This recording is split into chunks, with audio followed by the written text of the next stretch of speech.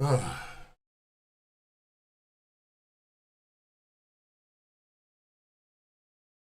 What's going on, guys? Cool. It's picking up all the audio levels. We're kind of sitting with fire here. Ooh. The change in temperatures got me a little fucked up, y'all.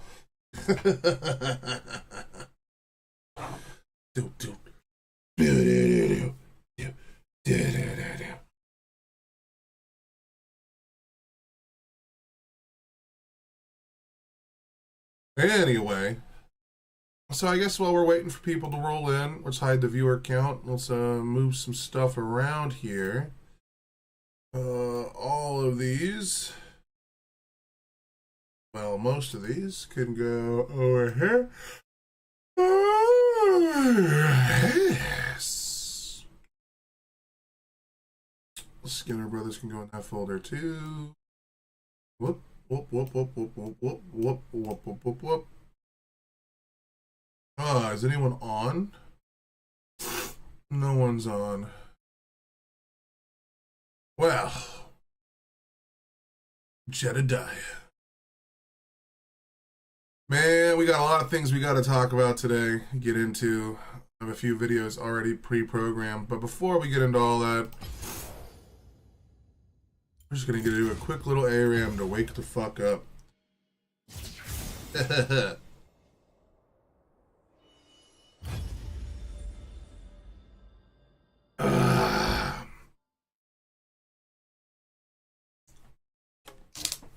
This needs to go in the trash along with that. Oh, baby, baby, baby, baby, baby.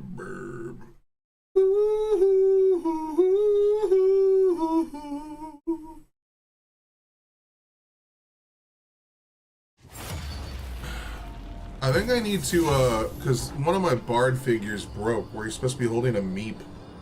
I think what I need to do is put get a tiny plastic bong and glue it into his hand, because that would be fucking awesome. Could you imagine little guy holding a bong right there? He's like telling people to smoke. Whoa, I got 3 options and one of them is awesome. Everything is awesome! The unseen blade is the deadliest.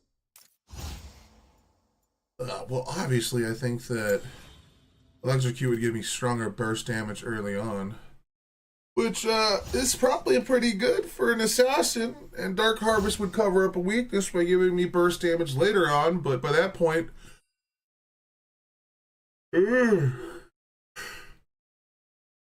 One tank? Nah, bro. Nah, bro. We ain't in it for the biscuit. Fuck, dude, I kind of want to play Ash. Top lane toilet. Let's go, dude. That's dirty. I'm here for it.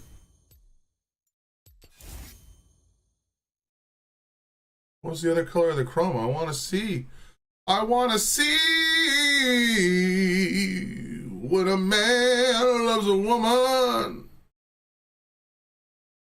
Ooh, excuse me. Stay a while and listen. I got some vitamins I'm taking right now, bro. Shit.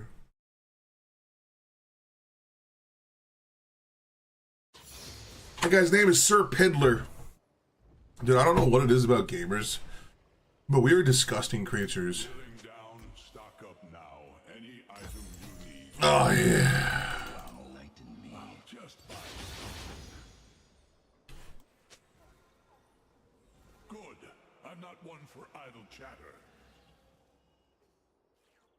Yeah, I wasn't doing it. Fuck that. I got Zed, one of the funnest characters in the game. No technique is forbidden. Oh, I thought my clone was still there. Shows what I know. What the fuck was that, dude? I fucking lagged, bro! Did you see that? Oh. Holy fuck. I forgot that I'm rendering a video that's 12 gigs long because it's a 4-hour video.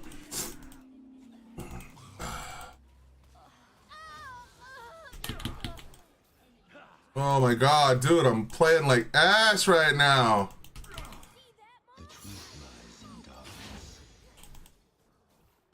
I have to use my recording software. So much fuck, man. Will! Wake up, boy.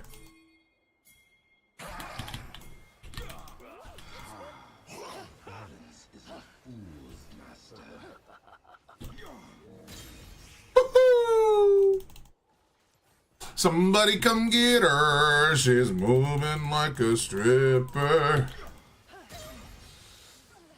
Not getting any of these, bro. How unfortunate. Again, unfortunate. Oh, Tammy, I don't know what you're doing, dog. I ain't got that dog in me, bro. I ain't got that beast. Boom! I got the fuck out of there. I'm sorry, dude. I left you to die. I'm sorry, dude. I'm sorry. Yeah, dude. Let's get that. Somebody come get her. She's dancing like a stripper. What up, dude?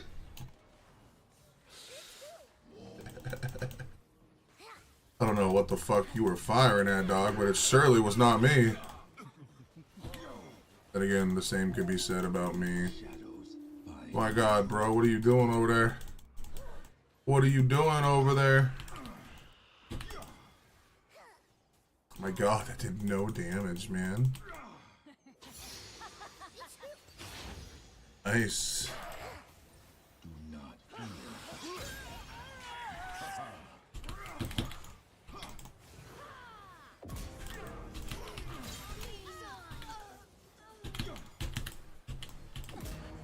What up, pussy? My name is man. Ooh. What up, dude?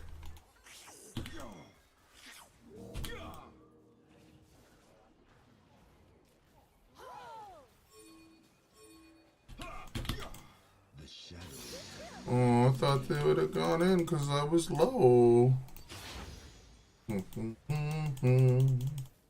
Boo-doo-doo-doo. Look, dude. Look, dude. What up, bub? I want it that way. Tell me wait. Sorry. I'm ridiculous. Oh, man. More and more news coming out about the shooter. It's looking more like he might actually be a griper. Oh. You don't want any group to be responsible, but if it had to be a group... Was that an attack or an hors d'oeuvre? Try to dodge his...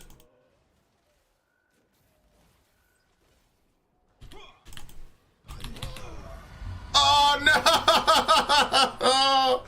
I tried so hard. It got so far. But in the end...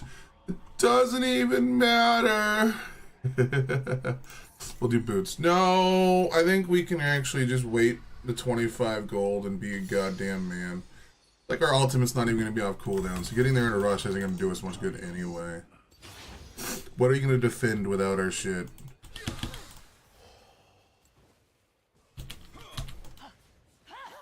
No! I'm so bronze! Oh! There's a reason why my parents don't love me. Get some fucking fish oil in us, even though it makes you stinky. Though I no longer wield the Aeon Erna, I pray its new owner remembers what I taught her.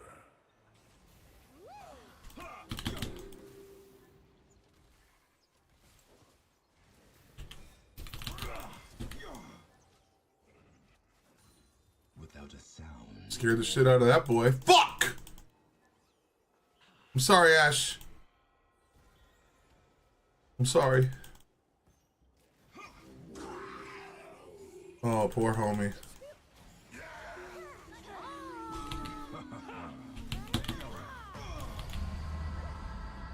Wait, how did I alt them instead of Teemo? My cursor was on Teemo when I pressed R. Wait, what? Okay, whatever. I'm bronze. I'm boosted. We're falling apart. They have no tank, and yet we do, and we're still losing. Because they let me guess our tank is going Heartsteel. Yup. No resistances, just health. Got it. Got it, dude. Got it, dude. I'm also playing like hammered ass, so there's that too.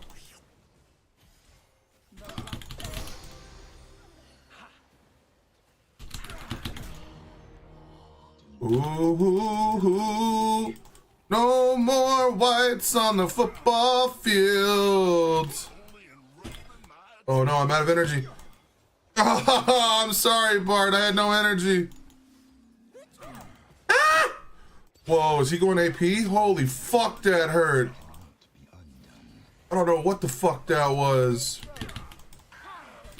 I'm sorry, dude. You were so dead and everything is on cooldown. There's nothing I can do for you. Ripperonis! Pepperonis!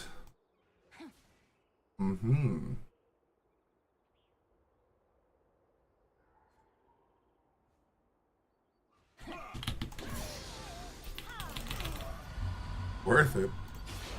Yeah! I feel like Merc Treads are going to be the move this game. And I feel like what we need to do is go into Maw of Malmortius. I think we can do that because they have AP, AD, well, mix, AD, AP, mix. So, like, having a slightly better fucking survivability, I feel like, is going to be a huge bane to my survivability, dude. And by bane, I mean success. Oh, what up, dude? Okay. I don't know why I went in after I used all my abilities. As if like I was gonna go in and auto attack them to death. Let's bringing back Crit Zed, boys. Bringing them back. Yo, what the fuck is that Corky doing, bro? He got stunned within some cheeks and he was just alive, dude. No one cared. Oh, fuck! Yo, what up, gangsta? How you doing, Lou? Just doing a wake-up game of League of Legends, bro. Need to, you know, get my brain working right.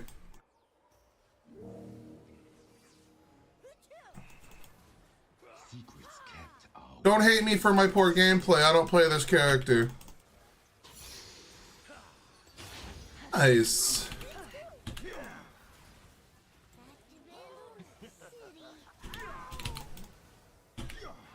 Oh, I missed.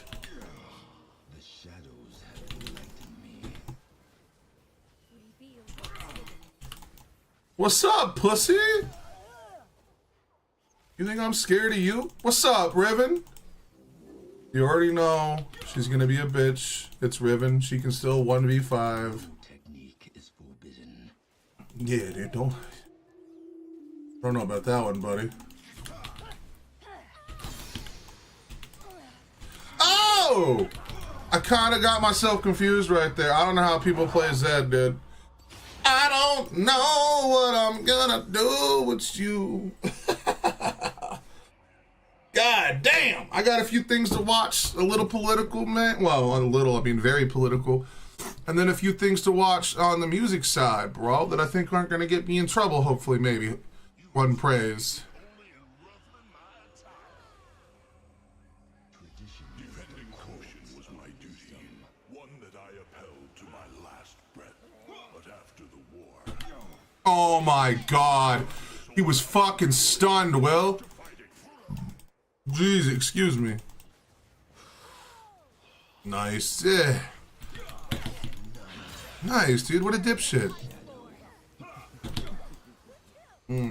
Oh, hell yeah, dude. Oh, he died.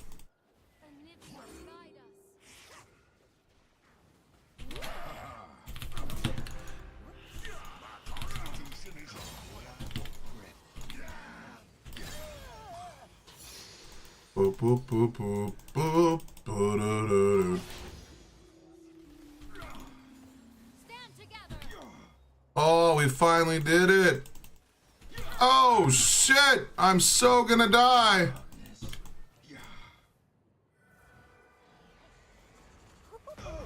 Oh! I thought I sidestepped that shit, bro. I did start streaming a little early today. I was like, fuck it, I'm gonna play my wake-up game of League of Legends before I jump on stream. I was like, wait, I'll just do it while streaming. Fuck it. Woke up a little early, you know what I'm saying? Fuck it. Well, I also didn't have to do as many dishes. I only had to clean like 3 dishes because I cleaned them all last night. I like to do the dishes. My girlfriend cooks a lot, so I like to make sure I do some kind of portion of the work. Like this, you know what I mean? Like it's bullshit not to. And then tonight I told her, because she had some big crazy day at work today, that we're ordering a pizza. I don't want her trying to cook a meal after having a wild day. Ooh, and I still died. Took him with me though. Worth it.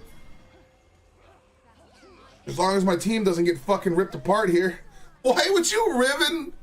Why would you like laser Riven right there when that's only gonna use it on one person versus the entire? I mean, we won, but the fight, but dude, our tank is coming online, dude. He can do everything he wants now.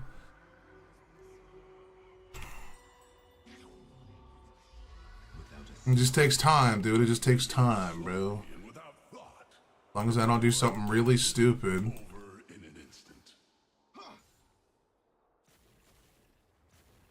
Been streaming your shit in the background for shits and giggles. Hell, man, I appreciate it, dude.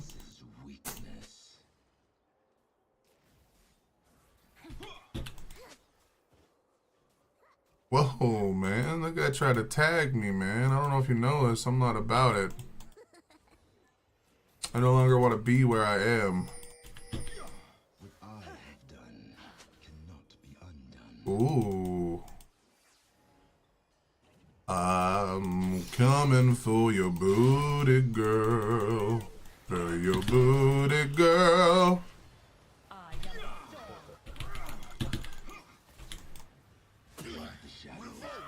Should be a dead guy.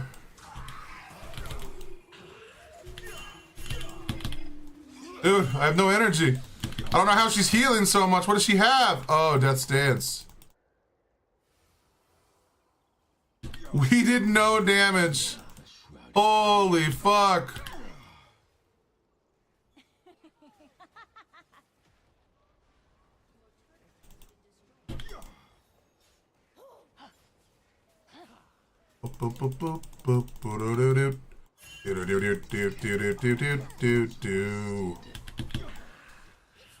Nice. Ah! Fuck, man! Ah! I did defensive builds. I'm not bursty enough, bro. I'm an assassin that does an assassin. Oh, my booty hole. Oh,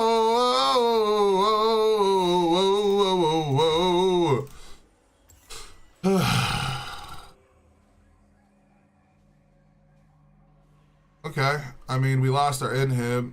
We're getting trounced. We need some anti-heal, bro, but I don't even know who our mage isn't gonna build it. And our tank isn't gonna oh, he got it. Cool, cool, cool, cool, cool, cool, cool, cool, cool, cool, cool, cool, cool, cool, cool, cool. Oh, here comes Riven, dude. Here comes Riven.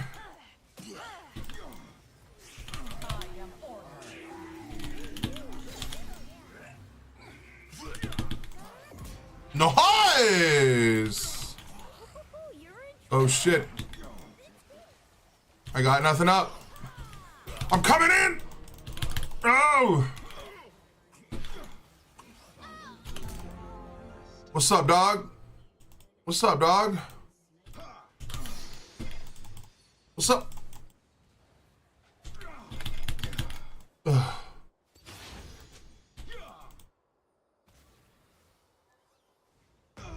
No! Renegades play YouTube different, exactly. Renegades be like, bro, I got your back, boo. And you're like, damn, dude, okay. Alright. YouTube keeps yelling at me, dude. It says you need to put more ads on your videos. They're getting so mad that I'm not maximizing their profits for my videos. They want an ad to pop up every 2.5 minutes. Can you fucking believe that shit? That's fucking insane. Like, there's no, like, dude, that's, like, how did YouTube get more fucked up than, like, the TV it was supposed to conquer? Soon we'll be at, like, $60 paid subscription statuses, and it's like, what the fuck is happening, dude? I'm not doing it, dude. I don't give a fuck. The money is not worth making the quality of the content dog shit. I don't understand. And then, like, so many content creators, I got premium, but that's exactly, dude. I don't even put ads on the stream, because I personally don't like watching people, like, have ads on streams, because then you fall behind, and then the video doesn't, like, catch you back up. It, like, legitimately ruins the viewing experience. It's fucking wild. Like, I'll watch Wix debates, and there's ads on it. Dude, I can't do it. Well, luckily I have a version of premium, too.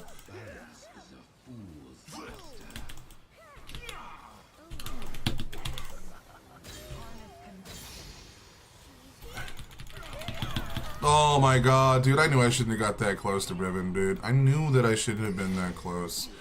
I figured we would have had enough burst. And that was just really foolish on my part. Her fucking shield, dude. I hate that champion with a fucking passion, and I still do. Die, you dumb bitch! Holy fuck!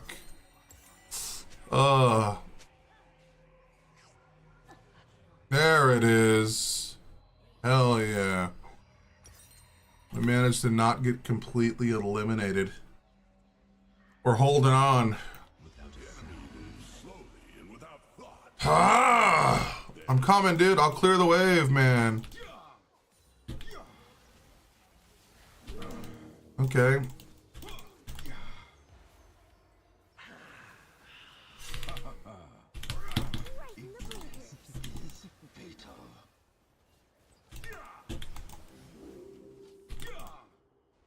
Bro, that was my whole kit, and it didn't even take him to half health. I don't understand.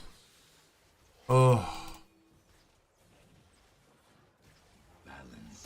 Nice! Get fucked, bro! Oh, shit. We should not get close to that bitch. She is absolutely terrifying. Nice. Aha! Fuck, dude. That's game right there, boys.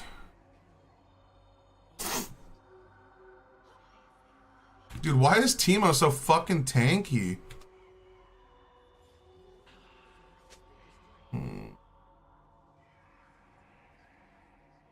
There's no way I'm gonna be able to stop this, dude.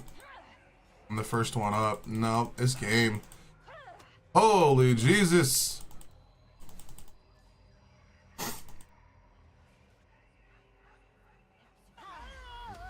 No!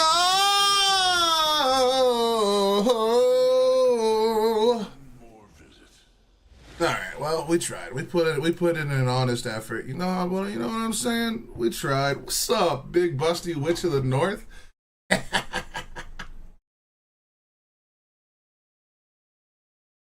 Don't fucking crash, bro. God damn. I should not have been playing while I'm rendering a video, dude. Why did I get 2 honors, bro? I didn't do shit. I got 3 honors? What the fuck? Ashe honored me, the tank honored me, and the bard honored me. Bro, I did so terrible. What the fuck? Alright. Alright, well. Let's do this. La-di-da-di-da. Alright, dude. Let's start the fucking day. Alright,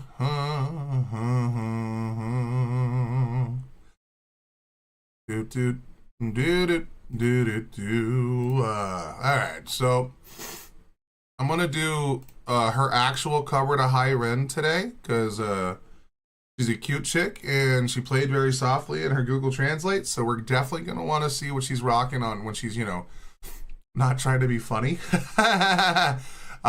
We got that Sleep Token song. Someone asked me to watch this in the comments a week ago. And I'm thinking it'll not kill me. We got the Amazing Atheist, the man who helped me get out of religion. However, unfortunately my man has been on hard times.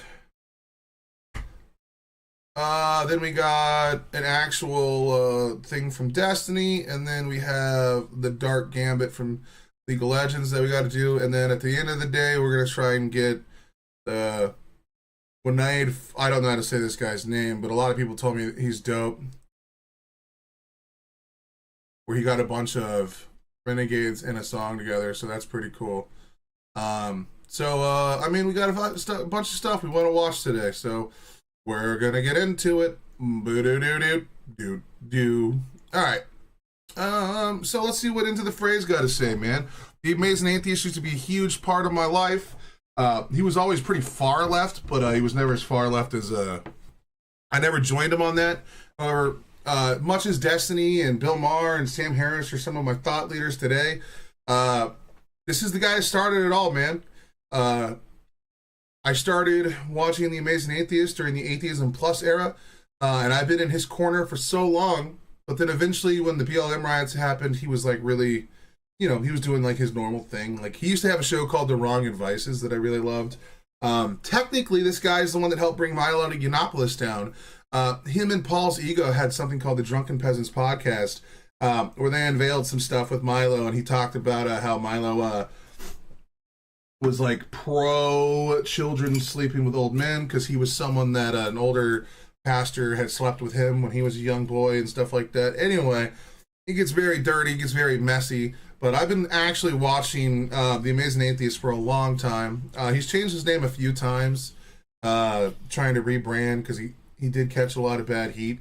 But I mean, he wrote the Douchebag Bible, which is an awesome little book. And this guy is someone that I've been following for a long time, and I love him, man. For better or worse, it's just, there's certain things we don't talk about anymore because the internet used to be super wild back in the day, as it seems to be getting there again. I have no idea what the fuck he's going to talk about. He says Destiny spars with Anna Kasparian. The universe would be a beautiful place if someone like Into the Fray and Destiny started being homies. That would be cool, because I already know Paul's Ego's been chatting up with Destiny every once in a while, and that's pretty cool. So getting to see a resurgence of some of the original anti-SJWs and, stuff like that were actually on the left, that stayed on the left, that didn't buy into the MAGA bullshit. I want to see more of these guys, make their return. Like Chris Raygun, the Armored Skeptic, and, so many awesome people that used to, get down in the trenches and fight the culture war before, eventually they got tuckered the fuck out, because who wants to keep fighting that fight when nothing changes and it just keeps getting worse? You feel like you're screaming into the void, Well, let's see what the Amazing Nathan's got going on. Or actually, I apologize, he's changed the name to Into the Fray. He wants to change his name, and I respect that. All right, let's see what my boy's got to say. I've seen a clip making the rounds on Twitter of Destiny arguing with Anna Kasparian on Piers Morgan's abysmally stupid garbage show. Fox. Let's take a look at the clip in question.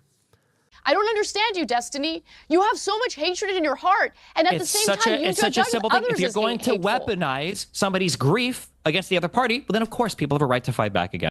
True. Look, I don't want to speak ill of Erica Kirk. I'm not really in that game. I want to try and spread decent messages again, so that the world probably doesn't have the same insanity that's going on. But if you use your husband's death as a means to propagate more violence, then we are allowed to call that out and ridicule your statements. It's just that simple. Now, maybe some people should be less coarse when they do so, but at some point you got to take the fucking kitty gloves off. We should be mournful for the death. That doesn't mean we forget the things that Charlie Kirk said and did. And that doesn't mean that we ignore the fact that so many people on the right are literally calling for civil war. It's not accept. I saw a clip earlier on Twitter where Steven Crowder said, and I quote, "I am for legal violence and self-defense."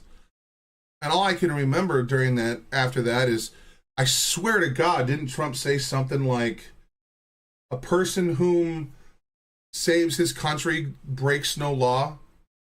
Does that mean that, like, MAGA guys can just go around and start beating the fuck out of people because they believe that the radical left is going to do, or the left or Democrats are going to do terrible shit? No, man, I don't think that's I don't think we should be advocating for that. And to sit here and hold Destiny to a standard, because I watched this debate 2 nights ago when I think it happened, holding Destiny to a standard that they're not going to hold the goddamn president to is fucking insane. The fact that all 4 of the people on that panel wanted to sit there and demand Destiny apologize for the violence is insane, when they're not making that same demand of the fucking president of the United States, who literally has a job to de-escalate for all of the citizens that he's supposed to govern. What, are we living in a clown world? Why is Piers Morgan such an absolute cuck fucking dipshit that he can't do his basic job? Piers Morgan used to report on the terrible things that people like Rush Limbaugh, Bill O'Reilly, and Glenn Beck used to say 20 fucking years ago, when he used to stand up for his goddamn principles, especially around guns. We saw this when he did his little conversation with Ben Shapiro. But it's good to see that Piers Morgan hasn't dropped his shtick. The reason why people liked Ben Shapiro was because they were tired of the emotional bullshit and the grandstanding that happens, you know, when people are talking about issues. Ben Shapiro went in there and told him a bunch of shit about the Sandy Hook shooting, and was like, bro, you don't get to stand on these children and then demand that I change gun policies in my country. What are you doing? This is an appeal to emotion. We need to make appeals to, like, actual tangible things, because emotions can mean anything. You and your girlfriend, she can have, like, your girlfriend can have a dream where you did something mean and all of a sudden you have a fight for 2 weeks. Like, emotions can't be the only way that we dictate fucking information or laws or regulation in our country. We have to do things through a logical fucking extension of conversation, and then finding things that exist based off of data. Like, so if we know that these gun crimes do this, then maybe we should find a way to, like, limit the amount of guns that these people or this person or whatever, like, you could just use the information available, like, use studies, use research, use papers, like, and then we can have a logical argument about these things, you know? Like, we don't have to sit here and be like, oh, think of all the dead children, and like, oh my God, this one person will never hug their baby again. It's like, what are we doing? This has no place in our political discourse. This is what you do to appeal to dipshits. So, like, no.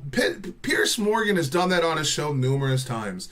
He uses this emotional rhetoric to fucking drive up support for whatever he thinks is the right thing to do. And because right now, he's going to go back on all of his morals and go again and suck up to Donald Trump, because he's buddies with Donald Trump, and he's been buddies with Donald Trump for 15 fucking years. If these were Republicans and not Donald Trump, he would be fucking going ham on them. But he doesn't give a fuck, because he has no character or principle. Piers Morgan is a fucking worthless, spineless bitch that plays as much defense for the biggest name on his show that he can. And right now, the biggest name is Donald Trump. When Andrew Tate goes on his show and he sucks off Andrew Tate, instead of being critical and asking him demanding questions and going into the details about his business and all the information that's out there publicly that you can literally download from his war cabinet or whatever the fuck it was called. Nah, fuck that. He's doing this shit intentionally. Anyway, sorry, I went on a tangent. Side quest, you know how I do. The other party, but then of course people have a right to fight back against it. I think that she has every right to grieve in whatever way she wants, but when that grief is going to be weaponized to do recruitment, political recruitment, and further radicalization of the other side, then of course you not only have the ability to mock it, I think you have the obligation to mock it. It's insane. Let me understand. True, exactly, dude. If someone is going to use Charlie Kirk's death as a means to like ratchet up political tensions, they are disgusting. It doesn't matter if the person that's doing that is his fucking wife or not. We need to cool the fucking temperature, and Democrats cannot do this alone. It is going to take at least both parties to tell their constituents to chill the fuck out. We can't, like, no matter how many of us Democrats come out and say, we condemn the shooting, we are so sorry, may Charlie Kirk rest in peace, which many of us did. I've done it multiple times. I've done it a shit ton since it happened, even the day that it happened. And I know that people like, you know, Gavin Newsom did it, Tim Walz did it, Dean Withers did it, fucking Parker did it. Then you have like bigger content creators like, you know, well, not necessarily bigger. I think they have more subscribers, but then you get content creators like Not So Erudite did it. You get what Hutch did it. Like all of these content creators came out and condemned the violence. There was even a panel on Wick TV where Wick was trying to like go in on Destiny for the third fucking time or the same exact point. And at some point they got to realize that Destiny's not going to capitulate to this shit. Not until Republicans are going to step up and do their portion of they're going to do their portion of the lift. Because it can't always come down to Democrats to be the ones to bend the knee. Because eventually if you keep bending the knee, you won't have a knee to bend. Eventually, we need to stand on principle and stand up for our beliefs. And if people like Charlie Kirk are going to push disgusting rhetoric like fucking slaves were better off when they were slaves, or that, you know, victims of terrible fucking, you know, assault that could involve pregnancy, you know, more importantly, when he says things that gun violence is just a cost we have to pay for the right to bear arms. I mean, what are we doing? What are we doing? I mean, he doesn't deserve to die. But what are we fucking doing? He uses his religion to tell other people how to live their lives when that's not the purpose of fucking religion. Religion is your own relationship with God. That is it. You don't get to write policies around religion. You don't get to tell other people how to live their life. You don't get to bash and demonize other people because you don't like the way they live their lives. That is antithetical to being a goddamn Christian. So what the fuck are we doing? Anyway.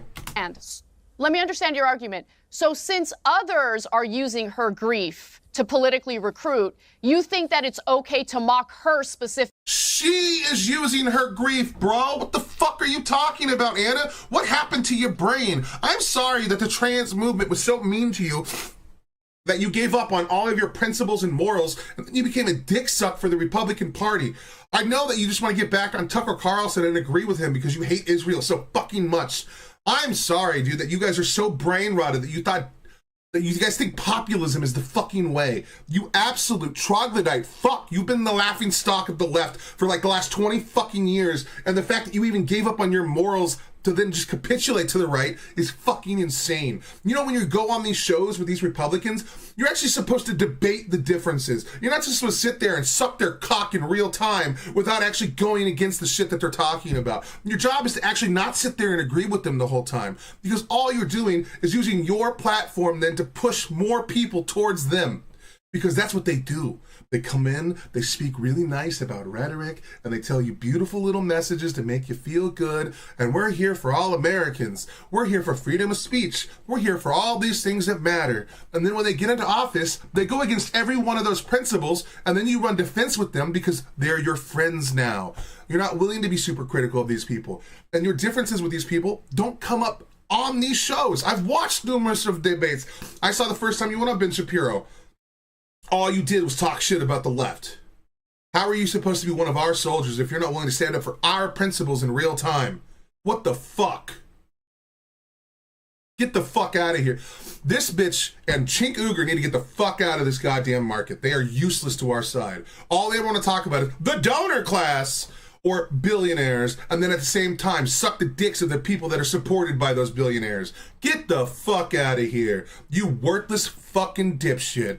Specifically, Since others How are does that make using any her grief, sense? she's the one who gave a 17-minute speech on TV where she talked about good versus evil. She's the one showing up in Destiny, let me TPUSA explain- ads to let- one Oh, let me explain. I can already tell you what she could say. Well, her grief is understandable. Her husband got shot. It does not matter. You do not get to call for more fucking violence on a stage where you're getting paid money to do so. Fuck you.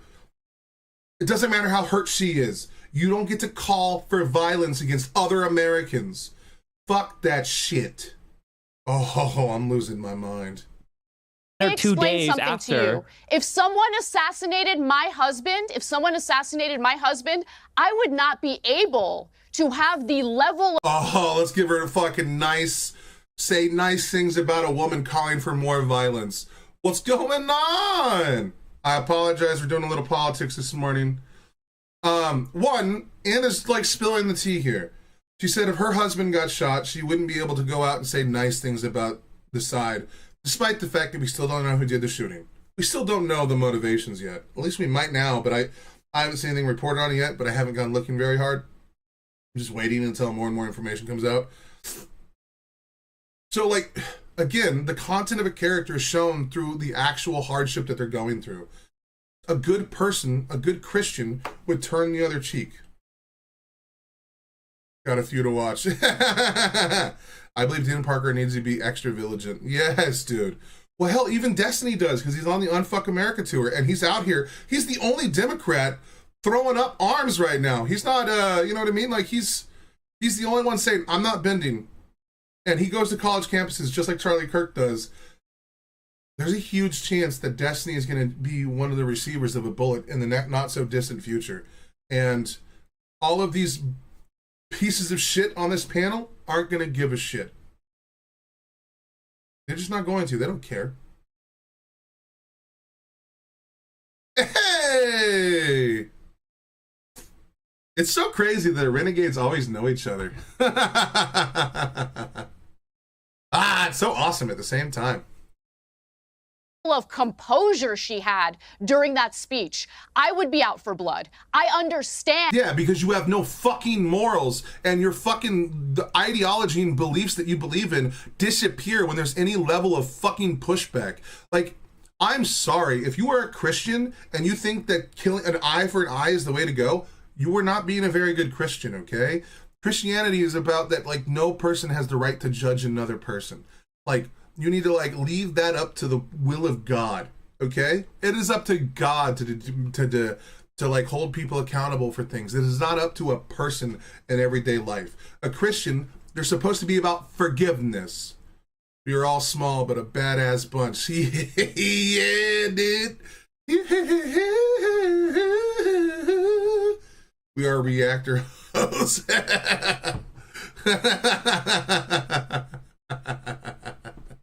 I agree with that. I've already turned off content moderation, and it still doesn't let some comments come through. YouTube just doesn't give a shit. Like, damn. And now I have two of these. This one, no. This Hannity one, oh, I had to do one of the scary ones on that, to where it could sacrifice my channel, dude. No, what the fuck? Where are we? Oh, yeah, okay. Anyway, I've been talking for like 15 goddamn minutes. Yes, real community. That's how we do. All right, let's see. Let's just let them have their moment. Hopefully, She had during that speech, I would be out for blood. I understand why she's angry and why she said the things that she said. Okay, you need to understand what being a human is, what it's like to... Or what morals are, you absolute fucking troglodyte dipshit. Just because you've been wounded doesn't mean you get to just destroy the world. What are we doing? In what world are we like, no, okay, I understand why she's mad. Let's let her get on a stage and radicalize an entire group of people that are already calling for violence. What brain dead take is this? What happened to this lady's brain? This is what happens when you exist solely on the internet for fucking 20 years and you haven't worked a real job in that amount of time. She just does her makeup, gets her Botox, goes on and looks fucking pretty, and then comes on here and then says some dumb shit for like 3 hours, 4 hours a day, and then she takes off. She doesn't do her own research anymore. She has a team that does that. She doesn't look into any of the shit that she reports on. People just tell her what to say and she says it. This person is no longer a person. There is nothing in there that defines an individual. I stand on that. I don't give a fuck. This has nothing to do with her sex or her gender. By the way, I'm not attacking her because she's a woman. I'm saying these things because she lacks moral fucking character. You do not get to defend people pushing for fucking violence because they're mad right now. No. You could say, I understand her anger. Her anger is wrong. Her anger is misplaced. We do not need to be radicalizing people on the fucking right to go after people on the left, even when we don't even know the actual fucking facts of the shooter. People are just making up their fucking own minds and their own goddamn headcanon, and they're using this as a means to make money. It's disgusting. To actually lose someone that you love, that you chose to spend your life with, that you chose to raise children with, a person who was violently and viciously assassinated like that. This is why I've moved away and when from something identifying because as you got bullied online. It's so funny. It's so funny that you just so said that you embarrassing don't on the think about left. how other people act to define your behavior. Your entire political ideology now is somehow defined by the people that were mean to you on Twitter. No, if somebody it's cares not. about somebody who's No, grieving, I was. understood. you tell them She came out and started talking shit about trans people because she started agreeing with the TERFs because she got tired of being called a cis woman. Anna changed her entire view on the world because a fucking guy tried to like shank her or something. A homeless man attacked her. And then she just automatically started going on Ben Shapiro, started going on like Tucker Carlson, and started like coming out against the trans movement because she's like, I'm a woman. And it's like, I agree. You are a woman, but so are trans women. What are we doing? Jesus Christ.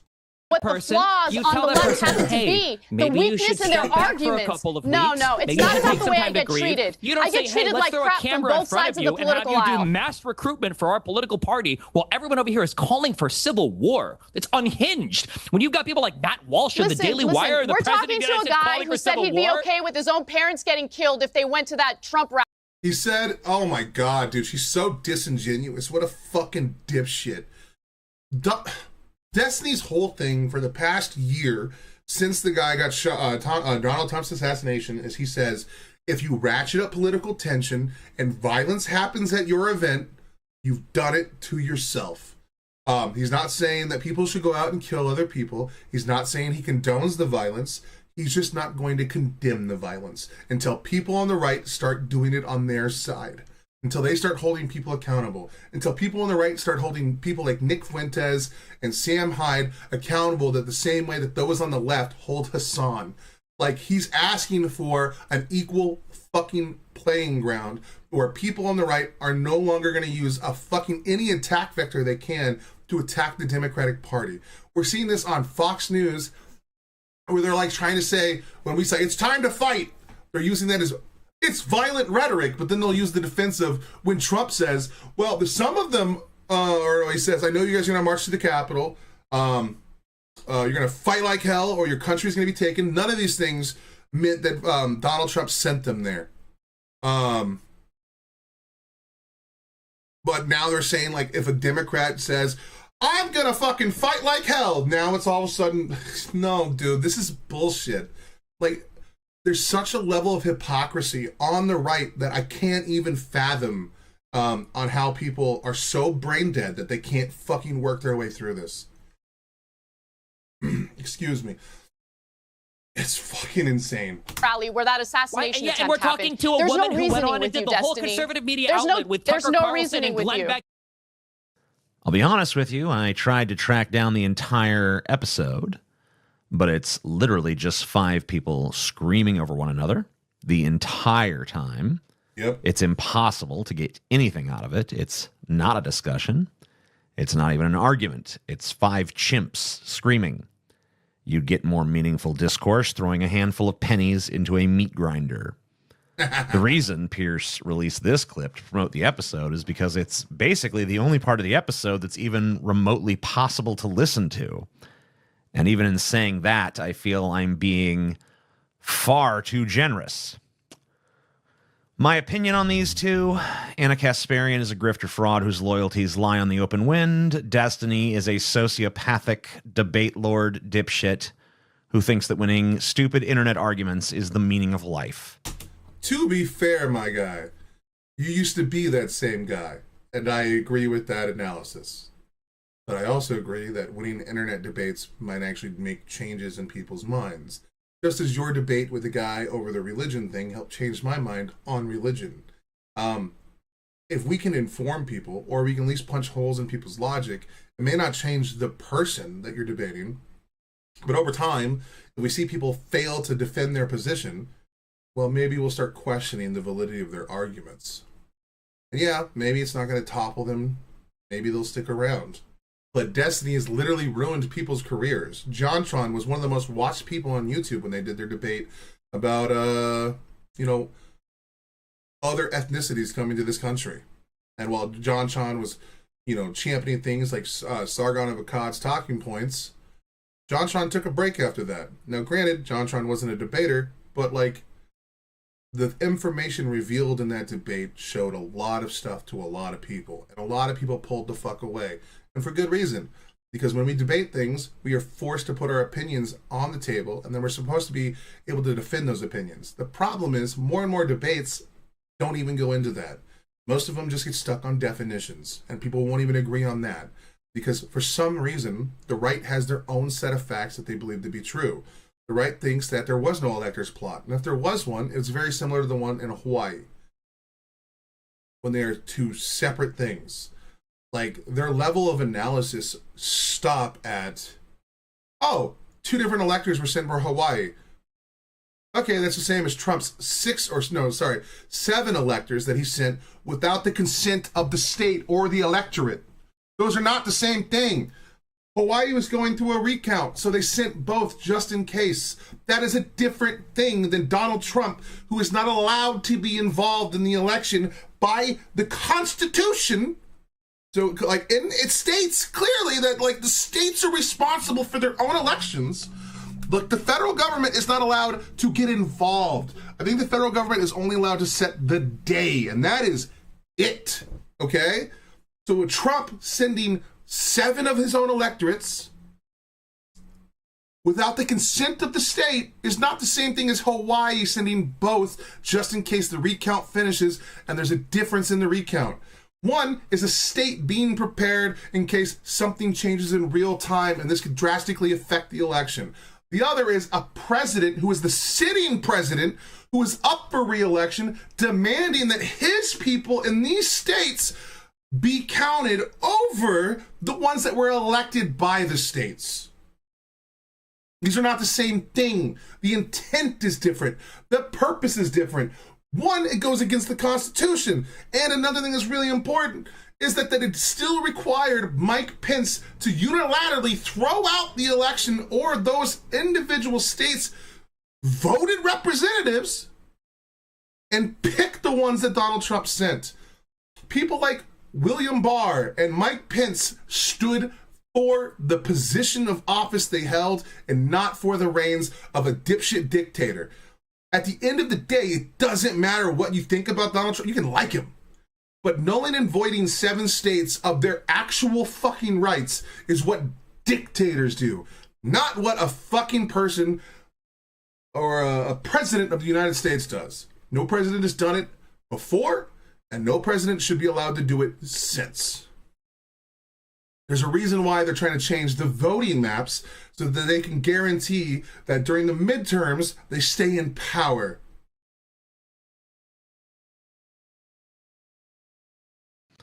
So, did he win this one?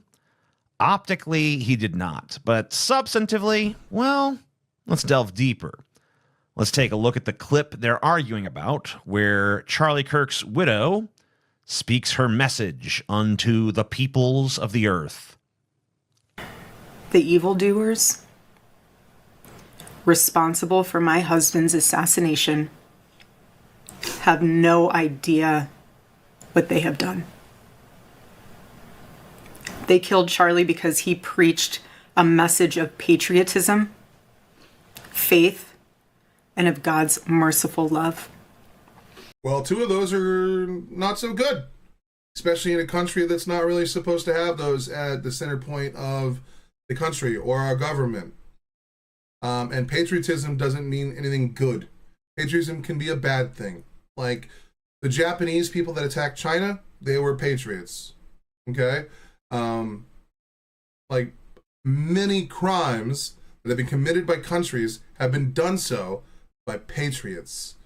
You could just look towards any samurai from ancient time. They were like a patriot to their daimyo or their shogun or whatever. And they did atrocities left and right. Patriotism is not enough. Everything you just mentioned isn't a winning strategy, and no one in the world should be scared of that. You can be a patriot to your country without being a subhuman piece of shit. True. But, you know, patriotism is not within itself a good thing. It depends on how you're acting that patriotism out, to what level that patriotism is at. And if you start going around telling other countries and other people what to think and believe based off of your version of patriotism, nah, homie, that's not how that works. You should be proud of where you live. You should be proud of the things your country does right. You should be proud of the hard work that your country has done to be where it is today. Every country has beautiful sentiments behind them. America has done many great things, especially for the entirety of the world. But we've also done bad things. And we should be able to call that out as much as we can, brag about our American exceptionalism, you know what I mean? Like, no, homie. No. But they should all know this. If you thought that my husband's mission was powerful before, you have no idea. You have no idea what you just have unleashed across this entire country and this world. You have no idea. Well, I don't know how you guys feel, but I'm getting pretty tired of being told by the entire American right that I am complicit in Charlie Kirk's murder just because I think Americans should have health care, gay people shouldn't be stoned to death, Facts. empathy is a good thing, and the Civil Rights Act was not a mistake. I've spent the last 3 days watching right-wingers use this murder as a pretext to incite civil war, strip us of civil liberties, engage in free speech, chilling, doxing campaigns, and hold everyone to the left of Mussolini as being complicit in the death of Charlie Kirk. Right-wing political violence is far more common than left-wing political violence, if indeed the shooter was left-wing, which I'm still on the fence about in light of current evidence. Though I will admit that the possibility seems more likely in light of some recent revelations. She did look like AI, bro. She looked fucking creepy in that. Which is weird. Because I've seen her before and she didn't look like a robot. Maybe it is possible that it's AI, bro. Though I'm also not yet convinced the shooter isn't a patsy. Now, I'm not a conspiracy-minded person. If you ask me who did 9/11, I would say the most likely culprit is Al-Qaeda. If you ask me who assassinated John F. Kennedy, I think the most likely answer is Lee Harvey Oswald. But in this case, I don't know, man.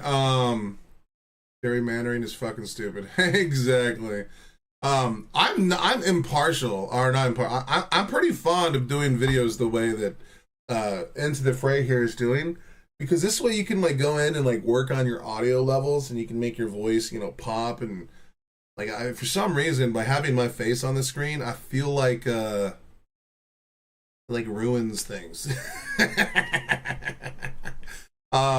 Also because like I don't know how to go in and change like sound volumes and stuff in Sony Vegas like I can do in a Audacity, where I can isolate vocals so much better. You know what I mean? Like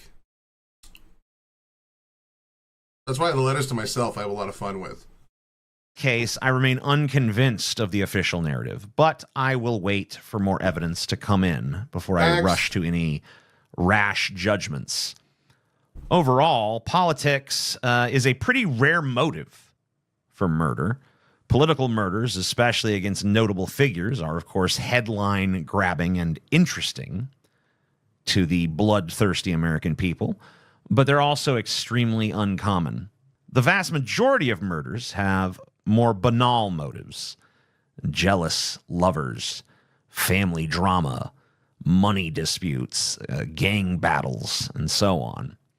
In other words, I don't like Anna enabling Kirk's widow to use grief as a shield for her shitty rhetoric. Yep. Just because it's coming from the mouth of a woman who just lost her husband doesn't make it less concerning. Thanks. If anything, it makes it more concerning, exactly because it's so relatable. It's like something from a movie trailer.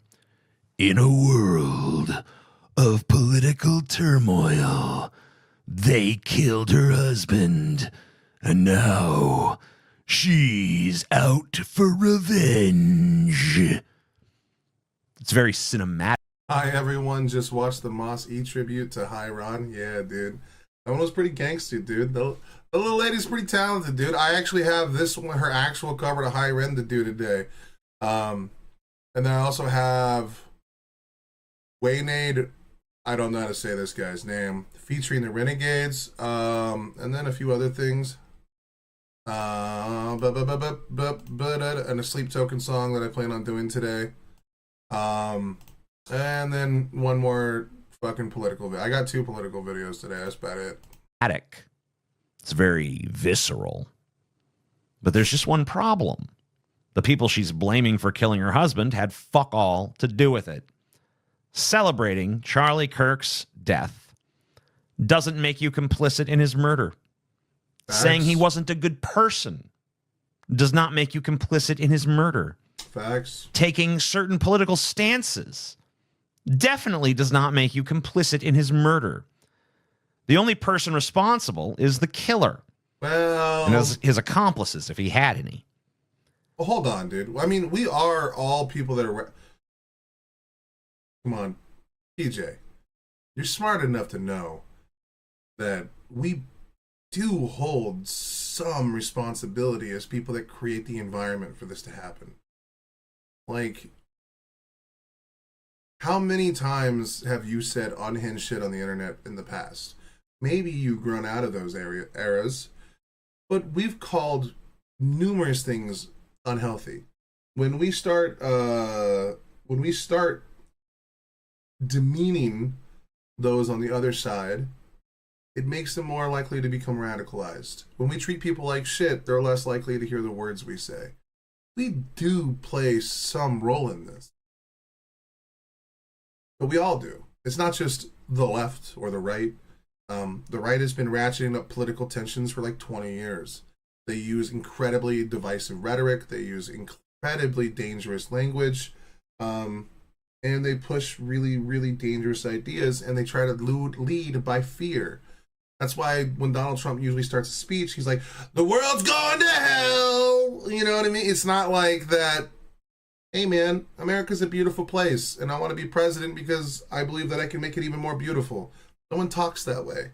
No one says, hey man, America's great, but part of freedom of speech is engaging people whose views are the exact opposite of yours. Exactly. Like, none of them are coming out and saying this shit. And then because Donald Trump was so popular, the Democrats started copying the same, information. They started being like, it's time to fight, and it's like, okay, well, all of this is ratcheting up political tension. But like, only one person really comes out and uses like a fucking sledgehammer when a little fucking soft rubber mallet is appropriate. We all bear some responsibility, so I'm not going to completely wipe away any responsibility I have. And neither should you. You're smart enough to know these things. At the end of the day, you have an audience of almost 1 million subscribers, homie. Like, you probably have some fans that show up regardless. And if you say enough shit, you can get radicalized. Or you can radicalize one of them. Yeah, it's ugliness on both sides. And that ugliness just keeps. It's like something in motion stays in motion, and it's like the speed of that object in motion is just constantly increasing and increasing, and eventually it's going to hit a point where it's going to either run its course, or it's going to keep getting worse. It's getting bad in the UK too. 2 PMs were murdered. Fuck, man. We need, the problem is people like to divide people into camps.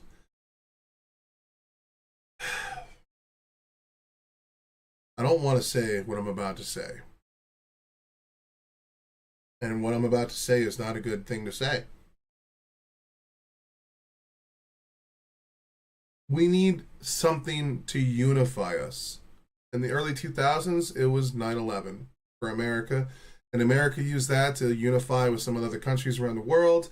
Like the UK, America, and Canada had really good relations. Hell, I think at some point we were even getting a little peachy with Mexico. I don't know what that unifying thing is. I hope it's not like war with Russia because they attacked a NATO country.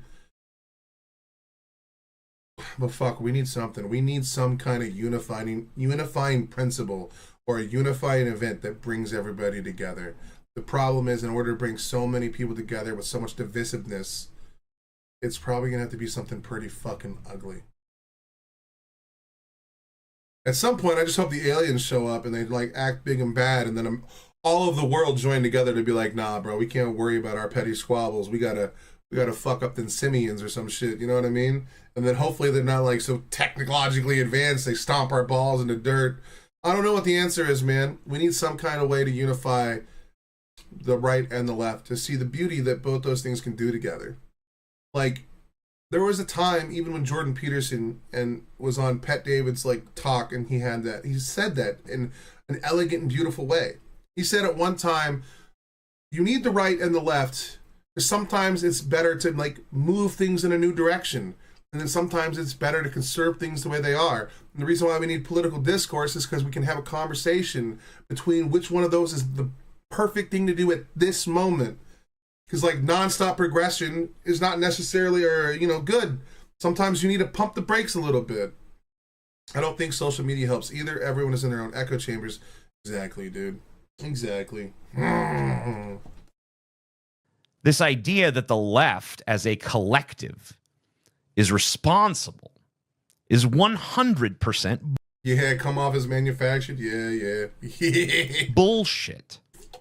Responsible is 100% bullshit. Why? Because some people on the left called him a Nazi and a fascist. So what? People on the right call us commies all the time. Hell, they call us Nazis and fascists sometimes, for that matter. They do? Who gives a shit? Okay. This is the way we play politics in America. Has been for quite some time. True. I am not making some dumbass plea to turn down the temperature in the country. I don't care. I like this temperature. There I'm he the is. dog. That's my boy. I was wondering where he was. This is the Amazing Atheist. He's actually the guy that started my political journey back in 2010 or 2011 when he helped me see the errors of Christianity.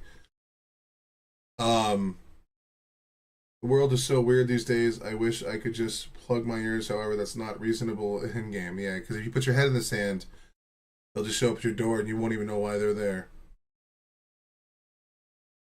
You have to be involved, but you can't let it destroy your mental.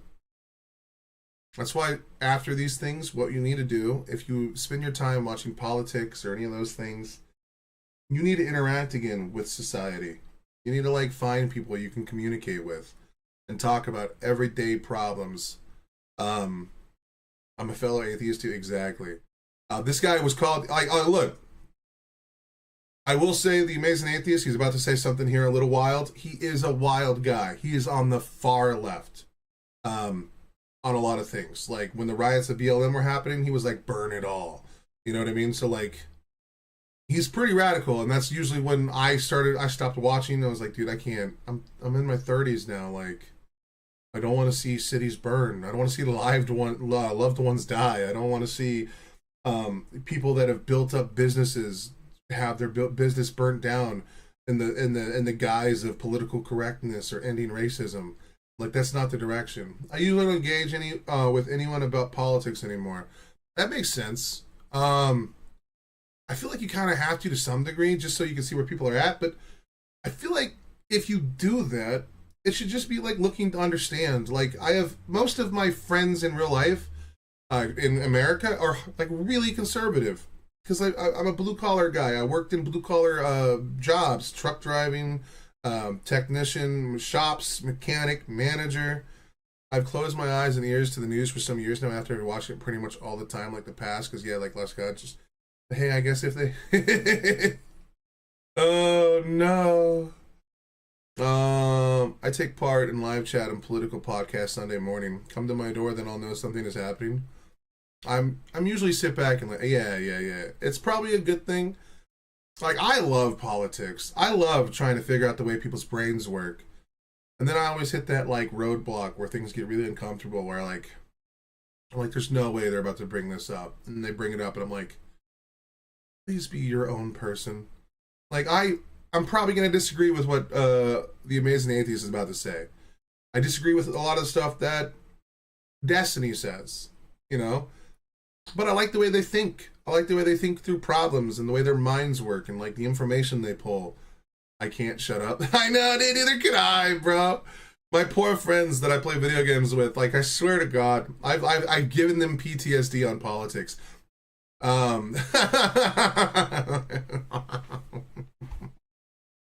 In the burning room that says this is fine. Not because I'm not aware of the fire, but I'm just kind of zen about that shit. But what's not fine with me is when one side starts acting like they don't take no responsibility for the fire no more. There we go. This is going to be a dope moment of him and Destiny actually agree, because he's further left than Destiny, and they've gone back and forth. Yeah, I've been hit, like I said, I was 10 or 11 years old, so yeah, I definitely needed a break. Facts, dude. All day, every day, until I annoy myself. Fuck yeah, dude. I do this It's shit all the other side. I've benefit, like I've said, It's fault. And they start saying Riri shit. Like, this is not a battle of left versus white. It's a battle of good versus evil. Yup. This ain't Star Wars, you fucking morons.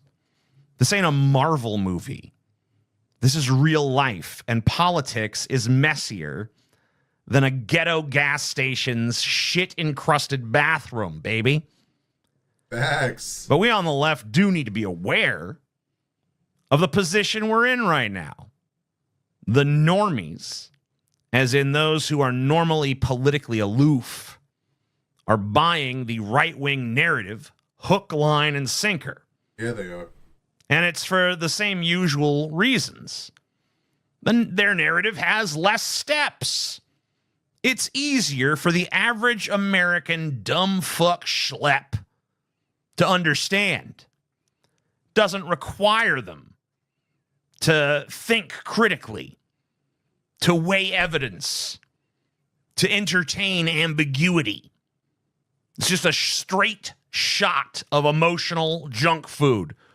They killed our guy. The bad guys did it. Now it's us versus them. Boom. Instant clarity. And all we've got in response is sputtering about how Charlie Kirk wasn't a nice person, you guys. He said a lot of really mean things. You know, the average American sees that as, wow, they're disparaging the dead.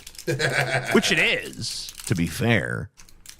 But notice how they never care when a Republican disparages dead kids in Gaza or starving people in Yemen. Our media is very right-wing, especially the newspaper. I don't know about you, the only people that read newspapers anymore are boomers, and boomers are really right-wing.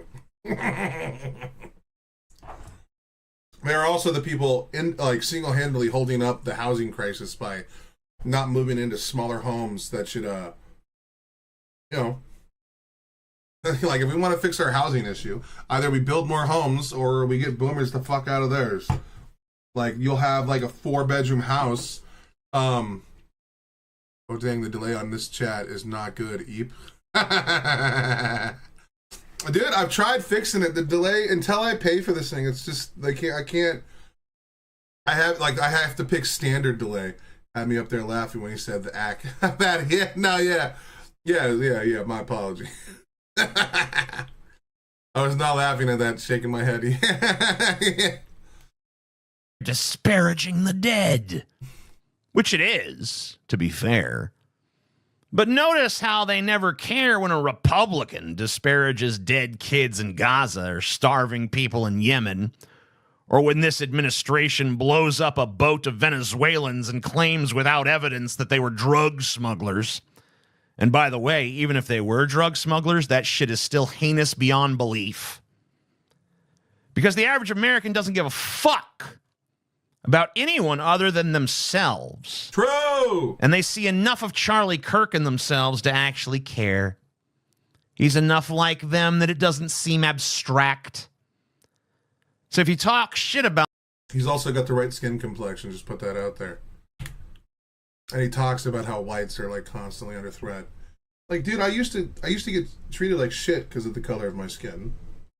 You know, I remember my wars with the radical left did exist. That doesn't mean that like I'm gonna join sides with every white guy on every issue. No, I just think that maybe we should stop judging people by the color of their skin, and I'm gonna hold true to the same argument regardless of who I'm making it to. If I'm making it to someone who's like saying, "What sin?" I was laughing at the bathroom and damn, the delay is that long? What the fuck? Hold on, there's no way it should be that low. Whoa. Didn't mean to hit that. No, close. But like, if I'm arguing with a Nazi who thinks that like the blacks need to get back in cages, I'm gonna be like, bro, what are you doing? We shouldn't be using someone's skin color as like a defining feature of who they are. Like, we don't know anything about this person. This person could be the most moral, upstanding citizen, and you know, participate in all of your worldviews and like be the perfect champion for your people. What do you mean? Like, we should judge a person by the content of their character. Immigration is way too big an issue. Exactly, dude. And then like, let's say I'm arguing with like a black person or an African American that thinks that all white people are the devil and that like I need to personally apologize for like shit ancestors did in this country. And it's like, hold on, man. I mean, I haven't participated in any of this bullshit. Maybe we should just judge people for the content of their character and not necessarily like demand obedience just because of the color of our skin. Like, I don't know what to tell you, man. I have stood for civil rights for a long time, and I even agree that systemic racism is a real thing, that, you know, America for like 50, 60 years did everything it could to like, stop black people from excelling or, thriving in this country. From redlining laws to Jim Crow, like, bro, there has been so many bad things. And if you point to a really racist thing, I will help you fight it. But I'm not going to jump behind the bandwagon of saying that all white people need to bend the knee. I'm not fucking doing it, dude. I'm not going to sit here and apologize for actions I never did. But like, Charlie Kirk would say really horrendous shit about black people. And so I can understand why black people wouldn't be cool with that. You know what I mean? End of the day, we should be treating people with respect, man. With the golden rule, man. Treat those. Just saying hi, I'll be back later. What's up, Matt? Just treat those how you want to be treated, man. It's the golden rule. I heard that my entire fucking life, dude. Come on now, man. I miss the 90s when we used to preach that shit. And back when, like, so many of our shows had such beautiful messages. And now we're trying to redefine the word racism. Well, those of a certain skin color can be racist because they lack the power The power dynamic isn't there. It's like, shut the fuck up. Just judge people for who they are and their actions. If someone wants to go around and treat people like shit, then treat them like shit. Taking humans right from people is never a good idea. It's not good picking on minorities. True, but it's not good picking on even those that are in power for things that they like, their characteristics they can't change. Like watching the left attack people like the far left attack people like Pete Buttigieg for being gay makes no sense to me. We fought for gay rights, we fought for equality for gay men, and then the far left using that as a bludgeon to attack Pete? What are we doing? That flies in the face of every moral that we were supposed to fight for. Like them that it doesn't seem perking themselves to actually care. He's enough like them that it doesn't seem abstract.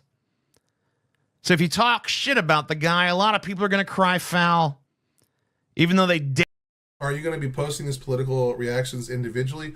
I have been. I have that 4-hour one that's rendering now. It is a 12 gigabyte video, the one that we did yesterday. It's going through its process, y'all. I've been posting a little bit of them, yeah. I'm probably not going to post all of them, especially sometimes I end up repeating myself, and what's the point of uploading a video if I'm making the same points in 2 different videos? Which is why I feel bad when I stream, because if I'm watching something that's very similar to the last video, I'm like, fuck. I just spent an hour going down the same dialogue tree I just did in the last video, and then I look like a fucking asshole, and then I feel like I'm wasting people's times.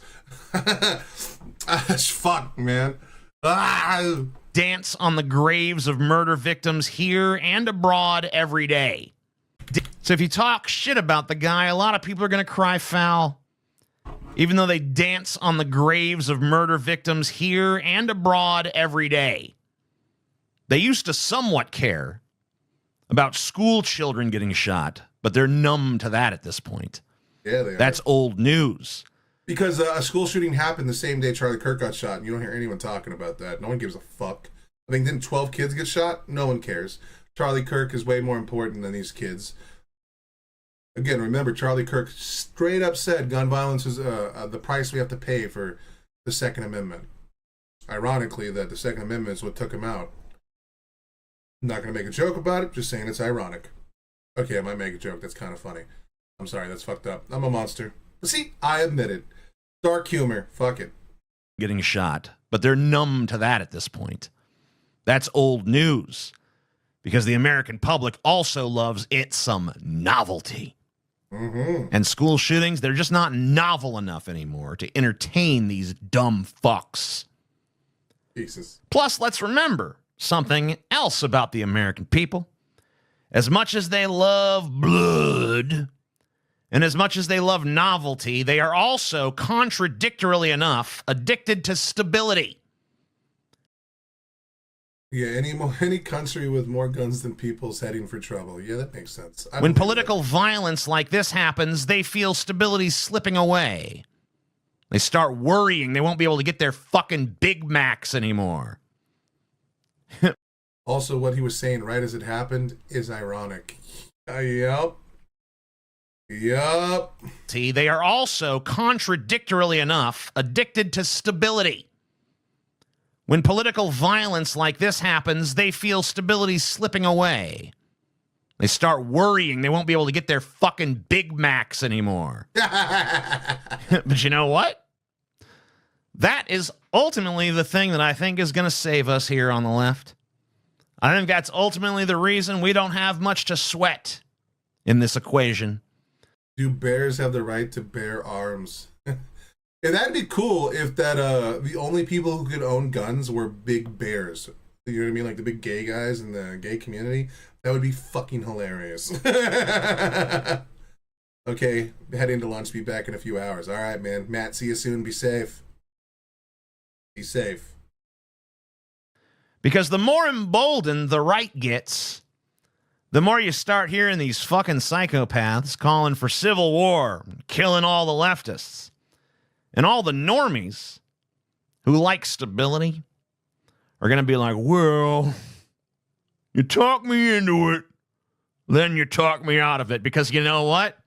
they definitely ain't gonna be able to get no Big Mac or no insulin if there's a civil war going on. You see, the right has never really been able to walk this particular tightrope. They always get a little too excited, go mask off a little too quick, and fumble the fucking ball. That is true. Hold on, bro. Are you bringing a fucking critical analysis here? That even my boy Destiny's, I missed it too. Holy shit, I forgot that people are just gonna want to do, like, people just don't want their lives to be fucked with. They're affected, man. They just want to be left alone. There's a reason why only half the country votes. They just don't give a fuck, man. And as soon as you start affecting their life in a tangible way, they're gonna be like, yo, you need to stop. You need to fuck off. I need my Ozempic, all right? I need to lose my fucking weight. You better not interrupt my ability to play Call of Duty tonight when I get off work. Because I just worked a 12-hour shift, and I don't fucking feel like dealing with your bullshit.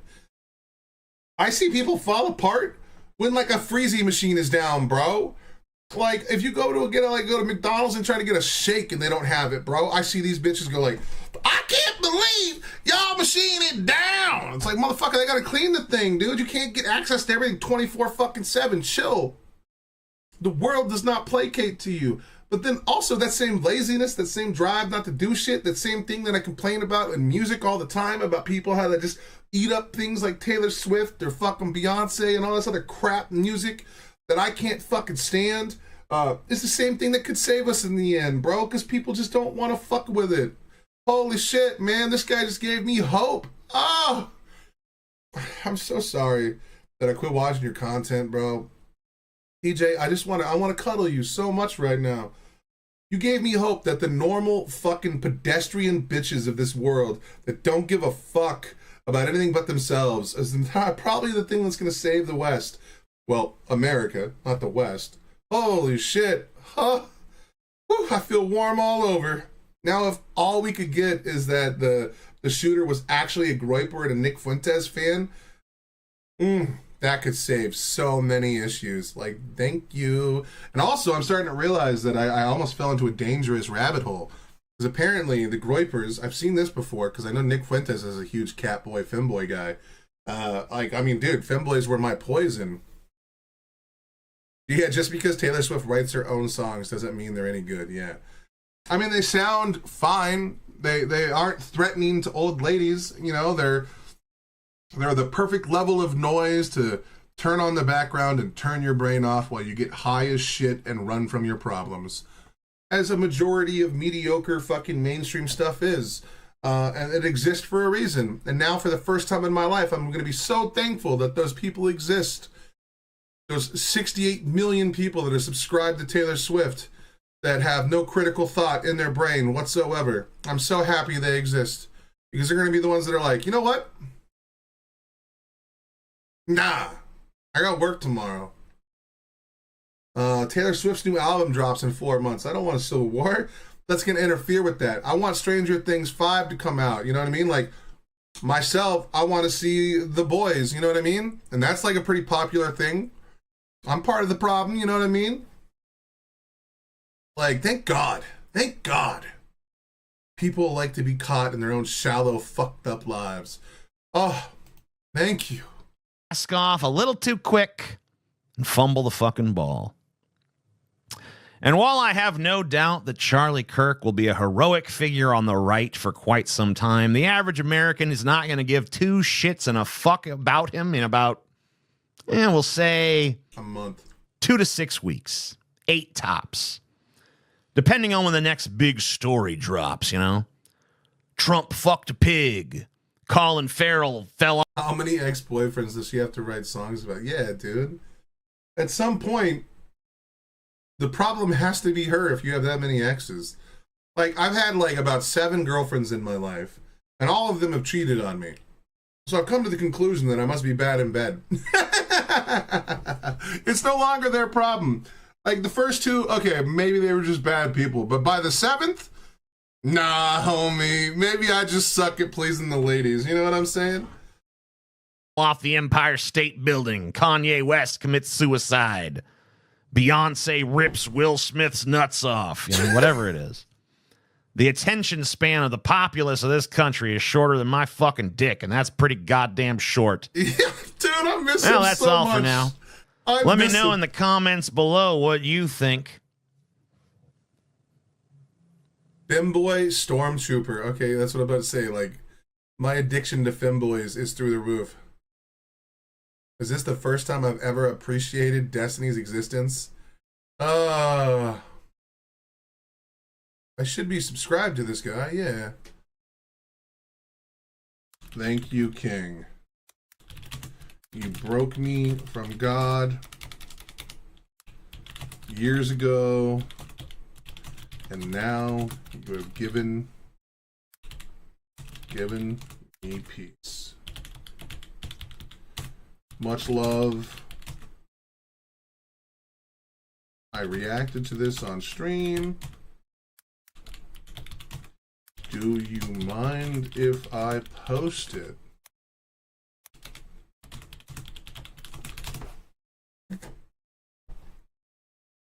I even have a picture of the Amazing Atheist here on, well, I don't know what's on my Instagram. I don't know if I want to scroll through that. But I love this guy, dude. He was my original, like, thought leader, dude, and I fucking love it. I had to break off from him for a while, but holy shit. All right. Let's see if we can mix it up. Instead of going straight into another political video, we're gonna like decompress our mind. I did Mossy's High Ron, and we're now gonna do her actual High Ren cover. She played the guitar part very well. That's what Destiny thinks. What about Destiny's Child? Exactly, dude. Oh, look at this. Even our boy fucking Ren. Fuck yeah, dude. Don't even know if it's dope. Alright, dude. Let's see what she's got. Like, her High Ron video was adorable. Gotta head out. We'll watch the playback later. Hey, have yourself a wonderful day, beautiful. Be safe. Be strong. Just be careful out there, okay? Shit's getting wild. Alright, this one's 7 minutes. Let's see. Am I gonna turn this into a Destiny's Children? Oh, the new band! Or what about the video game, bro? We gotta go on a Destiny raid. Fuck. Wasn't the original song 9 minutes, though? What did she cut out of this? Or did she play faster because the tempo's probably increased? Alright, anyway. She's up to bat. Let's see what she's got.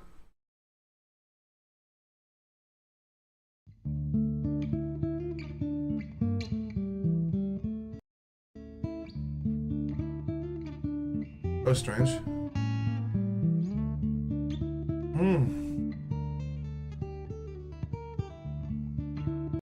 What, dude, this is so fucking hard. I don't know how the fuck she did that. I'd shit a brick. Not fucking even around, dude.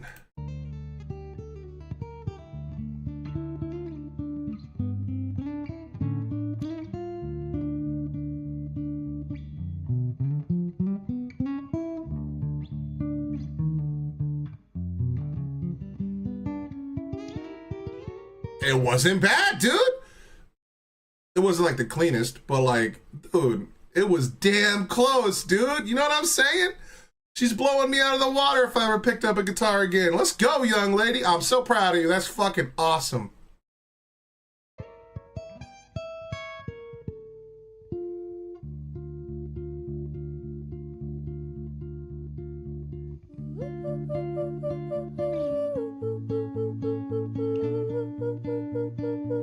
Okay, dude, I don't even see where her mic... So she doesn't have, like, a lapel mic or anything like that. She's not near a microphone. And it's already still sounding really fucking good. That's super impressive. She might be doing this with an actual webcam. And if that's the case, like, extra kudos to her. Because that means if you were to actually get, like, some sound mixing stuff in there, like, actually get, like, a mic that can, like, pick up the full tonality... A lot of these talented musicians have very low sub counts. Live Gangster, Chinchilla 2. Hi everyone, how everyone's going this afternoon. It's noon already? It's not afternoon, Nikki. What the fuck? But if she had like a better mic, her voice would even sound more beautiful. That's crazy, dude. Holy shit. Because typically what you do, especially while doing acoustics, is you get a microphone just for your guitar, and then you get a microphone for your vocal track, and then you still have to go through and isolate one of them. Bro, the fact that she's got this soft of a voice that still is this clear and concise at the same time while playing, I think, probably on a webcam mic. What the actual fuck? It's evening here. Oh, my apologies.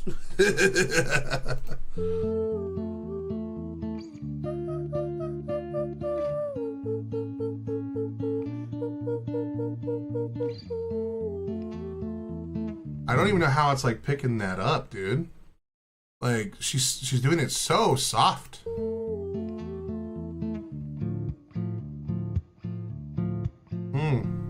Hi there, Moss. We don't talk much. Do you hate me? You're trying to avoid me, aren't you? Oh, cool. She's doing like an actual Ren style cover at the same time. She's changing the words so far to fit her. Fuck yes. I mean, she may not change it up too much, but that's cute. That's fucking awesome, dude. We call them what, a Ren imagining or something like that? Or a Ren, I don't remember how you guys say it. Hi there, Moss. We don't talk much. Do you hate me? You're trying to avoid me, aren't you? Funny. I'll never go away. Deep down you know that. Deep down you know that you fear me. Mossy, why don't you want to hear me? You can't run away. You'll never escape me. I'm the master. You're the puppet. You will never control me. Can't keep me quiet for eternity. Hi. That's cool. I mean, this is cool, man. All right. I was afraid that I wouldn't have much to say because it's just going to be a cover. You know what I mean? 9 minutes away from high noon here, so I'm calling it afternoon. Damn, she got me. She got me with logic. I admit defeat. I pray to you. Moss, I'm sorry, I just feel better without you. When you stay quiet, the world feels less blue. Maybe if you tried to stop putting me down all the time, then I might just like you. As someone who deals with like a constant voice in my head telling me that I'm not good enough, and then like that just constantly repeats past failures, I get that wholeheartedly.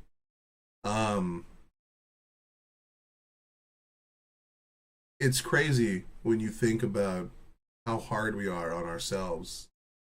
And it's crazy how that actually can be a good thing if we were able to pull ourselves away.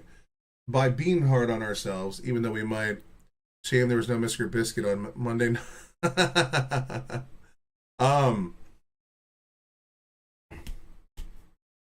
If we, being hard on ourselves can actually create a healthy environment for us to be on.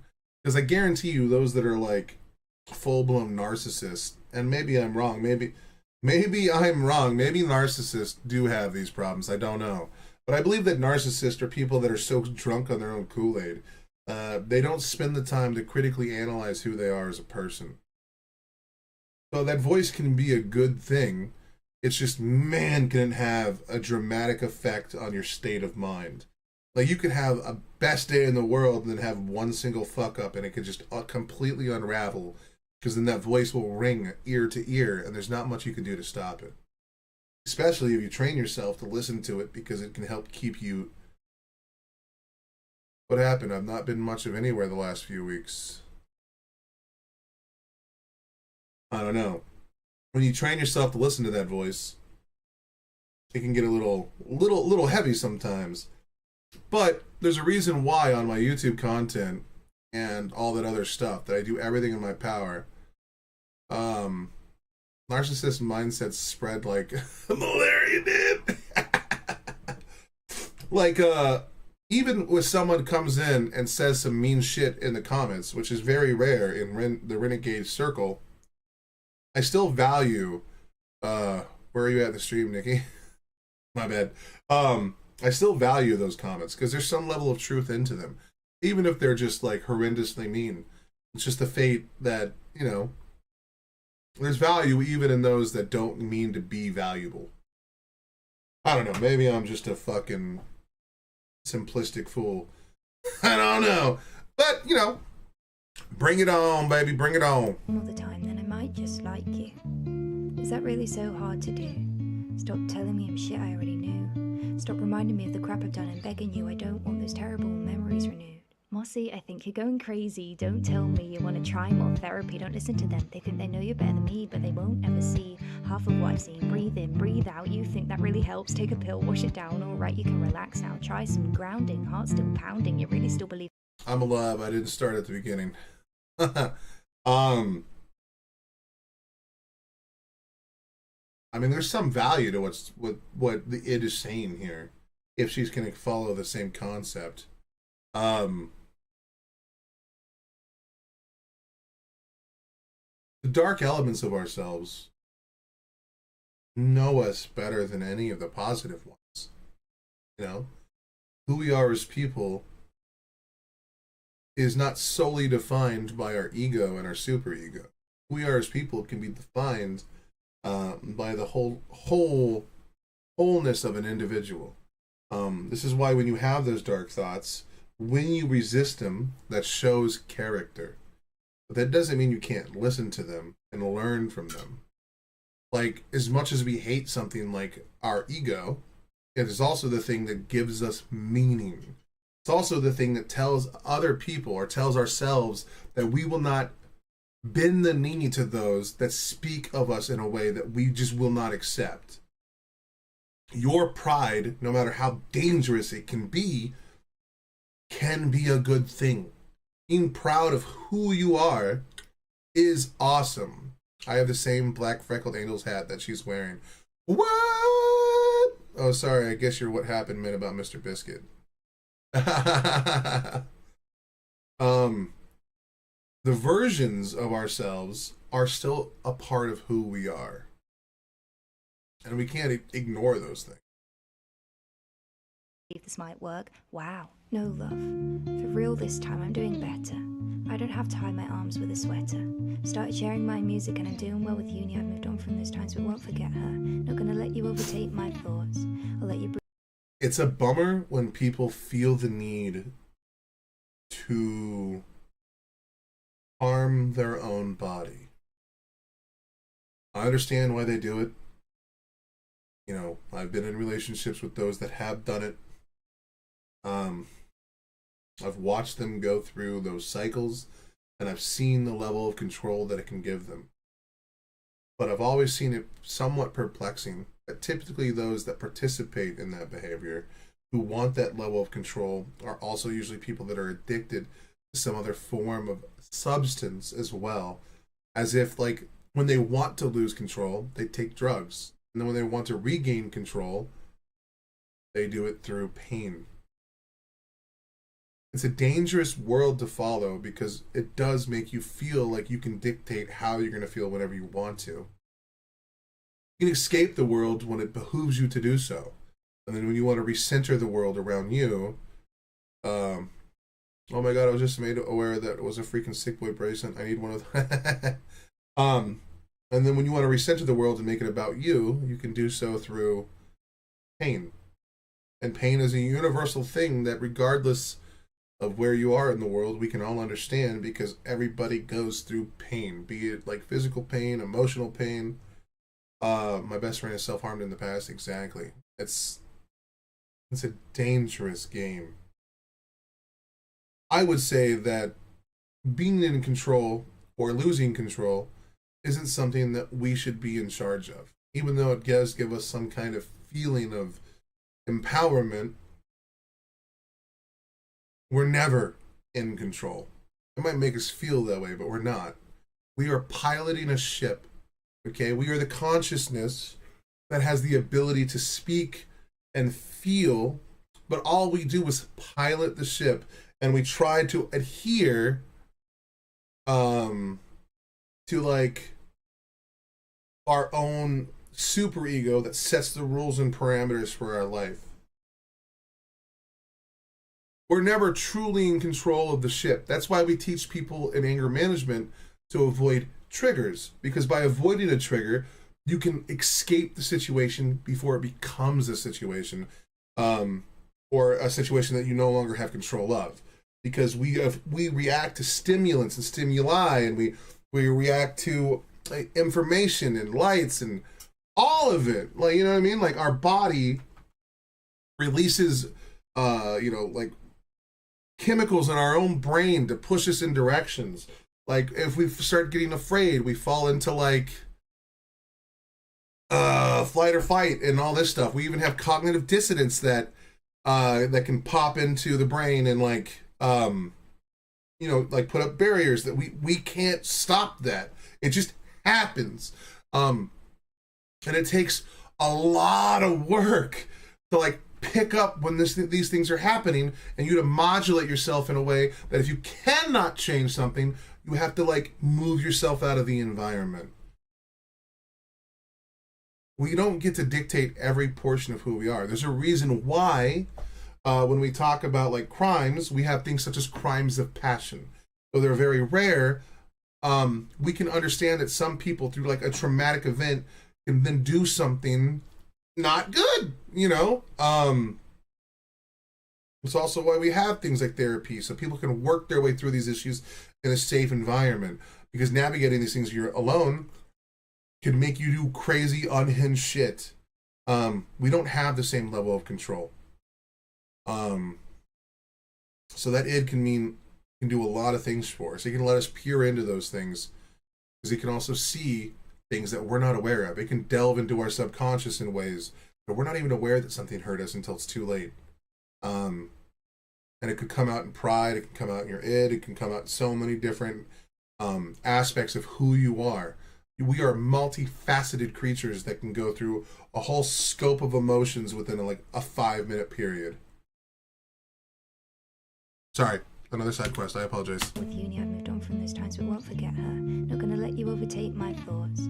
I'll let you bruise my heart again because I found music that can soothe me in those times of despair that leave me feeling so down and distraught. You think that you can amputate me? I am you, you are me, you are I am we are one, split in two, that makes one. So you see, you gotta kill you if you wanna kill me. I'm not someone you should silence, I'm not something to berate. I'm your voice of reason, not the one that you should hate. I wouldn't say it's your voice of reason, but it can be a guiding voice regardless. Casinos are an ascending sound effect for slot machines that trick the brain into hearing an tempting sound that sounds like victory. Yeah, and then they use certain smells. I learned this too. As someone who worked in technically the selling industry, or I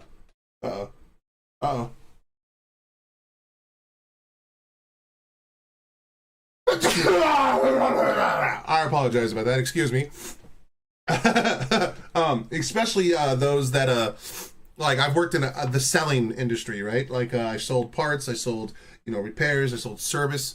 Now I never considered myself a salesman. I would just give you the information. Let's say you came in for an oil change. I saw that your brakes were at 4s, 4 millimeters. Hey guys, technically the legal limit for your brakes is 2. You're good. However, if it's like in the middle of the summer, I'd be like, you wouldn't have to really worry about your brakes now. You are in ideal temperatures, but this is something you want to be aware of. You need to start thinking about brakes, and you need to start setting aside money for this eventual thing that you have to do. Now, if it's winter, I'd be like, look, your brakes are a little low. Anyway, one of the things you learn in selling, even though I don't like the term, is certain smells can make you more appealing or more honest sounding. It's fucking crazy, but there are a lot of people that say, oh, burn vanilla incense while in your office, like through a Scentsy, because it's going to be more likely to be that you would be trusted. These are like some of the gimmicks that people do in an attempt to try and manufacture an environment that is more homey.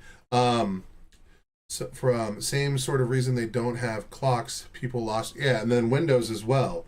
There's a reason why they keep curtains down, so you never know what time of day it is, so you don't pay attention to what's happening because your internal clock goes off if you're in a really dark environment. Like, there are so many aspects of a person that's continually moving. We're like a Rubik's Cube, dude, that can never really be solved.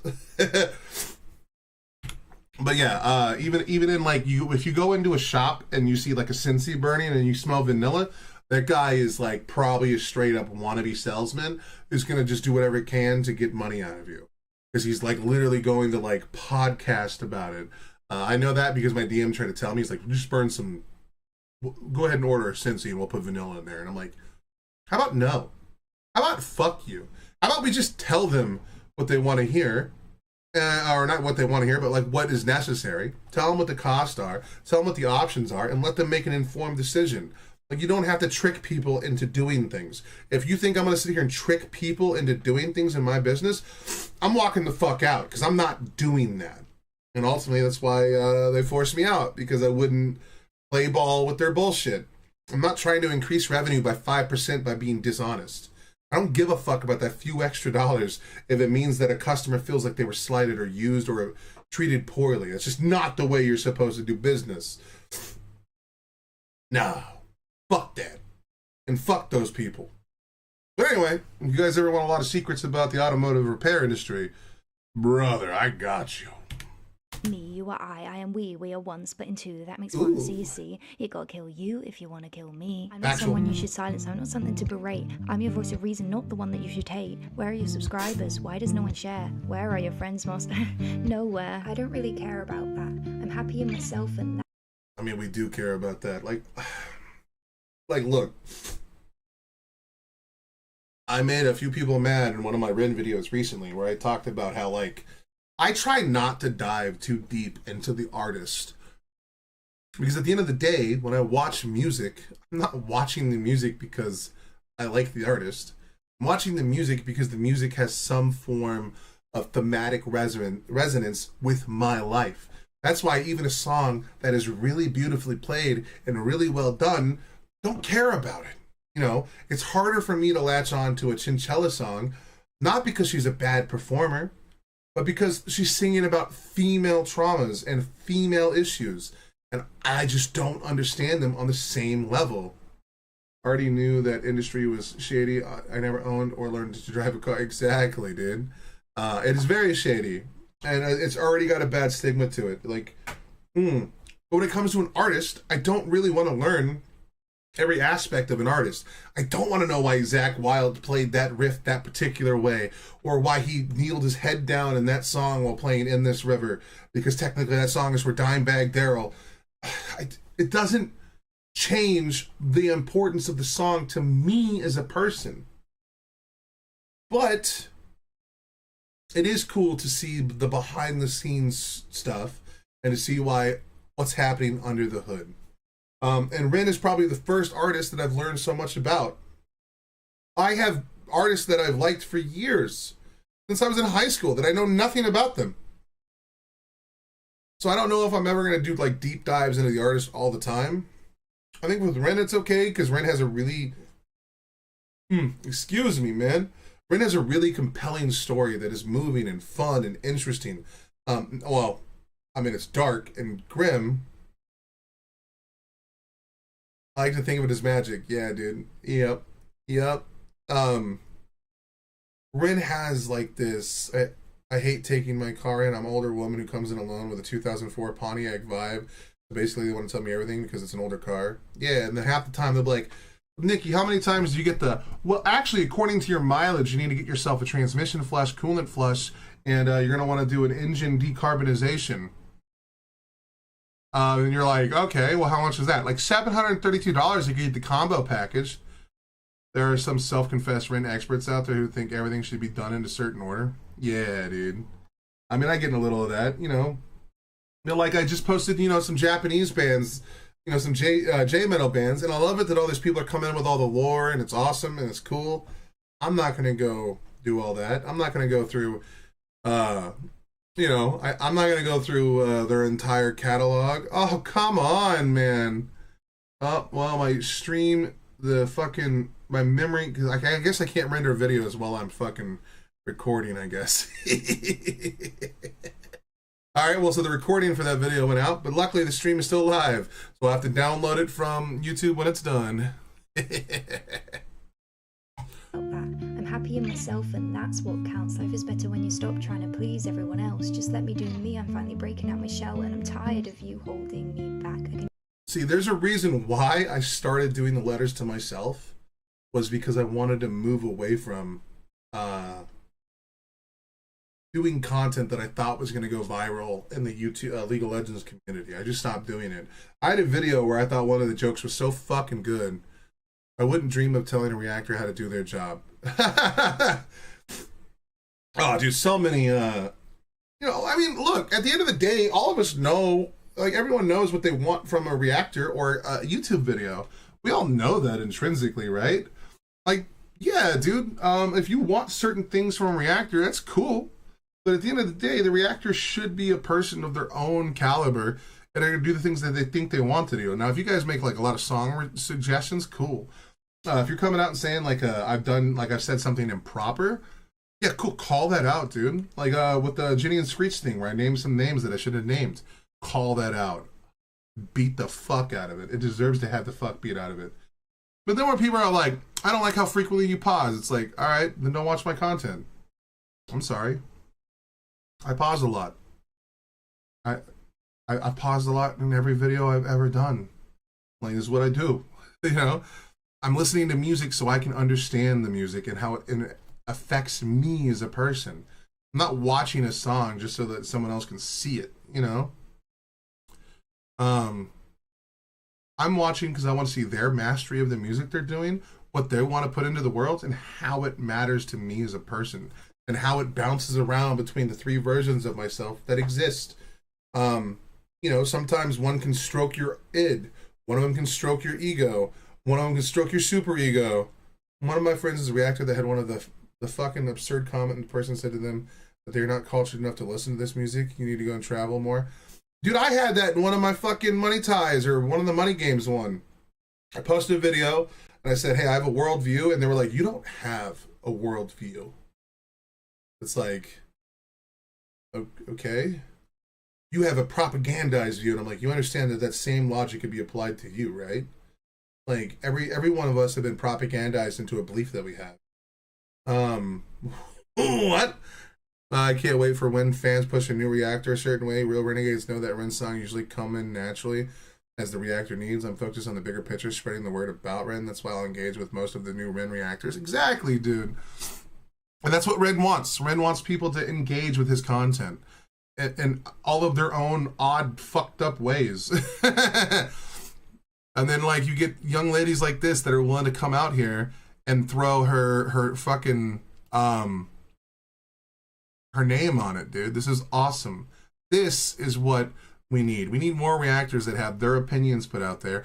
We need more people to do the covers of the songs they love and to build up like a kind of like little stratosphere around Ren in a way. And then we can become a street team.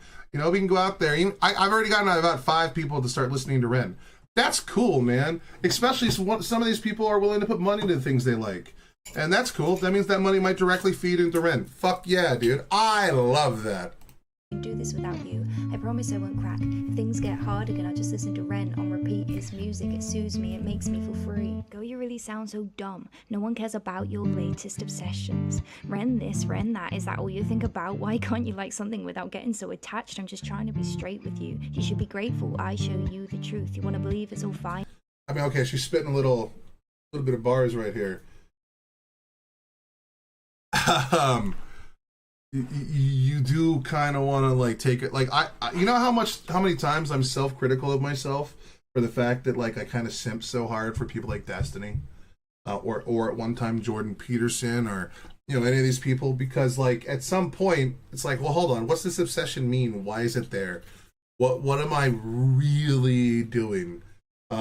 Is this obsession, you know, because I like the argumentation, or is this obsession because of like some whoa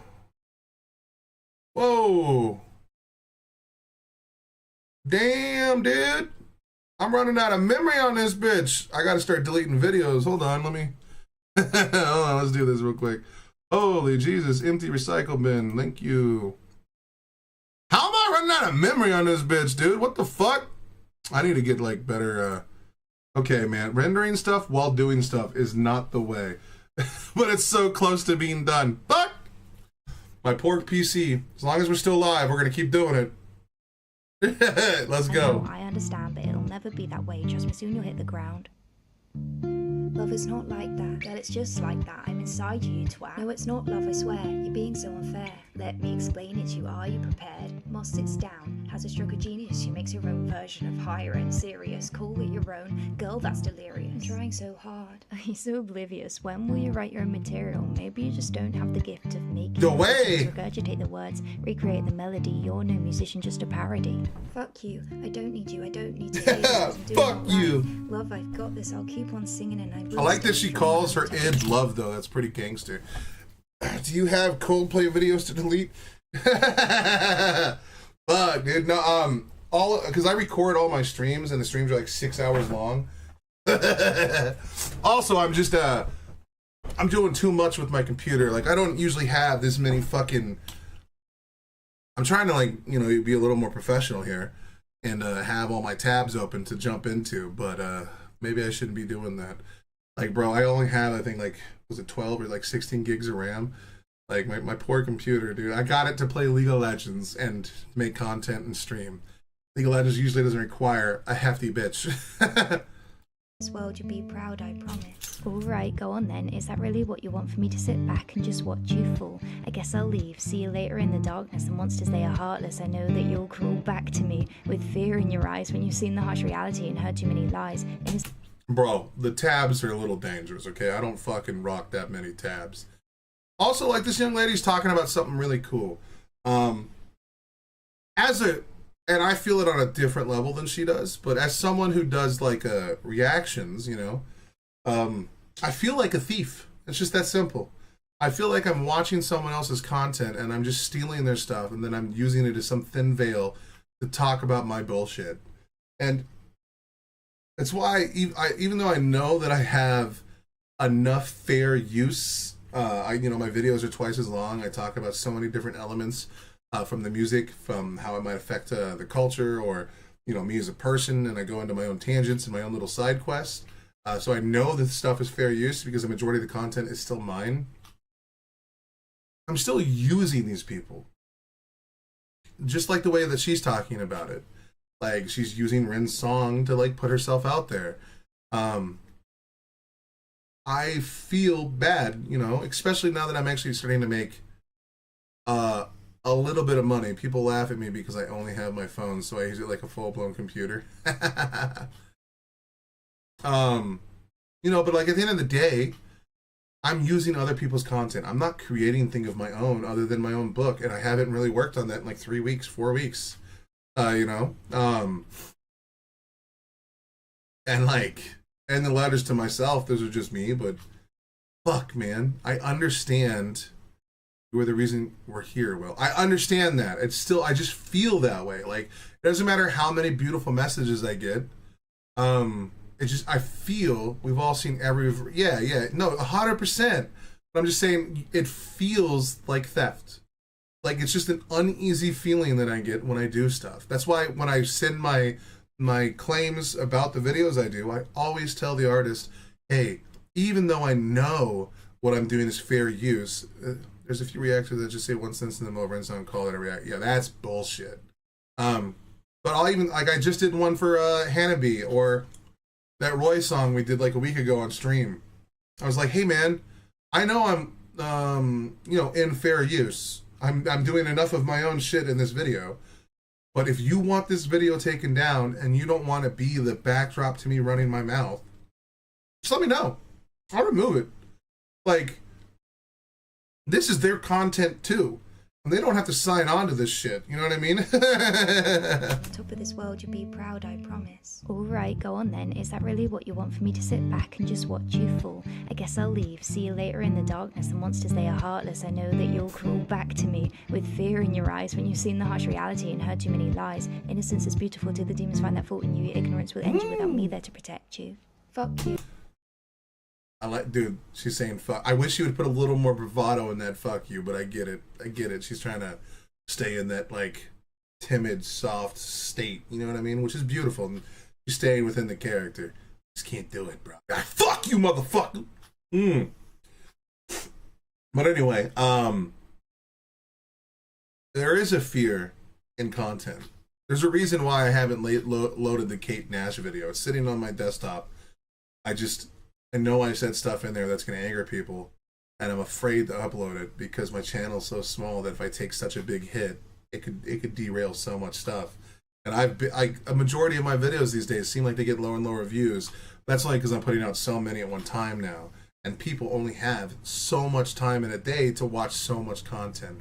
But I'm glad to keep doing it. It's just I feel that if I go too far, and that with that video, because like at that point, dude, I was saying like I still agree with everything I said, and I can stand by it, but the stream is still up, you know. It's just it's rough, dude. It's rough because you don't want to offend people for no reason. But a part of me thinks I need to upload it because like it's what I believe. So I think I'm gonna do it. I'm just gonna just fucking do it and hope to God it doesn't piss off the world. I'ma fucking kill you, Moss. Go on then, cut across or fucking suffocate me, Moss. I'll do it if I want, make me mad, I will can't. You can't tell me how to live my life. What makes you think you have that right? I'll show you who controls this mind. Newsflash. I'm your subconscious, you can't consciously cover me. I am here constantly. I'm the guidance you need. I am Beelzebub, I lurk in the shadows. The future, the past. Beelzebub, dude, I love it. Yeah, Kate Nash had a UK #1 album 17 years ago, and she struggled to repeat that success. I usually offer those constructive thoughts about that, and if they do it again, I'm out. I only subbed to 3 reaction channels besides this one. Mr. Boschetti, Rockin' the Boat. I've never even heard of any of those people. And Biscotte is probably what it's right. Rockin' the Boat and I9 Call Wolf. Past, I'm the power that follows. Evil desire, the green-eyed monster, temptress. I am alluring, coercing, and coaxing Bodicea. I am the force of destruction, duplicity. Spit my venom, I'll piss on your parade and extinguish your flame. Damn, bro, she's going like hard in a different way. She had to resort to selling pics of her bottom. Hell yeah, dude. She went punk and her label dropped her. Ooh. I mean, that's dope, though. I mean, I'm for all that, dude. I even like sexual empowerment, dude. Like, I defend OnlyFans girls all the time. And my biggest criticism is people want OnlyFans to stop. Local Wolf, oh, I got you. If you want OnlyFans to stop, guys, stop buying it, dude. You know what I mean? If a woman wants to do something with her body, I'm like, hey, man, girl, do you, boo-boo. Just make sure that you are comfortable with what you're doing and you're aware of the consequences that can happen from the action. I am totally for female empowerment, dude. And I'm not going to complain because I get to see boobs out of it. You know what I'm saying? Like, who's going to complain about boobs? I saw her in New York. What? Concede to my existence or I will prevail. I won't bow to the will of a mortal. Feeble and normal, you want to kill me? I'm eternal and mortal. Behind all the blunder and archaic subversion, I will create and conjure the thunder. I'm a potion of mayhem, of guilt and of greed. I am you, you and me, I'm you, Mossy. Dude, she's going ham right here. I wish there was a little more oomph behind it, but fuck yeah, dude. You know, but some of that just might come with like more, you know, more exposure, more doing content, you know. You know, not everyone's been doing this for 12 fucking years like Ren or even myself, dude. I've been doing content forever. I no longer give a fuck what people think about me, dude. I'm harder on myself than anyone ever will be. Ren and Lee Ellen sell feet pics. Fuck yeah, dude. Get it. Make your money, you know? If you have a market and people want to pay for it and you're comfortable with it, do it. You know what I mean? Fuck. Make yourself a little money. Enjoy the world.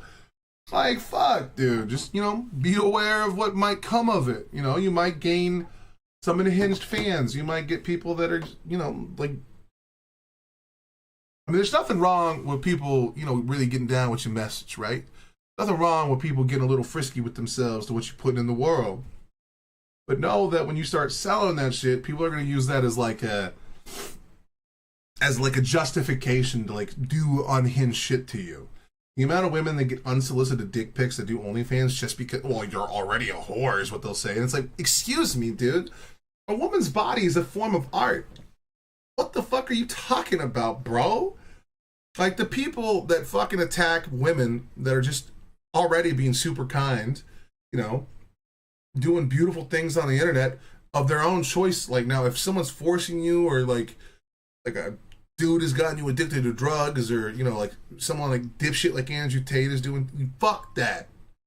But if an individual wants to do something with their body, bro, I'm here for it. Do what you want to do, girl. Respect yourself, respect your, you know, just be careful. And when you get all these trashy subhuman pieces of shit that think that because you know, are posting beautiful things on the internet, that you're somehow lesser of a person, get the fuck out of here. Fuck them. I'm not a fan of doxing, but I would boost those messages immediately, bro. You know? And then people used to do this shit all the time. I remember one time I was streaming on Twitch. Hey, bro, we was playing League of Legends. We were sitting like 5 audience members. Nothing was popping, dude, you know.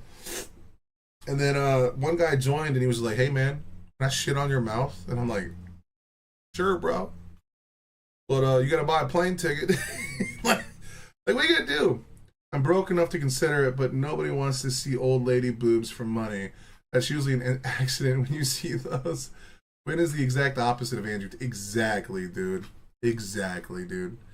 Live the life you want to live. Just, you know, sometimes some negative stuff can come from your actions. As long as you're willing to accept that and deal with those consequences, you've made the informed decision right then and there.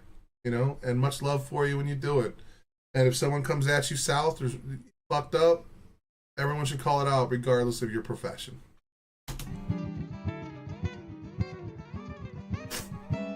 I said foreign right there. Spanish guitar! Fucking allergies or some shit. Hi, Moss. I'm sorry, I just feel better without you. When you stay quiet, the world feels less blue. I know you'll never stop putting me down all the time, for that I truly despise you. But I know that you'll always be there, like carbon dioxide in air. No highs without lows, no joy without woes, and dreams that are hidden nightmares. I was made to be challenged and damaged. I was made to be battered and bruised. I was made to live through the motions, both the good and the ugly with you. Fuck yeah! I know that I will survive.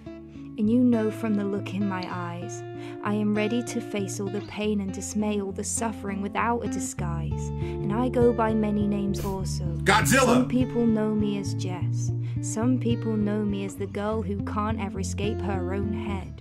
Max! But I am learning to stop resisting. I have learned how to find hope. In the simplest things, I am happy when I sing, and I've tossed away that rope. Fuck yeah, girl! So cat the girl I've become when I sing from the top of my lungs. Yeah! I will retire, I'll stand in your fire, inspire the meek to be strong. When I'm gone, I will rise in the music that I left behind. Ferocious, persistent, immortal like you, we're a coin with 2 different sides. Let's go!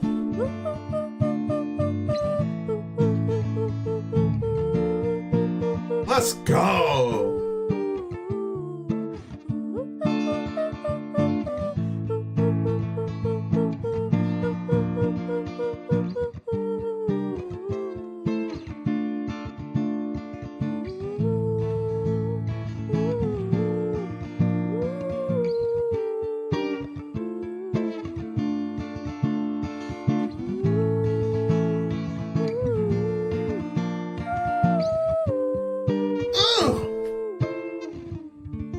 This girl's dope, bro.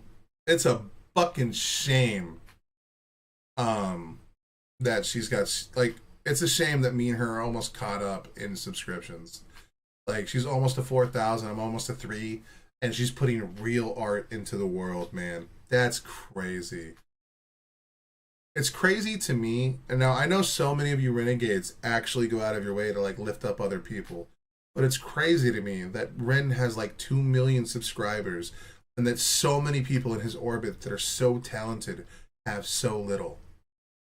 I wish more people would adhere to the message that Ren put out there. Like, Romaine shouldn't have such a low sub count. It just shouldn't happen. This lady shouldn't have a low sub count. That shouldn't happen.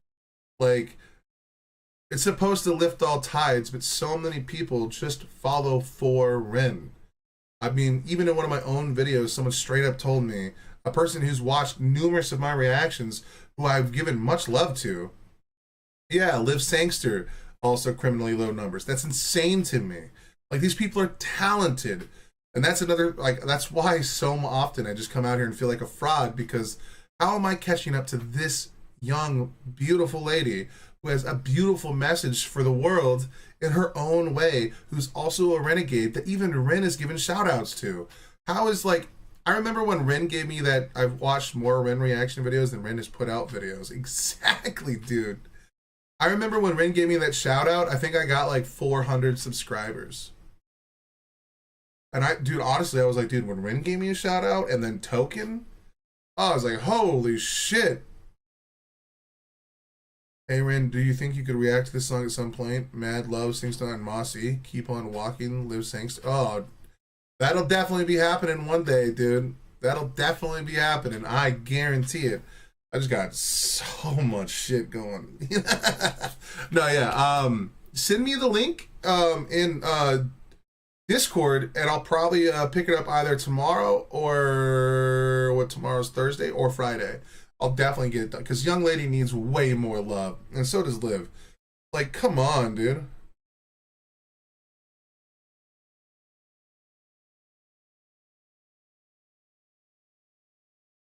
Well, and I don't know if you guys have ever noticed. Let me just show you something here. She's gonna get a subscribe, dude. We're gonna lift this up.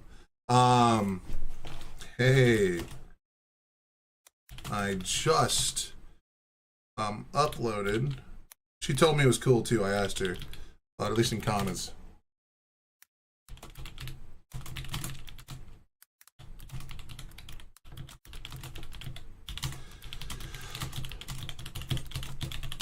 Much love.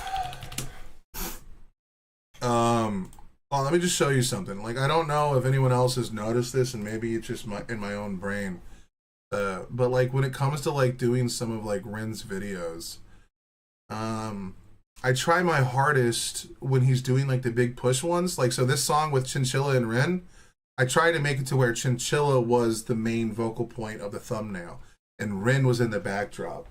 I know that like everyone loves Ren, but he's already really big, right? Like, if I can use even my modicum sized platform to like lift up another person alongside Ren, I'm going to do that. There's another one in here where let's see, like the big push one.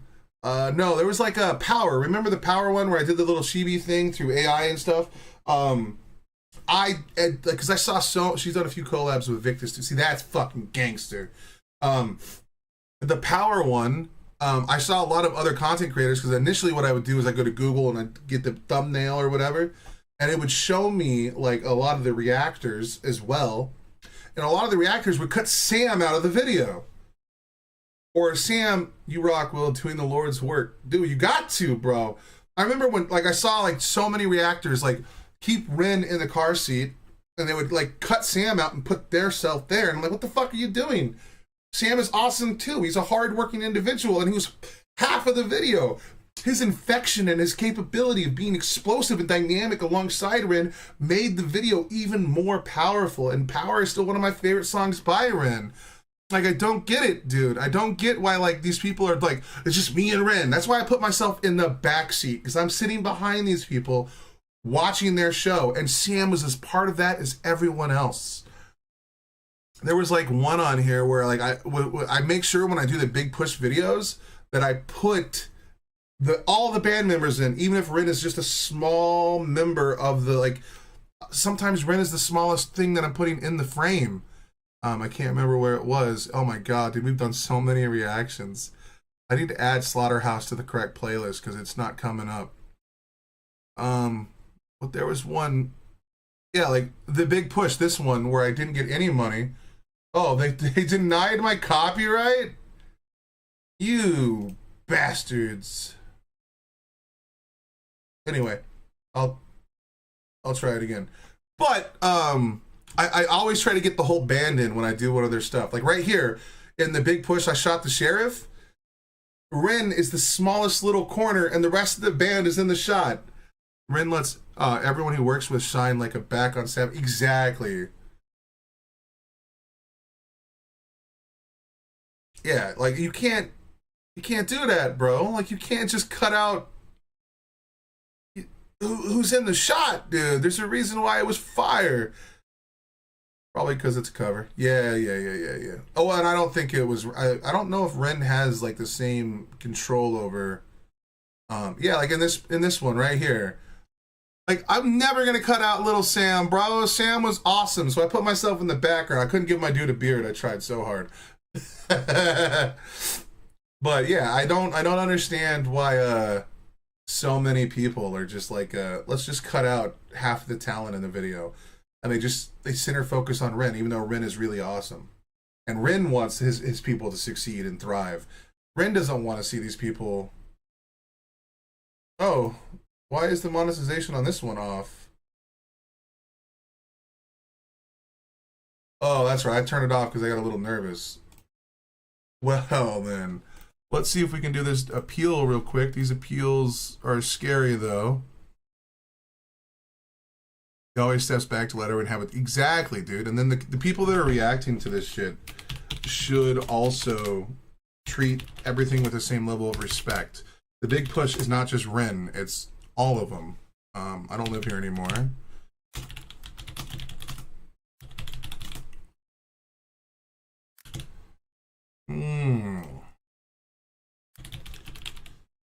State, province. Oh, fuck. I forgot about this. Fuck. All right, I'll do this later then. I'm not going to fucking write out my essays. We'll do that later. But anyway, I mean, dude, that's so fucking awesome. So she got to subscribe. She did all... I can download her video? Oh, because I'm premium. Oh...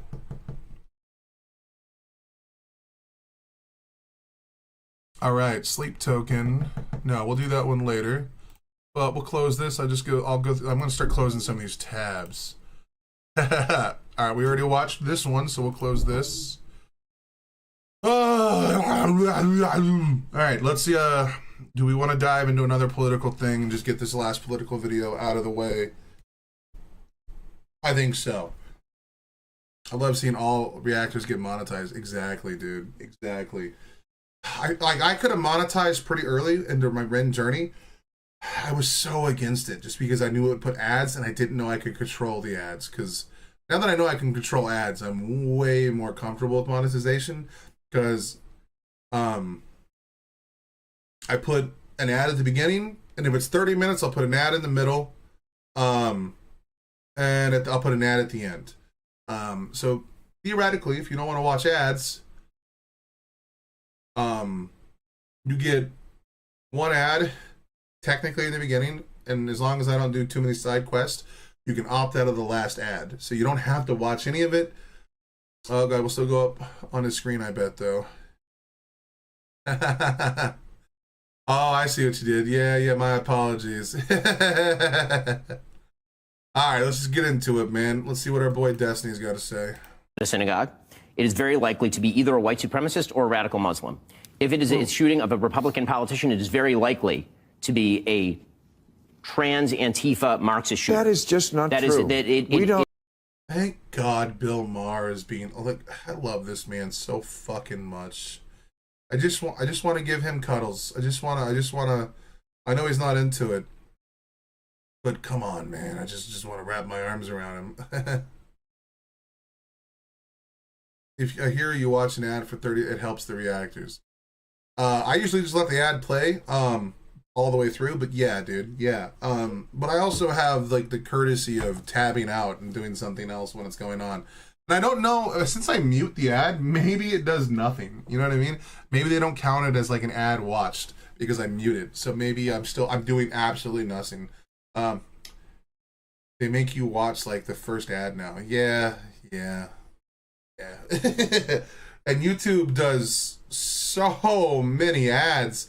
Here, I'll just show you something real quick, just while I have the opportunity. Let's just go into like a random video that I know is long enough for it not to freak the fuck out. All right, so let's go into this one. So when you upload a video automatically, and it's monetized, it'll have this little box show mid-roll ads during my video. Okay. Oh, see, bullshit. It did it automatically. I forgot to turn it off. See, This is how, oh, I feel like such a fucking asshole because that means this was on. So all of these, it wants me to show an ad, what, at 152, at 449. No, we're turning all that off. I can't believe I left it on. So you have to physically come in here and click this or else YouTube is going to show ad after ad after ad after ad after ad after ad. Oh my God. I'm going to go AFK, but I'm listening, trying to get stuff together to run to the scrapyard. Exactly. Well, do what you need to, Nikki. So you have to come in here, and because this video is so long, I'm going to come in here and do one at the beginning, one at 30 minutes, insert ad, one at an hour. Boom. There we go. Save. I can't believe I left that on. That was very ungracious of me. But let's just go into this one, for example. So this one, monetization. Oh, see, this one's on too. Oh, no, okay, cool. I went in here and did this. And then it's telling me that people don't even watch long enough to get to this ad. You know what I mean? So, like, you turn off, what's this one? Move this ad slot for better, nah, fuck you. We're just going to leave it right where it is. If people don't watch, they don't watch. You know what I mean? Fuck it. You know, I'm not going to, like, and then, like, you'll get notifications over here from, like, if you go to dashboard, it'll, oh cool, it's not telling me now, but it'll tell me like your video could get more ads, or you can increase your revenue earning by 42% if you add auto ads or whatever. And it's like, fuck off. But anyway, that's just a little behind the scenes shit. No, we don't know what this. How many trans Antifa? It is very likely to be a trans Antifa Marxist shooter. That is just not that true. Is, that it, we don't know. We don't know what this. How many trans Antifa? What? This kid is. We do know this kid was of the left. We do know that. We do know what? That this kid was of the political left. That is according. We don't know that yet, you absolute fucking dipshit. We don't know what the facts are. Right now, we know what conjecture is. Come on, Ben. You're smarter than this, man. And contemporaneous reporting from The Guardian, as well as Tablet Magazine today. It's 2 days out. We don't know shit, Ben. But here's... We don't know shit. They never do. The internet is undefeated in getting it wrong to begin with. It's not about the internet. That's about the actual... Yes, but it's based off of reporting from people from the town that are friends of the person, and they've already had to retract stories, Ben. You're doing the same thing you complained about during COVID. You're putting out information before the facts are on the table. Where is your fucking moral backbone? What's happening, man? How can these people just roll over and then fucking do all of the things they complained about during the last fucking election? It's like they have no fucking morals. It's like everything they say they don't fucking believe. I have been against the radical left and the radical right for fucking 20 years, man. I was always against COVID since day one. Well, everyone was against COVID. It depends on what you mean. Do you mean against the vaccines? Like, Jesus Christ, dude. At some point, you have to tell your audience what you truly believe. You cannot just stand on some bullshit like this. Ben Shapiro's supposed to be one of the good ones, you know. Usually one of the more moderate talkers. When, like, Trump led an insurrection against the Capitol building, he called it out the next day. Reporting by mainstream, except The Guardian is not a right-wing. Here's what we heard. Here's what I was told so far, and I'll tell you what was wrong. First, I heard he's a registered Republican. Not true. Okay. Then he was a donor to Trump. Not true. His father works in the sheriff's office. Not true. There was a picture of him wearing a pro-Trump shirt. Not true. Member of the Democratic Socialists of America. Not true. We don't know what he is. Well, how are you so sure he's of the left? Now, I agree when you write on a bullet, what did he write on the bullet? For catch this fascist, which is also a gamer thing. Okay, but now I'm hearing he may have been part of that group for whom Charlie Kirk was not right-wing enough. You mean the Groypers? Yes! Oh, it's so true. There's reporting that's stating this too. Now, we don't know, right? We don't know. And to say that he is without evidence to suggest otherwise, I was always against COVID. I wrote a letter.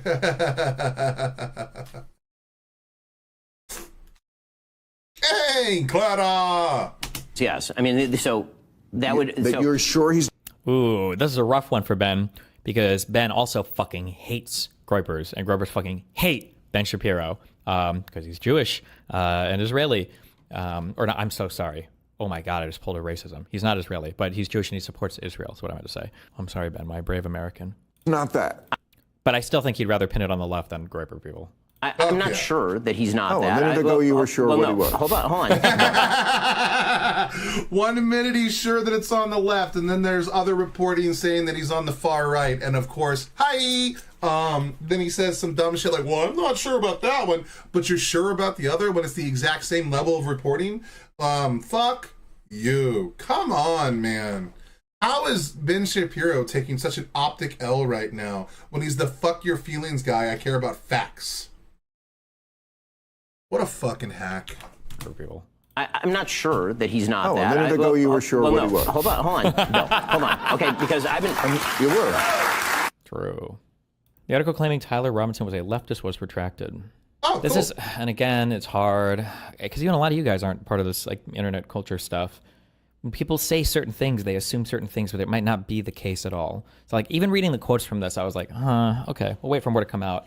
But like this person saying, in a phone interview on Friday, someone who said they were friends, apparently this has been retracted, but someone who said they were friends with Robinson in high school who wanted to remain anonymous said that the suspect was pretty left on everything and was the only member of his family that was really leftist. The rest of his family was very hard Republican, the friend said. When people say statements like this, you need more information about it because depending on the communities you're in, there are things that you can say where we are living in a post-truth age. You know, look, I know a lot of people don't like it when I talk about video games. My source, I saw it in my dream. Hi, Clara, I was collecting my stuff to get some work done at BFK, but I love you, pretty lady. Hell yeah. I stand by that.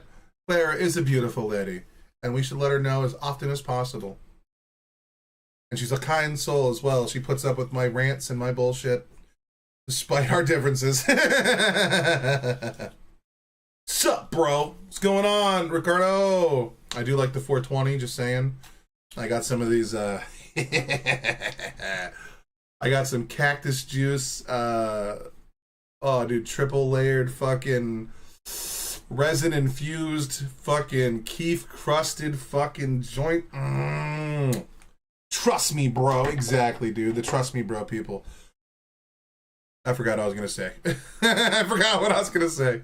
I got too happy. Someone who said they were friends, apparently this has been retracted, but someone who said they were friends with Robinson in high school who wanted to remain anonymous said that the suspect was pretty left on everything and was the only member of his family that was really leftist. The rest of his family was very hard Republican, the friend said.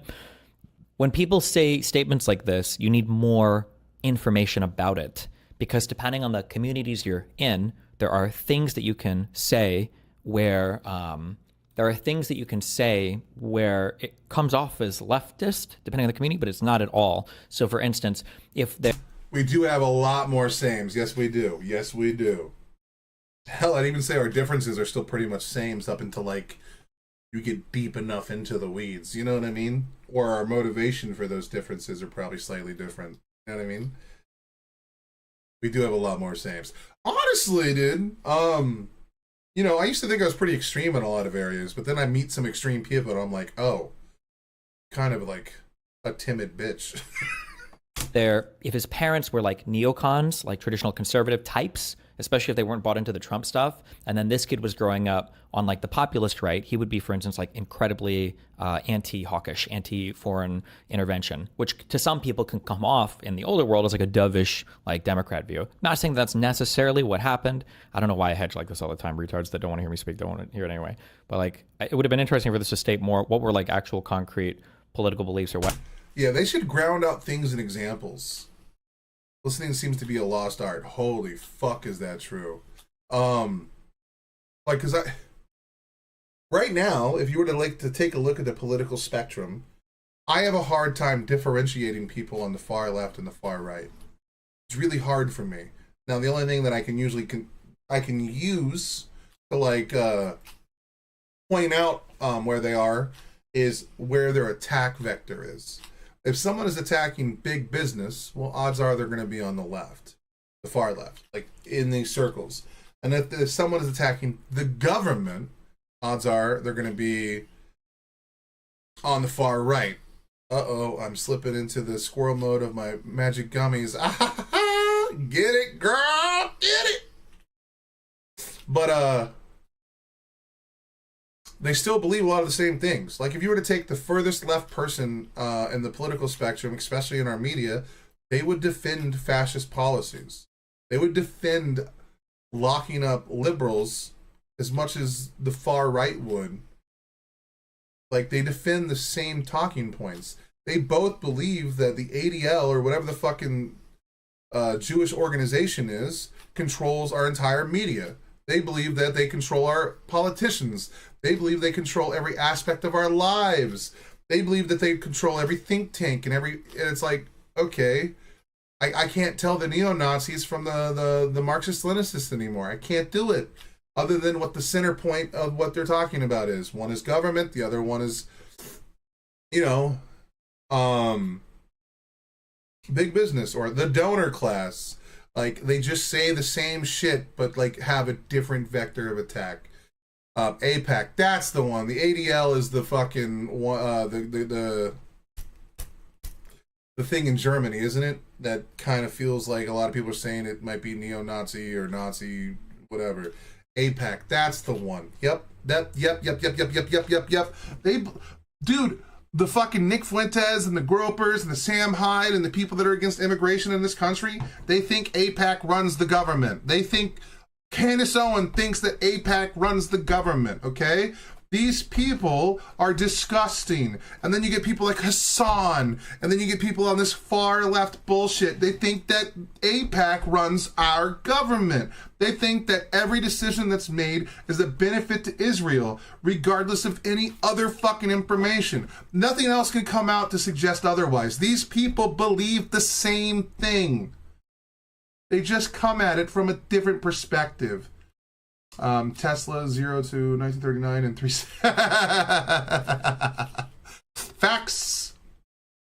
Like, I swear to God, we're in a dangerous spot now where people that are moderates, people that are classic libertarians or classic liberals, those that are like never Trump or Republicans and your everyday liberal, are at war with the unhinged fucks on both sides. But the problem is only one side of the political spectrum is willing to call out the radicals on their side. When Sam Hyde comes out with a video saying, "Dear Vivek Ramaswamy, get your fucking Indian ass out of my country," no one gave a fuck.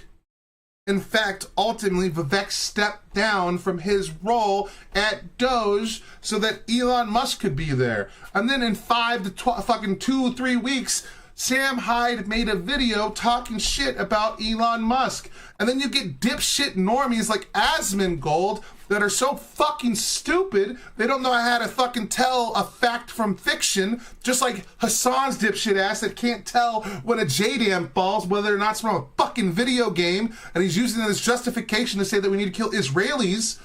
Fuck, man. And then you get Asmongold coming out laughing about a boat being destroyed with illegal immigrants on it, saying they deserve to die, while still pearl clutching over Destiny's jokes about something that happened in Texas.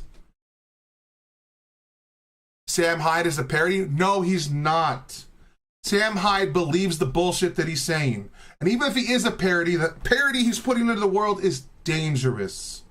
This is the same defense that people like P.F. Young will say, well, Sam Hyde doesn't really believe the shit he's saying, but, he's still putting out vicious things into the world that is spreading anti-Semitism on a massive scale. It does not matter if you hate what's happening in Israel, Palestine. Saying that Jews are all bad is racism.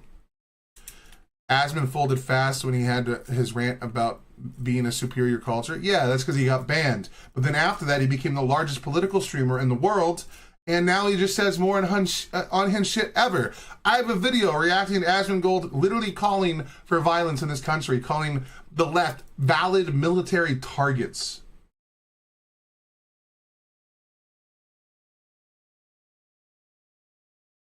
ADL, yes, it hurts more when it happens at home. Yeah, dude, it's... Holy fuck, dude. Holy fuck. Why would you assume this or think this? But apparently, this article was updated on September 12th, 2025. Remove quotes after the verified source, who attended high school with Tyler Robinson, said after publication they could not accurately remember details of their relationship. Yeah, so it's bullshit. I live in the shooter's hometown. This anonymous friend is literally my coworker. What? He came to work today bragging about how he lied his ass off in this interview for the memes, then bragged some more when this was published, told me he never even talked to the kid. I called the Guardian complaints hotline and left a voicemail after I found out, LOL, that I caused this retraction. I'll have to ask him if he had a change of heart later in the day or something. Sure you do. I'll post a pic in the morning. Here's proof. Wait, what? Pineview High School 2014. Was this the high school he went to? Is this enough proof? You could just be a guy that went to the high school, but... I went to the same high school as him, albeit 7 years earlier. I know exactly where his house is. Why would I lie? Why would you lie? This is 100% trolling. I mean, he posted a yearbook thing. According to Reuters, Tyler Robinson was living at his parents' home at the time of Charlie Kirk's assassination, but according to Brooke Singman at Fox News, Tyler was living with a transgender roommate. Fox News says he's living with a transgender roommate, and then another thing is saying that he lives with his parents. Like, we're not going to know anything until the court case comes out. That's just the way it's going to be. We're not going to know shit until there's, like, sworn affidavits and people are, like, testifying before a court of law and saying things on a public record that if they were caught lying, same bat time, same bat channel, exactly, that they can be held in contempt of court. You know what I mean? Like, we're not going to know jack shit until this information goes through that filter. And we see always trans, yep.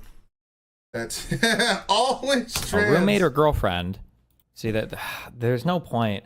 Again, I understand. I get the breaking news thing. It's fun. It's exciting. Obviously, I have high viewership, my money. But God, it's so worthless. Yep. After Kirk's killing, suspect joked that his doppelganger did it. Before he was arrested on suspicion of carrying out the assassination, 22-year-old Tyler Robinson sent friends messages showing that he was closely following news about the killing.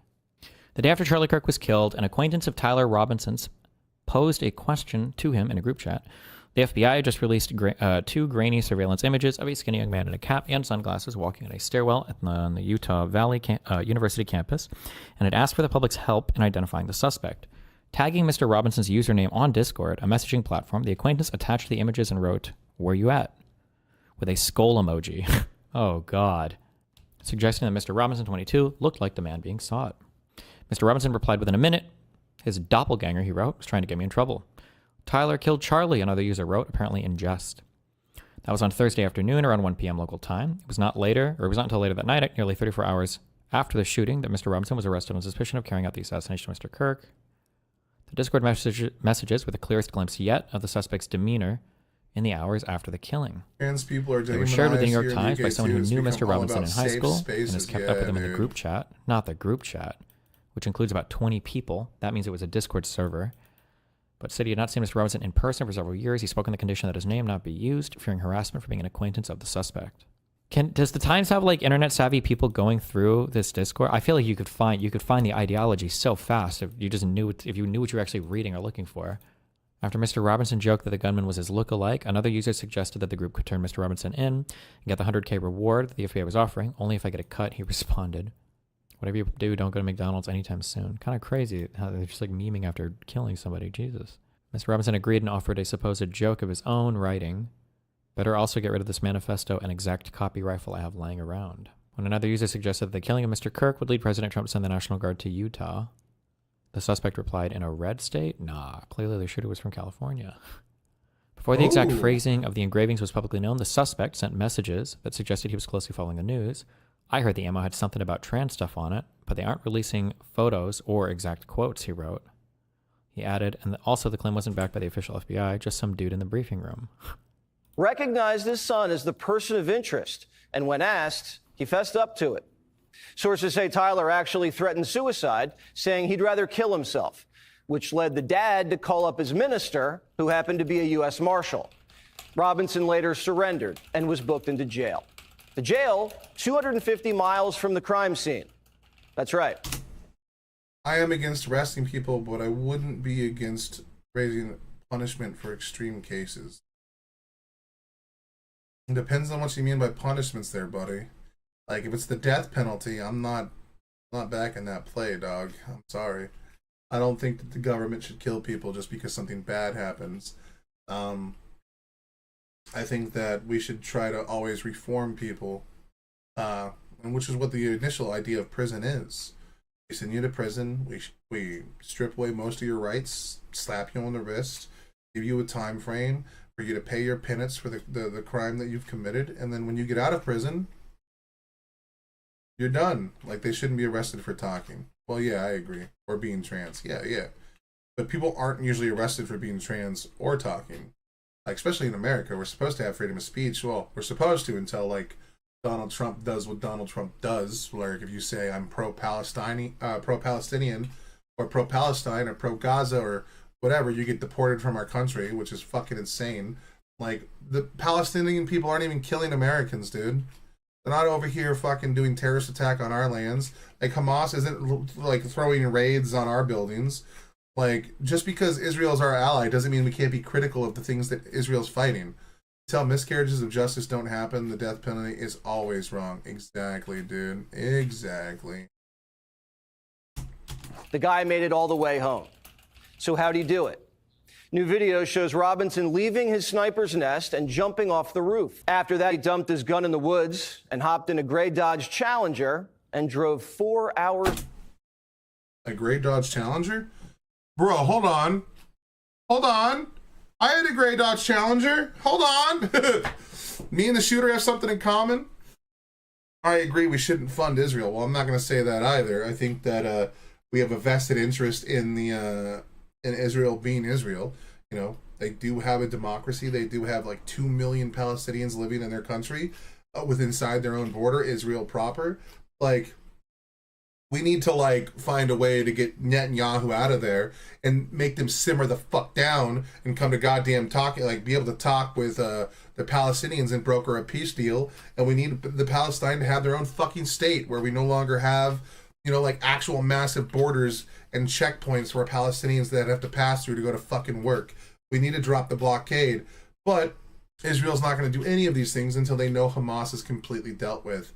So we're in a fucking shitty position. If we're giving them money, they should be no, I'm sorry, buddy. I love you so much, Cracker Snatcher. We've been friends for a long time. America has vested interest in the world. Our soft power needs to happen all around the world. The striking down of U.S. aid was bad. Like, now that there's going to be, like, what, 1 million fucking Africans that are going to die to AIDS because we no longer are offering treatments. That soft power was a huge boost to our economic capabilities around the world, and it gave us a way in to like move change in a way without military might. It's okay to disagree. Yeah, I know, but like isolationist stuff is not the way. You're talking about straight up populism, which is one of the most dangerous things we've ever seen in every form of government ever. Populism is how you get people to agree with communism. Populism is how you get people to agree to hate other people. Populism is how you get people to agree with things like Nazi Germany. Like, when you tell people that there is a small sect of people creating their problems and that we're going to use our group against them, that is dangerous. Having not necessarily open borders by any means, but having free trade and like communicating with the world and showing the world that America has the capacity for good is a good thing, because we have shown numerous times that we have the capacity for evil. We need to be willing to work with these other countries because it is a shared planet. It's not just America. It's not just Japan. It's not just Russia. We are a world of people with different ideologies, views, and beliefs, obviously, but we should be able to work together to build a better future. And if that means sometimes we got to spend 5 cents a day on our taxes to help out a bunch of impoverished countries, so be it. That money is nothing compared to how much good it does and how much good it perpetuates in the societies around at large. Like, a lot of countries have a lot of reasons to hate. I could argue that Israel was formed as a terrorist state after a series of terrorist attacks against the British. You could argue that. I'm not going to.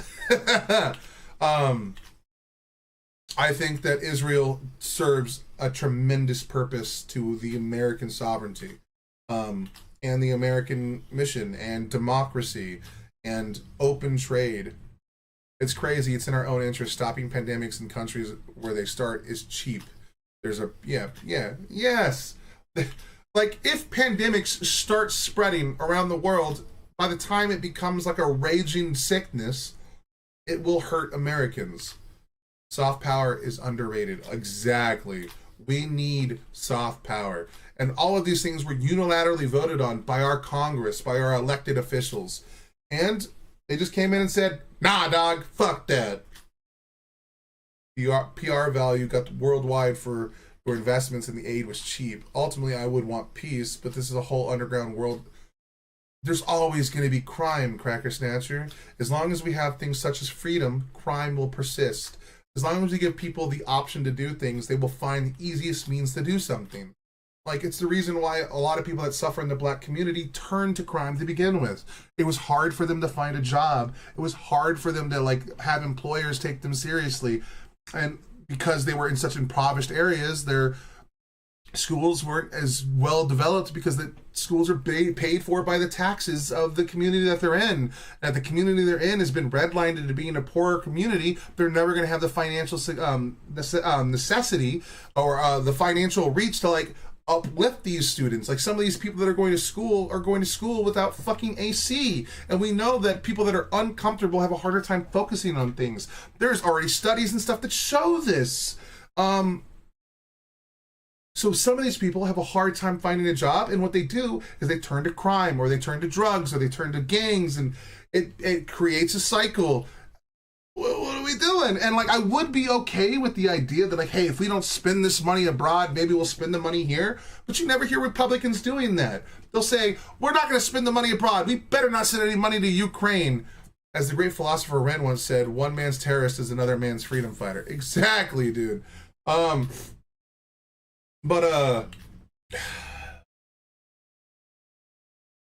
They don't spend the money on a local level.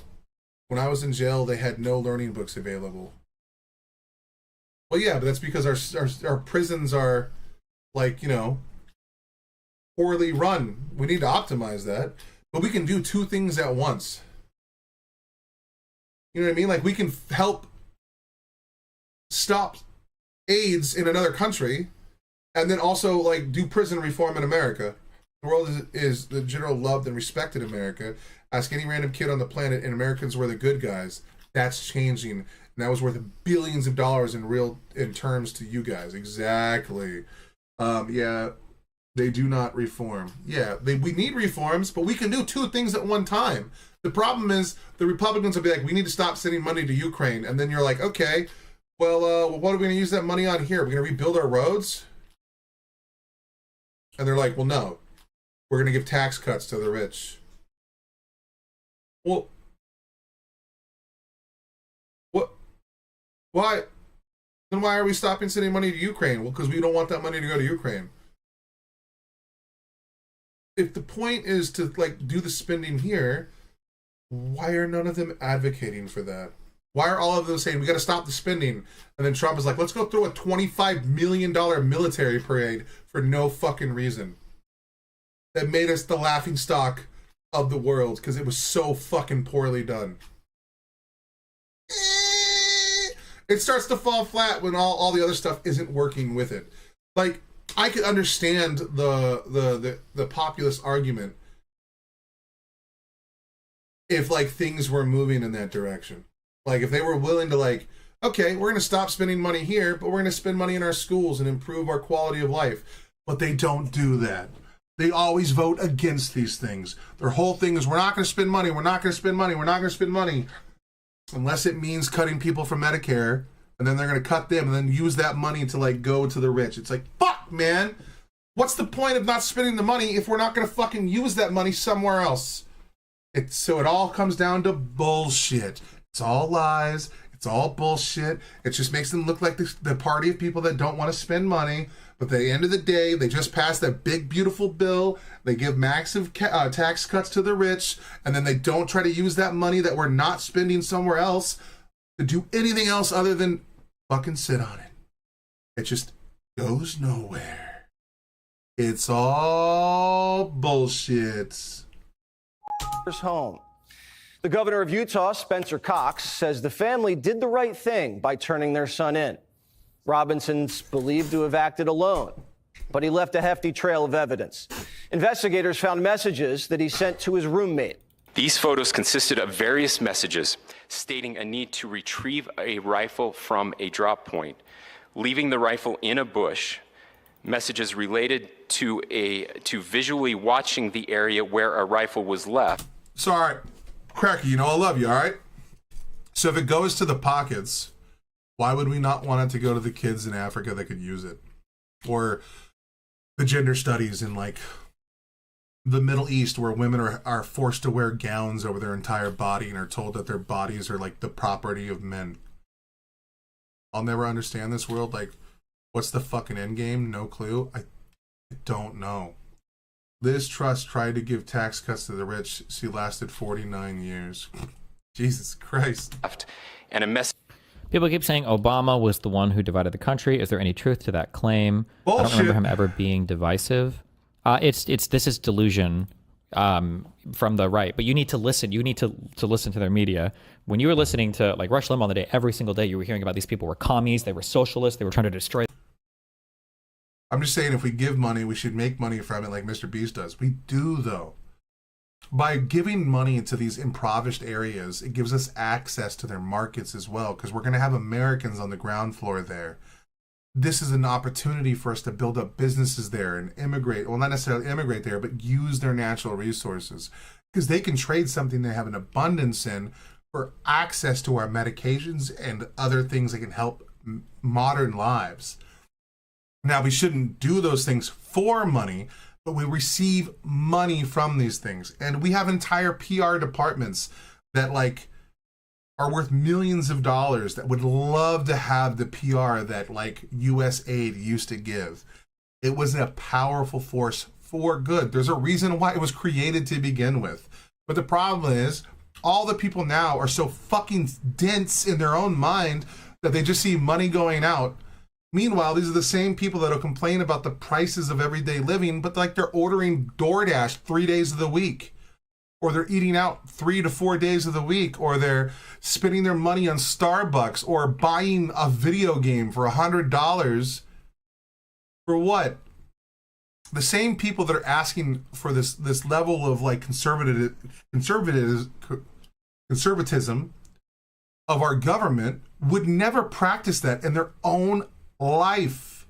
And having stability in the world is ultimately profitable for large countries in the US. Yeah. Yes, also because like no one wants to open a business in a country that's constantly under war. Like, how are we going to go drill in Ukraine since they're giving us some of their shit if like they're at war with Russia? We would want the war to end so that we can have access to the land minerals that they were willing to give us to give them security guarantees, right? Like, they've already given us their nuclear weapons for those security guarantees that we aren't really following through on. That's bullshit. But, like, the world makes more money when the world is at peace. There's a reason why the Middle East is kind of getting sick of Palestine, dude. No matter whether they believe in this shit or not. Like, at the end of the day, they're normalizing peace with Israel. And they're getting access to U.S. markets because of it. They're making more money. The wealth of their society is increasing. That doesn't mean they're okay with what's happening in Israel-Palestine. But you don't see a lot of Muslim countries coming to the defense of Palestine anymore. I think the biggest advocates for Palestine right now are Africa. Why is that? Oh, it's probably because they make a lot of money in a peaceful region of the land, and if the people aren't trying to kill each other, business can fucking exist. Like, big businesses want to prop up and propagate all around the world, but they can't do that if the leadership in countries are constantly being tossed, overthrown, or killed. Because if they send workers there and those workers die, Putin is running rings around Trump. I agree. Trump is incompetent.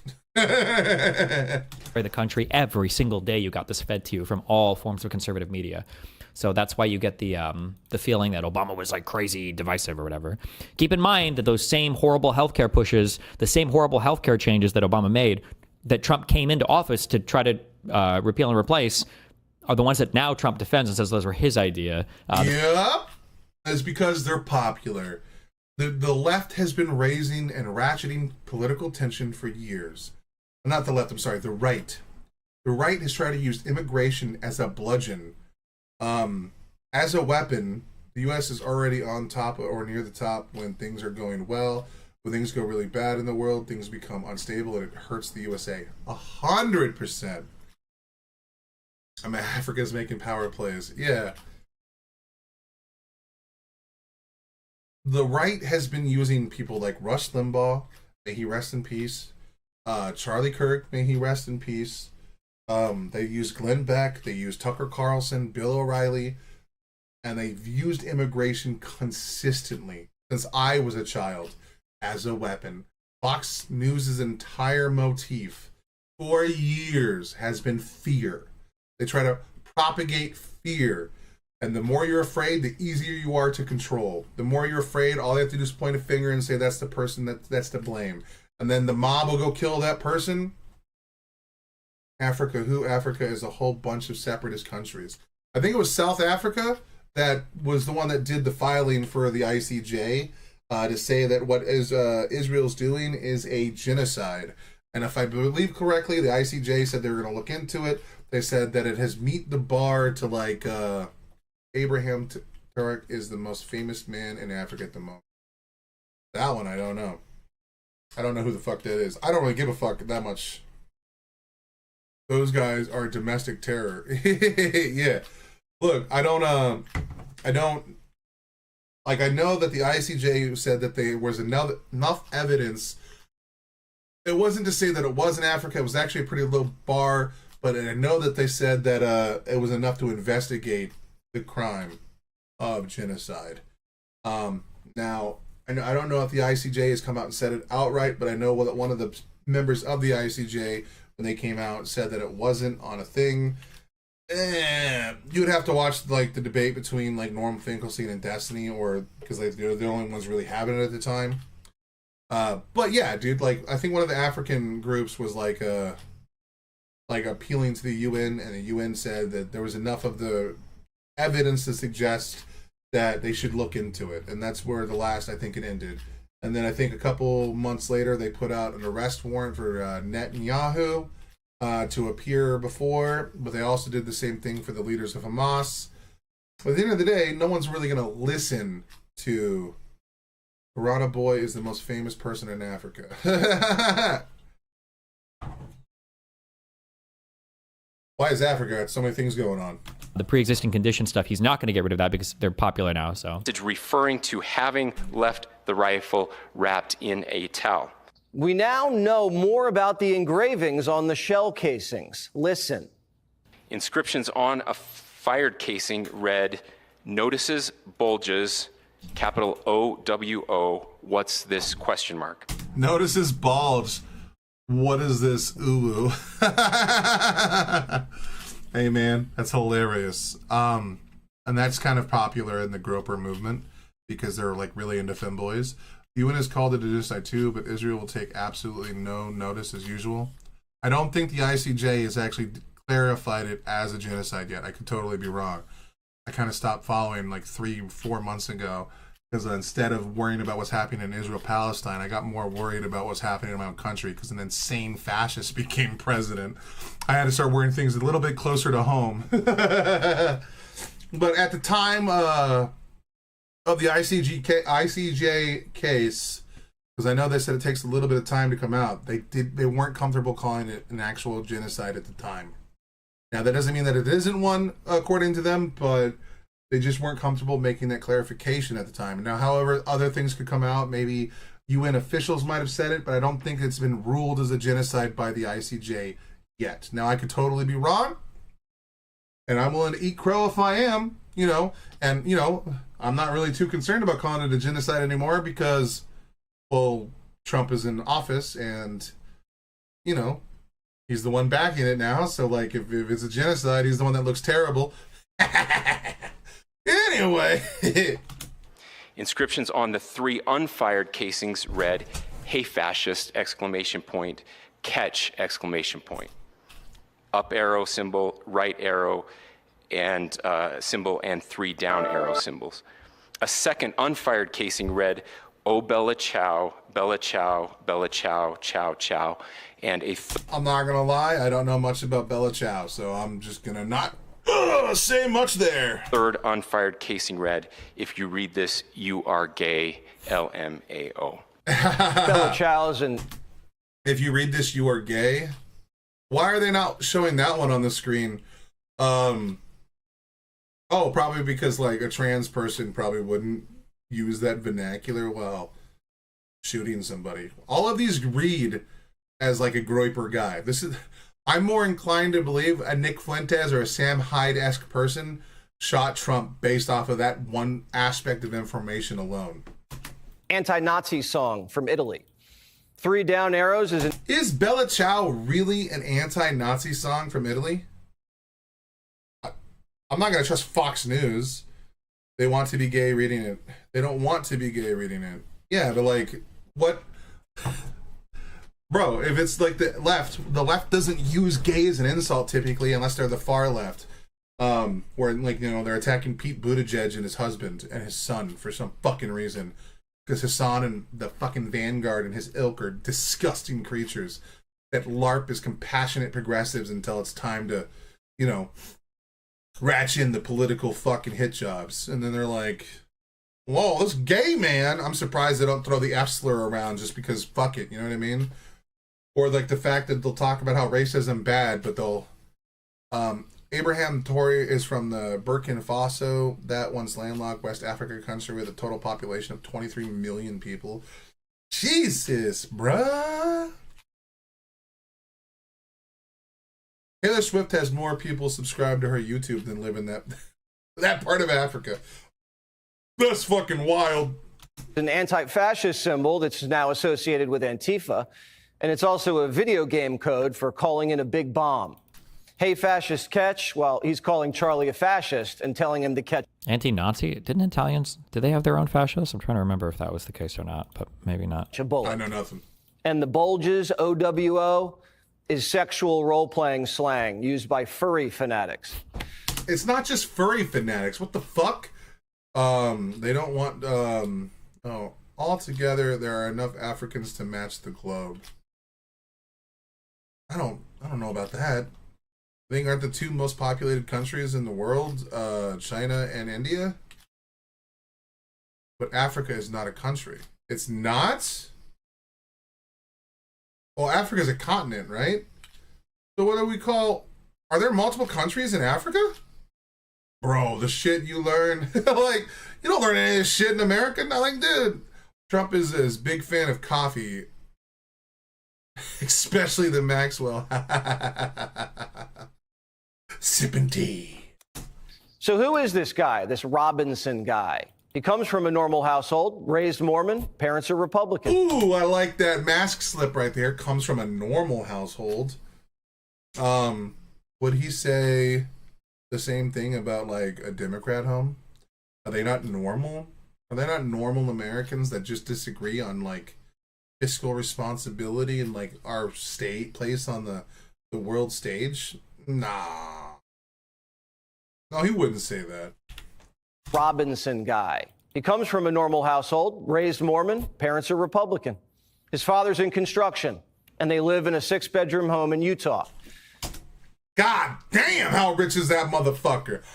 I mean, the kid had a Dodge Challenger.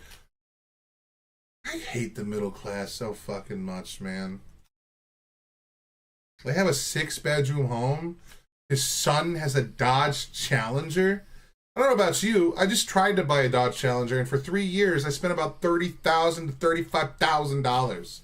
And then I had to spend another $5,000 to turn the motherfucker back in, so I wouldn't owe any money on it. So I'm out like 40 fucking grand.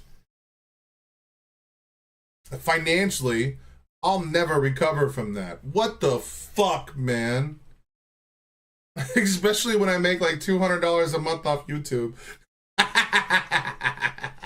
Dog, I'm poorer than poor. Get out of here. And yet, you know what? I still can. Well, I don't think I'm normal. Never mind. I take that back. Bro, how the fuck are you going to have a 6-bedroom house? What the fuck. I bet you these people complained about the prices of eggs. Jesus Christ. He grew up hunting, which explains why he was a good shot. And academically, he was a straight A student who got a college scholarship. Okay, I was about to say, it doesn't mean shit. I'm a straight A student, man, and I'm a fucking dunce. But okay, you got a scholarship. Never mind. But he dropped out of college after one semester, went back to live at home. Oh, no. He should have stayed in college. Oh, no. College would have unradicalized him. And enrolled in a trade school. Okay, well, hold on. They can't have their cake and eat it too. Define normal. I cannot. You'll make it back. Here's my question, though, all right? Look, if the Republicans say, and I'm going to use a word that my girlfriend hates, which is a bummer. I hate using it now. Well, I mean, it's funny when I use it when she's around, but I don't like to make her mad. You know, she's already trying to make me a better person. Like I dropped the R word already. And that was rough. She got mad at me last night because I said gay is an insult, but to myself. And I'm like, whoa, I'm half gay. Get out of here. I'm allowed to use that one. There are 45 countries in Africa, many of which are at war with each other, talking about Africa as if it's one entity just because it's one is irrelevant. My apologies, Clara. Thank you for correcting my stupid American way. I apologize. So it was one of the 54 African countries that submitted something to the ICJ. Allow me to quantify my statement and retract my initial pig-headed statement. Fuck, I forgot what I was about to say. Dude, I'm so bad at this. Oh, no. College would have... Yeah, dude, okay, these motherfuckers can't have their cake and eat it too. So, and I apologize in advance if you're watching, honey. And for those of you that are sensitive to such words, you cannot say college makes you soy as fuck and then say college is what radicalized this guy to shoot somebody. It is either one or the other. If you were becoming soy, you're not going to go out and cap a motherfucker in the throat. You're not doing that. You're going to be like, oh, I don't like how this makes me feel. You are half gay. Well, yeah, I'm bisexual, but like, I don't know how much of that is gay though. And I say that because I'm not like attracted to men, you know. Now femboys, bro, sign me up. Now femboys are still men that look feminine, you know. And then I love trans women, but I don't think trans women are men. I don't give a fuck about the product of their birth. The person they are right now is a woman. So I don't know if that makes me gay. Now, me and my affection for femboys is probably the most suspect here. But damn, boys can look good in a skirt. Some of the most educated people lack basic common sense. I got you right there. That's true, and I'm one of them, bro. My girlfriend watching me eat like healthy food has been the most hilarious thing in the world. Like I'm sitting here trying, like I had to eat, what is that shit called? A cauliflower. I had like baby bell sprouts the other day. Like what the fuck? I ate cabbage, bro. Like we went shopping and she was like, I haven't been in a store in like 10 years, bro. Or at least like 5. I think, 5 years. Holy shit. So like I'm lost when I'm doing like everyday normal human things. If it's not League of Legends or video games related or politics related, I don't know shit. Or music or to some extent writing, but like I don't even know the proper way to like, dude, I didn't know what an M-dash was, okay? Like I would use like AI to like properly structure my stuff because I used it as like an editor, and I kept using M-dashes, and I was like, I don't know what the fuck that is. Is that proper? What the fuck? Cabbage is good. I eat it like a potato chips. What the fuck? That shit was terrible, bro. Like, dude, I'm not gonna lie. We had a salad 2 nights ago, and like I was like, this is like the only part of like the healthy food that I've eaten besides cucumbers that I fuck with. You know what I mean? Like all of it else has been terrible. Like I'm gonna keep eating it because I want to be around for my girlfriend, and she's helped giving me another perspective, and all of the renegades here have given me a better perspective of myself. And I'm gonna be doing like a weight loss journey, dude. When I moved out here, I was like 480 pounds, and now my shorts don't fucking fit, and I walk every night. This Saturday, we're gonna be going to the school over out yonder and walk the woods that are catty corny to it. You know what I mean? Like we out here tackling this shit in real time, but like, bro.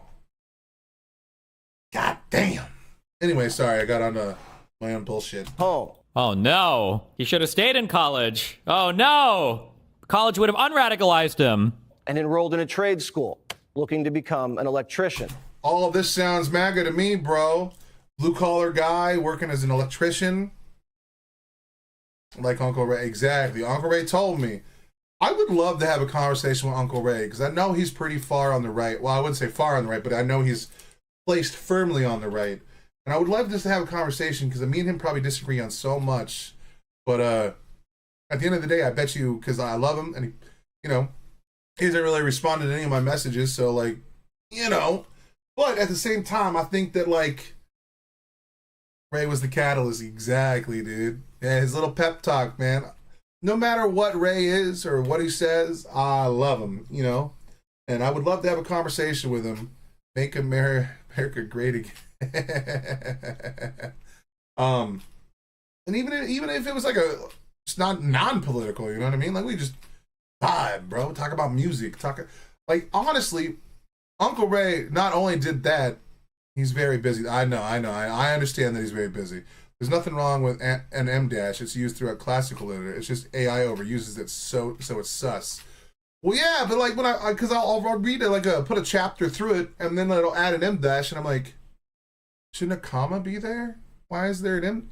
I don't know what that fucking line is. I'm just saying that's how stupid I am. Even on something that I try to do as a career. You know what I mean? Like, I like my commas, dude. I understand that. Comma, continue, comma.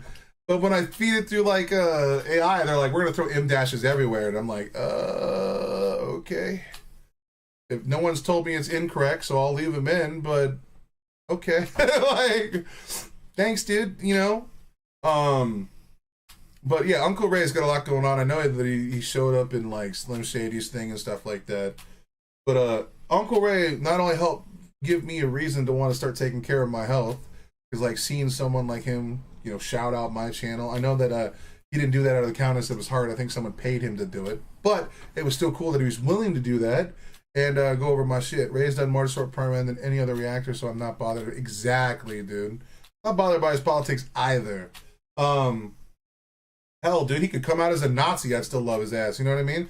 I know he's not. I know he's just a guy that probably voted for Trump, likes a lot of their messaging. And hell, I can understand why people like that shit, dude. I get it. You know what I mean? I can understand why some people like the whole, we don't give a fuck no more. We're not going to walk on eggshells. Fuck the woke. I understand. He does so much charity work. It's fantastic. Yeah, dude. Uncle Ray is a real one. And, the one thing that I really want to, so I have a video that I've been working on that I might start working on while I'm streaming, at least an hour a day. So this way I can even slow down my uploads a little bit. He's helped so many memes. Say, yeah. Uncle Ray told me in my video about John Mayer that, Neon, Rin's cover of Neon from when he was a younger man, he told me that he loved the voice, right? And then, like, he thought I should, like, do, like, one of these, like, history of. Now, I'm not going to do that, but, like, so the video, I have a video that I'm doing, and it covers the live version and the original version of a song called Robin Williams by Noah Gunderson. He's good at publicizing small change. Exactly, dude. And I want to go over, because I don't want to just do a reaction to it. I love these songs. I listen to them all the time.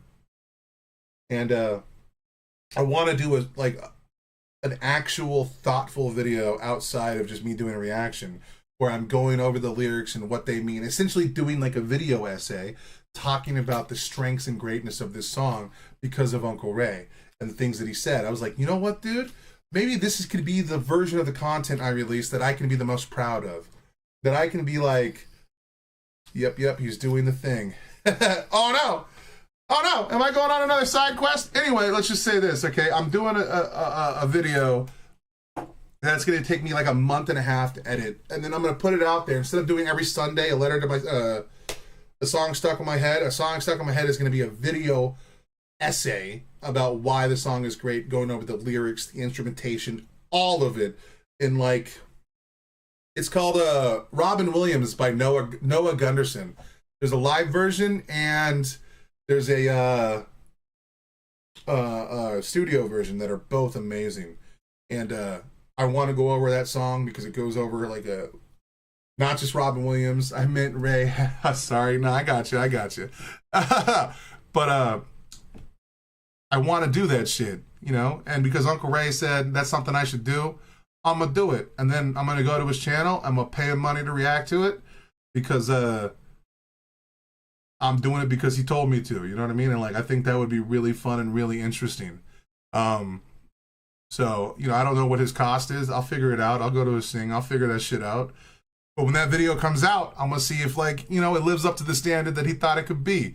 And I'm going to put a lot of effort into that motherfucker. So I'm going to start working on that eventually on these streams because I'm just running out of time. Because when my girlfriend gets home, I'm sorry, bro. I'll respond to comments. I'll cut and crop videos. But when a video starts rendering, I run out, dude. I start hanging out with my girl, dude. I don't want her to be in that kitchen cooking alone. Fuck that.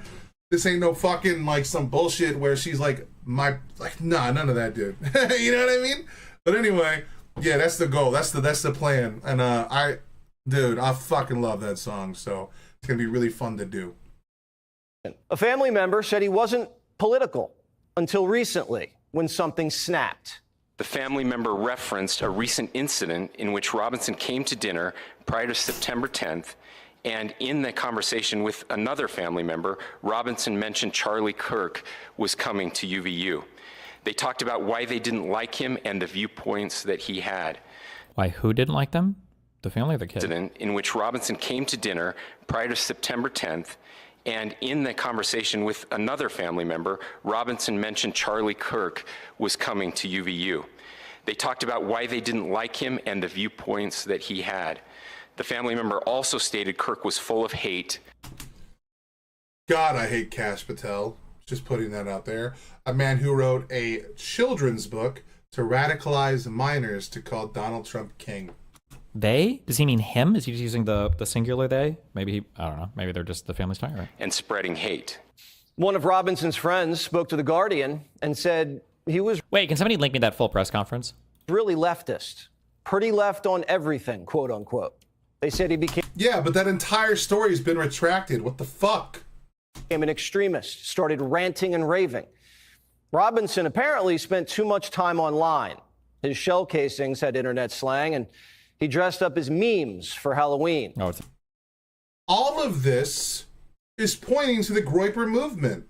The Groyper movement is a bunch of radical incels that think that Charlie Kirk was too soft and not Republican enough. Kash is not even a proper name. It's on the news now, right? Robinson spent hours and hours alone staring at a screen. A Christian kid in a conservative household raised by a loving mom and dad in Utah, not surrounded by radical leftists. Radical leftists on mainstream Fox News TV. We cannot de-escalate violence until the right is willing to. There's nothing we can do. There's nothing you can do. They think that we're evil. And I am center left. I believe that we should eventually get to where medical stuff is supplied by the state. But for now, I'm for reforms and lowering the prices until we can slowly work towards that. I'm for a slower progression of these things and making more and more medical options available for a larger majority of people until we can finally get there.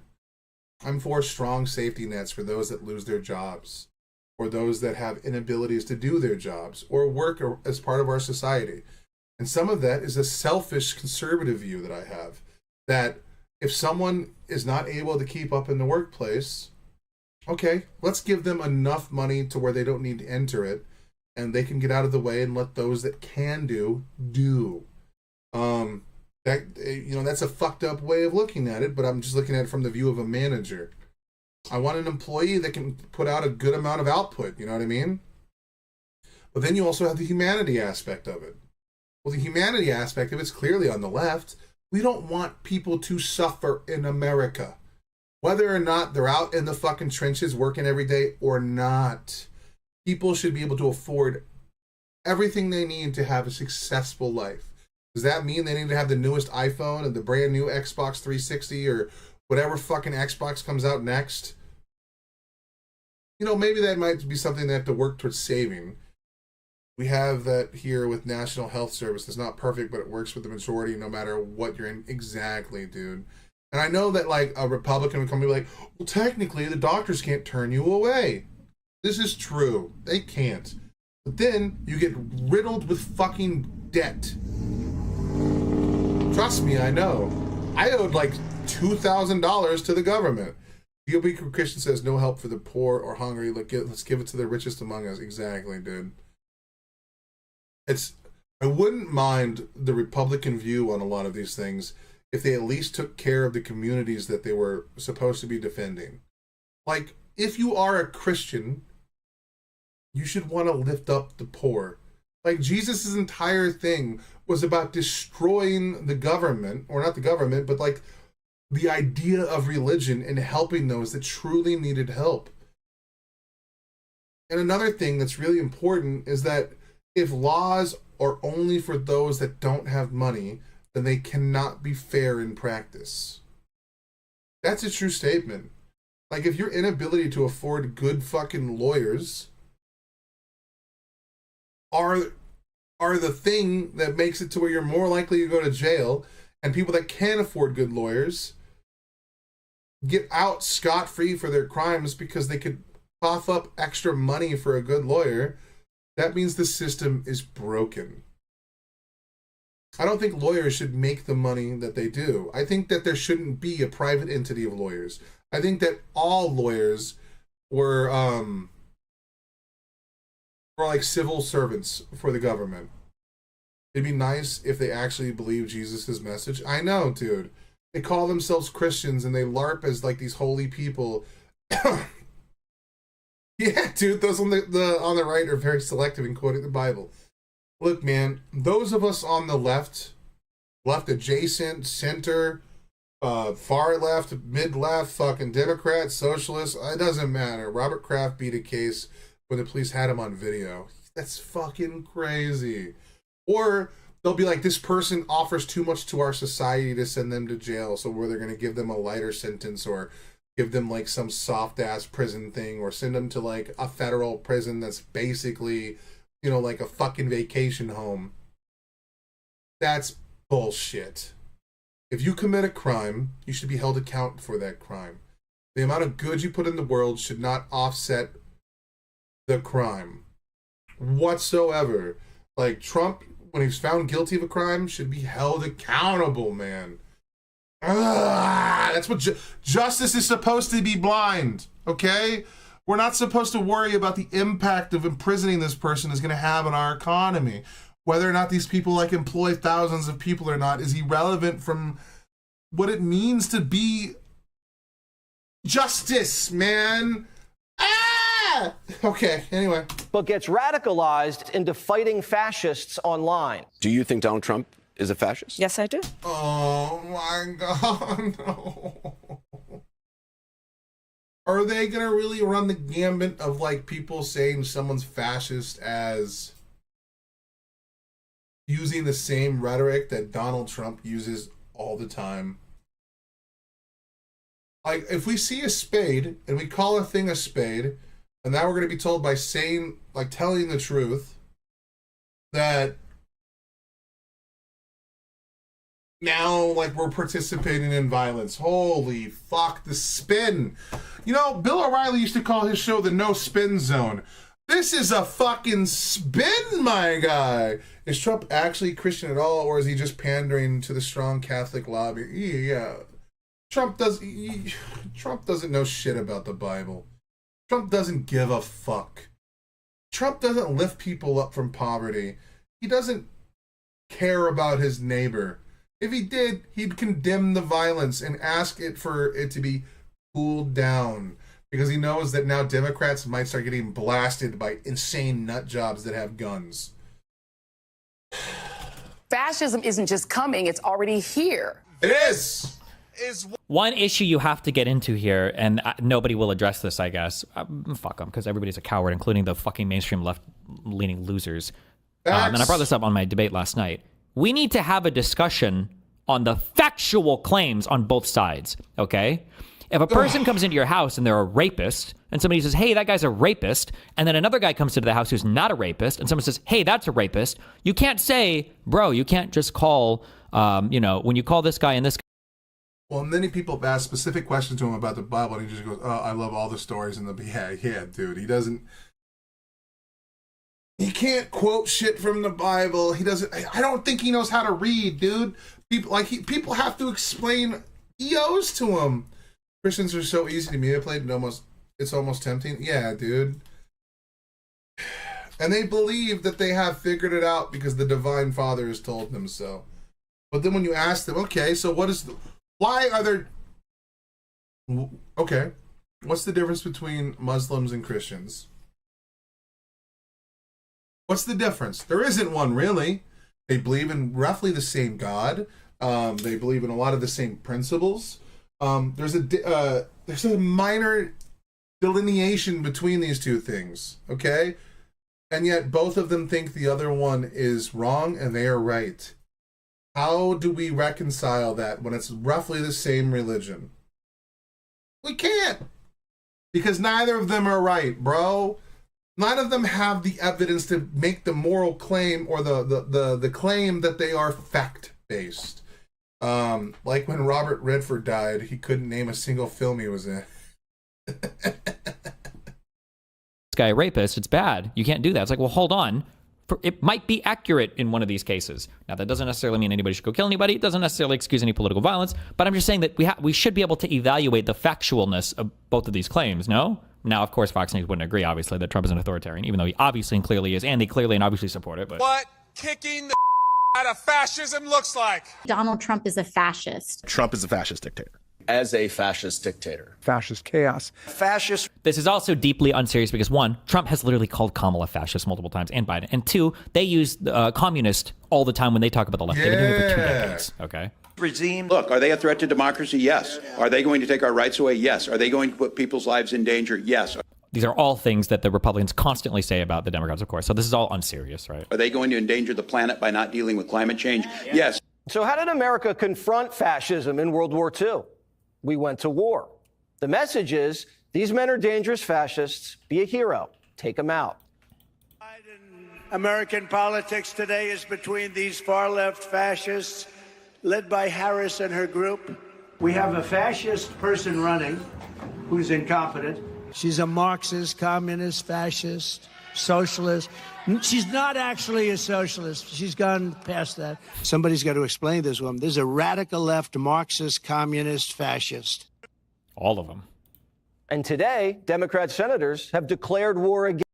They believe in Jesus. One is an update of the other. Same with Christianity. Exactly. Exactly. But, like, Christians will never, like, reconcile that because you can't. Why is theirs more correct than yours? That's why when Ricky Gervais came out and said, me and you believe the same shit. I just believe it about one extra religion. Because Christians will go out wholeheartedly and say all the other religions are lies. They're wrong. They are monstrous. Only one religion that I'm aware of, and maybe this could be my own ignorance, which is Buddhism, states that all pathways lead to enlightenment. All religious pathways, all spiritual pathways can lead to enlightenment. Projection on steroids. Exactly, dude. Jesus fucking Christ. Again, we're in a war right now to save this country. And so you have... And now, all of the political jargon, now all of it is to be seen as literal. Now all of it is literally calling for violence, literally calling... Yeah. Okay, hold on. I remember Destiny going to debate about January 6th on numerous occasions. I've seen him go on like talk shows, radio shows, all this shit. And people will say, well, Donald Trump never expressly said a call to violence. Even though he said you're going to fight like hell to save your country. And if you don't fight now, your country's lost forever. They are stealing the election from you. About Noah's... Exactly, dude. So, like, here we have all these people that are going to give endless charitability and endless grace to Donald Trump, okay? Someone who, like, literally led an insurrection against our government, right? Like, and broke constitutional law, got fucking Ashley Babbitt killed, got a couple police officers killed a few days later due to injuries or natural causes, whatever. Okay, and they ran defense for his language and his vernacular, saying that they weren't direct calls to violence. And now here we have Fox saying, a Democrat are saying, we're at war on like ideological fields or in the war of ideas is enough to say that the radical left or the left is evil. Where is the hypocrisy? Has no bounds, and they don't care, and no one fucking gives a shit, and the normies that exist in this world are eating this shit up. Why is it the right can do whatever the fuck it wants, whenever the fuck it wants, and no one holds it accountable? What was the quote? Something like, I like your Christianity, I just wish they were more Christian, like Gandhi. On January said he was responsible. Exactly, dude. Ben Shapiro said it. Like, bro, this is insane. I don't think we should bend the knee and fucking beg for forgiveness for if the guy is on the left for the radical. You know, we don't need to bend the knee anymore. The right isn't going to do it. The right isn't going to hold themselves accountable. I still don't think Charlie Kirk should be dead. I don't think he should have been assassinated. I don't condone violence. But at this point, dude, I'm losing my mind. Seeing the way the right is acting is insane. Calling for civil fucking war. Pixie, who is such a mensch. Calling for death. Ignore the fact that Trump said you need to fight like hell to take your country back. And immediately after, people went to the Capitol and insurrected, right? That wasn't Trump's. Now all of it is literally calling for violence, literally calling for death. Ignore the fact that Trump said you need to fight like hell to take your country back. And immediately after, people went to the Capitol and insurrected, right? That wasn't Trump's fault. That wasn't, you can't draw a direct link from that, even though you literally can draw a direct link everywhere through that. Now all of it is incredibly literal. Mm-hmm. What is this? Anyway, who are you and why are you here? I'm Ann Williams. I'm here supporting Obama. Tell me about your health care situation. We are an example of somebody. My husband and I have 6 children. We have to be willing to do whatever is necessary in order to save the country. Whatever is necessary to save the country? That's a call to arms. What? Whatever is necessary to save your... In order to save the country. Whatever is necessary to save the country? That's a call to arms. When Trump says you're going to lose your country if you don't fight like... What does that mean then? That's not a call to arms? What? Destiny, you've been saying the right needs to turn the temperature. Agreed. It's kind of a cesspool at the moment. Honest take, do you think Kirk would have done that if some other rightoid was shot? He constantly advocated nonviolence. Would you want, say, Hassan? Dude, Charlie Kirk was one of the people that laughed about Nancy Pelosi's husband being beat to death. He laughed about that Trey Levon kid getting shot by a police officer. No, Charlie Kirk would not say if the role was reversed. You know what I mean? Like, hold on, bro. Or Vosh to turn that on the temp. If you got shot, not to put that evil energy out there or anything. What I want, I mean, I don't want anybody to turn the temperature down. I want the temperature to turn down, right? So that's the goal. So what we want to find is what are effective ways to turn the temperature down, okay? Well, the way to turn the temperature down is to find the party that is raising the temperature and to tell them to stop, okay? Vosh and Hassan, I mean, one of their followers killed me, then I guess I'd say fuck them. But like, generally right now, the Donald Trump shit is crazy. Like, there is an argument to be made that if Biden or Kamala had won the election, that Charlie Kirk wouldn't have gotten shot, just because politics was pretty boring. Bro. In the 4 years where Biden was president. We weren't seeing tweets every single fucking day. We weren't seeing truths every single fucking day. There wasn't a new scam, a new scandal, a new just insane shit happening. Even with 2 wars, arguably, that started or advanced, it just wasn't as crazy as the daily fucking insanity of the fucking Trump party. So, whatever. Members of our America's Mayor Live team have lost sleep over the murder of Charlie Kirk. The truth. Fucking Rudy Giuliani, who got disbarred participating in the fucking lie spread on Fox News with like what was it, $800 million or $750 million defamation case where he was literally spreading misinformation about He got sued by the people he lied about, and he got disbarred because of it. And before Alex Jones's court case was settled, it was the largest defamation case in U.S. history. Like, holy fuck, dude. Remember, this guy was also pardoned by Trump for refusing to work. Oh my God. Some of us just refuse to just get over it or to get through it. We're angry. We're beyond livid. As Matt Walsh said, we aren't interested in a kumbaya moment right now. One productive outlet we found is working to peacefully expose the vile, hateful teachers and educators who are open. So now they're calling for active doxing on people. Rump brought the violence. We said it in 2016. They always blame us. Exactly, dude. Openly celebrating murder. These people responsible for educating you are beyond the pale. And look at only 10% of people in the UK would have voted for Trump. Same as they don't knows. And I'll even openly accept fault here, because during Trump's presidency the first time, I was kind of like mean to the left establishment. You know, I would be like, yo, hold on, you gotta take him at his word. You can't take him at his rhetoric. And I understand now that I was just a patsy for fucking evil, bro. And unfortunately, I managed to convince quite a few of my friends to become Republican through that process. Even though I tried everything I had in me to, like, just, hey man, just question the narrative, do your own fucking information dive, look through the information, like, you know, look at the arguments in real time. Like, come on, for the love of God, please, you know, because like Jordan Peterson used to say it, but my biggest criticism of Jordan Peterson is he'd attack the left so much, but he'd never really be critical of the right. And then a couple of years later, he got bought and paid for by fucking the Daily Wire. And I'm like, well, there's why. All of his buddies are on the right. Fuck. Expose them all. The very future of our country is on the line. Where is their sense of humanity? Mass doxing. This guy is disbarred, by the way, for a crime that he should have been tried and probably hanged for. Treason, 100 billion trillion percent. I don't know about that one. But go for it. Go off, King. It's time we rise. Careful what you wish for. Haters out there, I've been taking it easy on you all summer long. I really wanted to make you look bad. I could. You hate.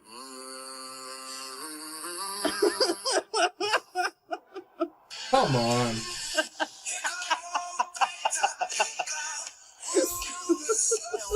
Is it weird that they're all this like same color? Like, why are all these guys white?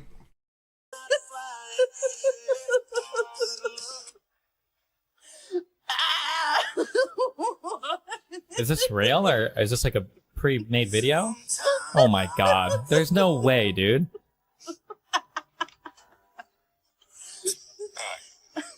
I'm tired of all you liberal snowflake crap. You live a life. There's no shot. That is left behind. Hey everybody. My name is I have a hard time when I'm on Instagram. I'm pulling like autism reels and I can't tell if how many are ironic or not. It's impossible to tell. Someone in Kika said, how are people framing your take of Dems should withhold their fire hose until DJT also helps with a fire hose as you're trying to start a fight? They don't believe that. Don't believe them when they say that. They don't believe it. They don't believe it. You need to put yourself in the other person's shoes and imagine how you would act if you had the feelings that you think that they do. And then when you realize that that is not synergizing, then you'll be closer to understanding what's going on, right? Just on a personal level, as somebody that I think I've met him a couple times. I don't think we talked that much. And then he's obviously in my field. Watching Charlie Kirk get assassinated is kind of crazy because I imagine that happening to me it feels uncomfortable. Pretty easy to get killed at basically any event. Doesn't feel good. I would like there to not be a chance of that happening to me in the future. Doesn't feel good. Wouldn't like that. Okay. I mean, you can approach that from a selfish viewpoint. That's fine. Perfect. Yeah, I don't want to get shot, so like let's not have shooting happen. But again, if you're only having one party continually de-escalate, one party call out the violence, one party give a fuck about the rules, what do you do, man?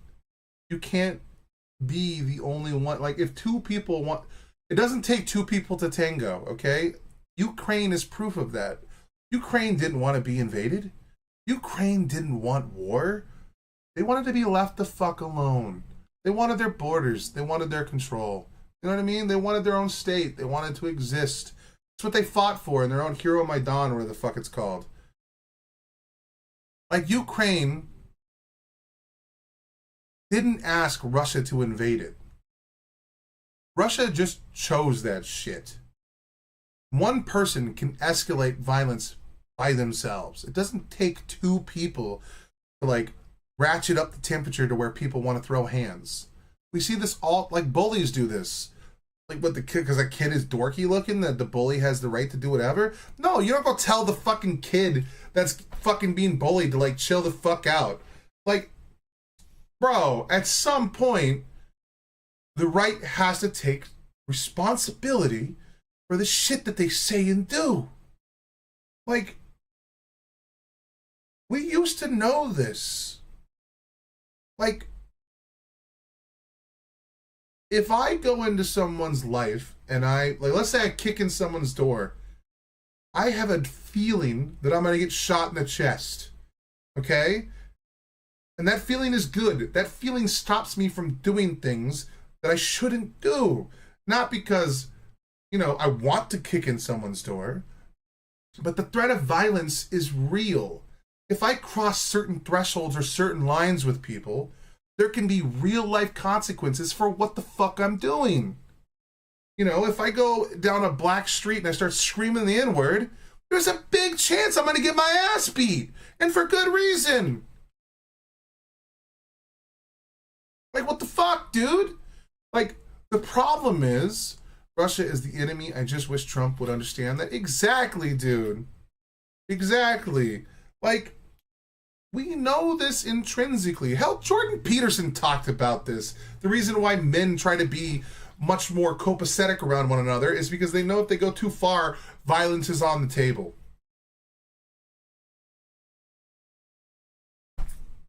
What the fuck, dude? When I see the other side and that their go-to is civil war, civil war, civil war, it makes me think that they're not very concerned about safety or something. Well, yeah, dude, because they were talking about civil war over the border. They were talking about civil war over guns. They literally talk about civil war every opportunity they get. They always talk about succeeding from the country. Like, fucking goddamn it, dude. Like, Texas has been talking about this since I was 12, that they wanted to separate. This week, Trump was saying Ukraine shouldn't have started the war with a stronger country. Like, they thought they could win. What the fuck, dude? Trump is fucking unhinged. And the amount of people that buy the bullshit he puts out is terrifying. I never thought that my country would become the film Idiocracy, but it has. I'm pretty sure eventually I'm going to see the smoke coming up. Hey, what's up? Just watch reacting to a Hi Ron and saw you were live. Thought I'd pop in and say, hey, oh my God, thank you so much. What's up? I will be uploading your Hi Ren cover very soon. As this someone breaks into your house and you try to fight them off, that's starting a war. Facts. I do apologize, Miss Moss. I am watching political stuff at the moment, so hopefully you don't get uncomfortable. But hey, I just want to let you know that you're an awesome artist, and I wish more people would show you the love that you truly deserve. Apparently, you've done a few songs with like Victus. They played 2 songs of yours. They were really exactly. I think you've done. Someone said you did songs with Victus and Live Gangster, which I will do. I will do a reaction to those very soon. As long as I have your consent, I'm not trying to put out anything that you don't want out there. But thank you so much for stopping by. You are an amazing individual, and thank you for pushing Ren's music in many different directions. And hopefully one day I can do something similar. Oh, all right. Else is at play there. Something different is functioning there, if that's your go-to. That's all I would say. I don't know. Something different is operating under the hood there. I've never committed treason. Okay, quick. I got like 2 minutes because I got a bunch of shit and I'm debating it in like 30 minutes. What's up? No worries. It's going to be fast. It's actually relevant to what you were. Thank you so much. That's so kind. I've done a song with Liv Gangster recently. Obviously, go ahead. I'd love to see reactions. Yeah, dude. Awesome. Thank you so much. I will happily put that out there. Just know in advance that I go on tangents sometimes. And if I start talking about a topic you don't like, I'm sorry. You know what I mean? Like, I go on tangents. We call them side quests around here because I'm a dorky gamer.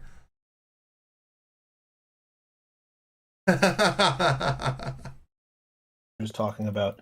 I've been doing some thinking on it, and I think whenever you think about their state of mind, one of the reasons why they're like so angry right now, why they're so upset and wanting revenge, is because this is them seeing like consequences for their actions politically, and to them politics isn't supposed to be that, right? Like I totally disagree. I don't think they view themselves as having done anything bad at all. I think that's the bigger problem. No.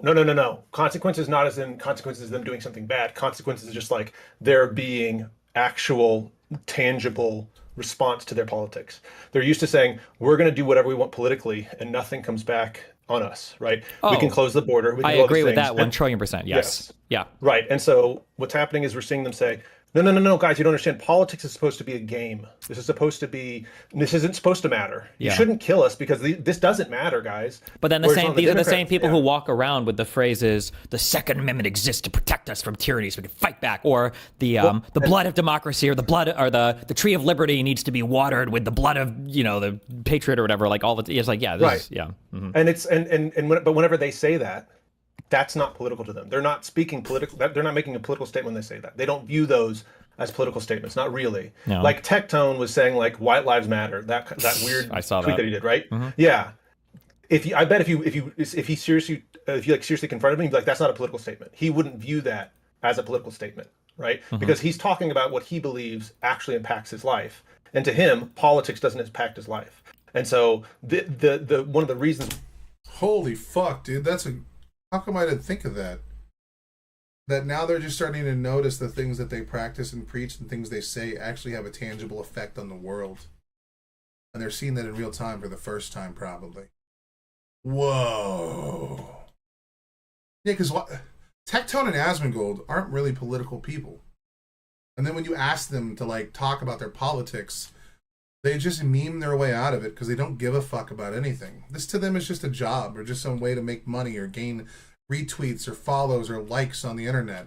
That's why when Destiny makes the jokes that he does about what happened in Texas during the flood, these people are like, how dare you? This isn't the time. It's like, well, actually, this is the time. People are dying because of the inaction of the Republican fucking constituents and governance that's happening there. People lost their lives because of poor governance. That's it. That's all there is to it. And if you want to use humor to make that position, what did J.D. Vance say? It's okay to lie as long as you get people talking. It's okay to joke if you get people talking.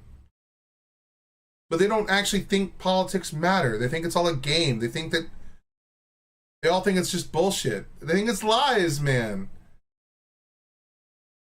Yeah, Miss Mossy, I plan on watching a lot of your stuff if you're cool with it. I liked a lot of it, and I think we need to raise awareness to your channel. I know I'm smaller than you, and I know that we already have a lot of overlap, but if I can get a handful of people to subscribe, I'm going to be as happy as I can to do so. And, keep doing it, man. You fucking slaying it. It's gangsta. Why they're so mad is they're seeing someone being impacted by the politics and going, I can't believe that. And you guys already know this, okay? Pixie be everywhere. She's in all communities at all times. I feel like Pixie is multiple people at once, I think. Pixie probably cloned herself, dude. There's no other way, dude. Woo! That someone's politics could actually impact their life. Meanwhile, whenever Democrats get assassinated, Democrats have that awareness. They understand it. And it's why whenever they got assassinated, there wasn't calls for blood. There was calls for peace. Sure. Right? Because Democrats understand that fundamentally already. And then, like, last thing on this as well, whenever we're looking Who the fuck is talking right now? How do I not know who this man is? You're amazing. Thank you. Same goes for hopping to watch more of your content tonight. Well, okay, just be careful. Like, some of it's political. Like I said, I go on tangents, and I do like I think I watched Ren's response or his Cujo or why the sick boy was taken from the internet. That's like a 2.5 hour video, bro. And it made a lot of people mad. So, hey, just More than one. Dude, there has to be more than one Pixie. She's everywhere. She's like a moderator, like 8 communities, bro. And yet she can still show up and give me some bullshit every time. Like, you know, she shows up and gives me love all the time. It's like, what's happening, dude? How are you doing this? Are you all over the world so many times, dude? I think Pixie might actually be a Pixie, dude, like in real life. Like, at the way that she is a force, bro. Omnipotent. As well, whenever we're looking at the way that God, I'm just trying to think about how to phrase this. No way, there's only one. By the way, very restrained on your part to not say something that would get you banned from everything. Because man, I've had to delete so many posts in chat before typing them in. Some of this stuff.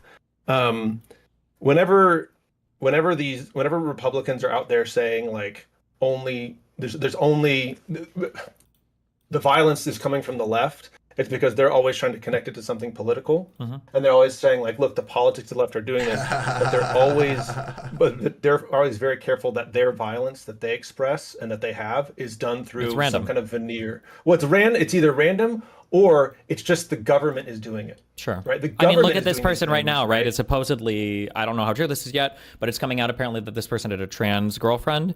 So this person was raised in Utah, in a largely white state, in a largely, it seems like a very religious Mormon Christian family. The whole family's white. None of that meant anything as much as the trans girlfriend, though, right? Like, how is that the one thing we're picking out? Yeah. I'm not sure about the trans girlfriend. Was that from Candace Owens? Because I'm not sure. I don't know how true that is. I've just seen it posted on Twitter today. Yeah. I don't know 100%. But yeah, sure. But I'm just saying that if he was, imagine if he was raised in a trans family in an LGBT. Yeah. There's even a Ren song named after you.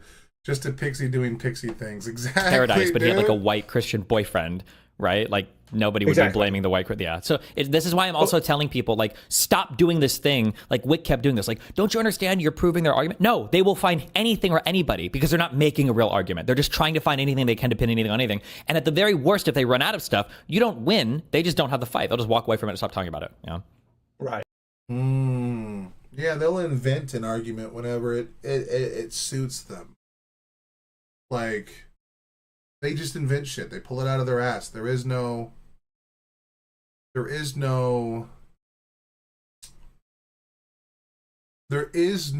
genuine attempt to converse or have a conversation or to like pull up facts. They will just invent it. Like when you point out the fact that the guy who tried to assassinate Donald Trump was a Republican. Like, no, he wasn't. Okay, well, at least he's registered as a Republican. Doesn't matter. Fake news. Fake news. And you're like, okay. Why am I trying to, like, give a fuck about their argument at that point when they just do whatever the fuck they want? They just lie. They just lie. I don't care. They just lie. Oh, yes, there is heart. I know it. He wrote it especially for me, period, the end. Don't mess with my happy delusions. Exactly. Right. And yeah, just that, and on that, it's this thing where it's like, and you did a really good job on your WIC panel of saying like, here are all these different kinds of violence or at least harm that's coming from the right. We don't even have to just say violence. We can say like actual like material harm that's coming from them too. Such like if I was, if my entire family didn't have insurance because of the policies of the Republicans. Right, and multiple of them died. That is radicalizing enough that you could see somebody taking violence on it, right?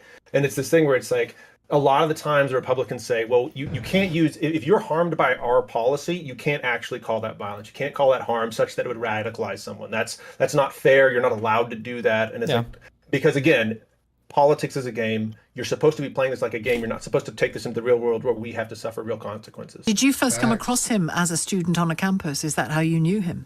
My story is actually a bit more complicated than that. I met him when I was Wait, why do I know this guy? Wait, have we talked to this guy on Discord? Oh, Jubilee, okay. Charlie will never advocate for any religion being completely and totally banned. That's never really been something he said. I know for a fact because I've been to every single Turning Point conference, and I've been following Charlie for a long time and a watcher of Charlie's content for a very long time, as well as a personal friend of his. But what we are always talking about are the radical offshoots of this, especially when it comes to those that are willing to go out there and take lives. That's something we completely and totally disagree with, and that is what Charlie's speaking. Okay, would you guys call out the violence that happened at those two Democratic lawmakers? I think two lawmakers from, what was it? I don't remember what state it was. That they even killed their dog. And they were MAGA, dude. What were they?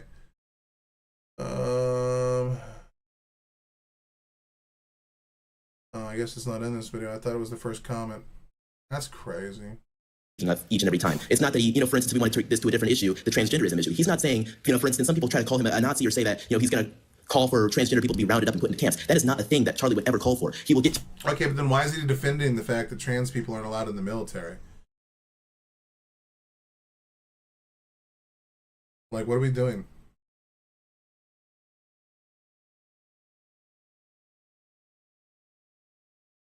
I know Stewart be popping up.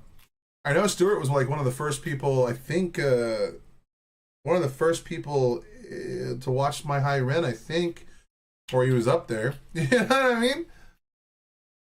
To the crux of the issue and say transgenderism is a mental illness. He will get to the crux of the issue and say that people with it should seek help, and that, for instance, if you're under... Seek help, but not help with a doctor for medication, because that's illegal now, right? In some places. Yeah. We should not allow doctors to mutilate your body. And that's the perspective. Oh, mutilate your body. There it is. You know what America is? And you know what America has just found out they are? America is that annoying fucking drunk white girl who thinks that she can walk up to and not only talk shit to any guy she wants, but start slapping and hitting and smacking around any guy she wants. And then at some point, she pushes some dude too far, and then he smacks back. And it's like, hey, you can't act on Hinge like this. At some point, someone's going to smack you. And I feel like America has gotten away with this. Every time I hear some fucking retard on the left or the right say, guys, it's just speech. It's just politics. It's just speech. What do you mean it's just speech? It's just politics. Politics is how you rule over other people. Politics is how you instill... I know you're a real one, William. I don't know about that, bro, but I appreciate that level of confidence.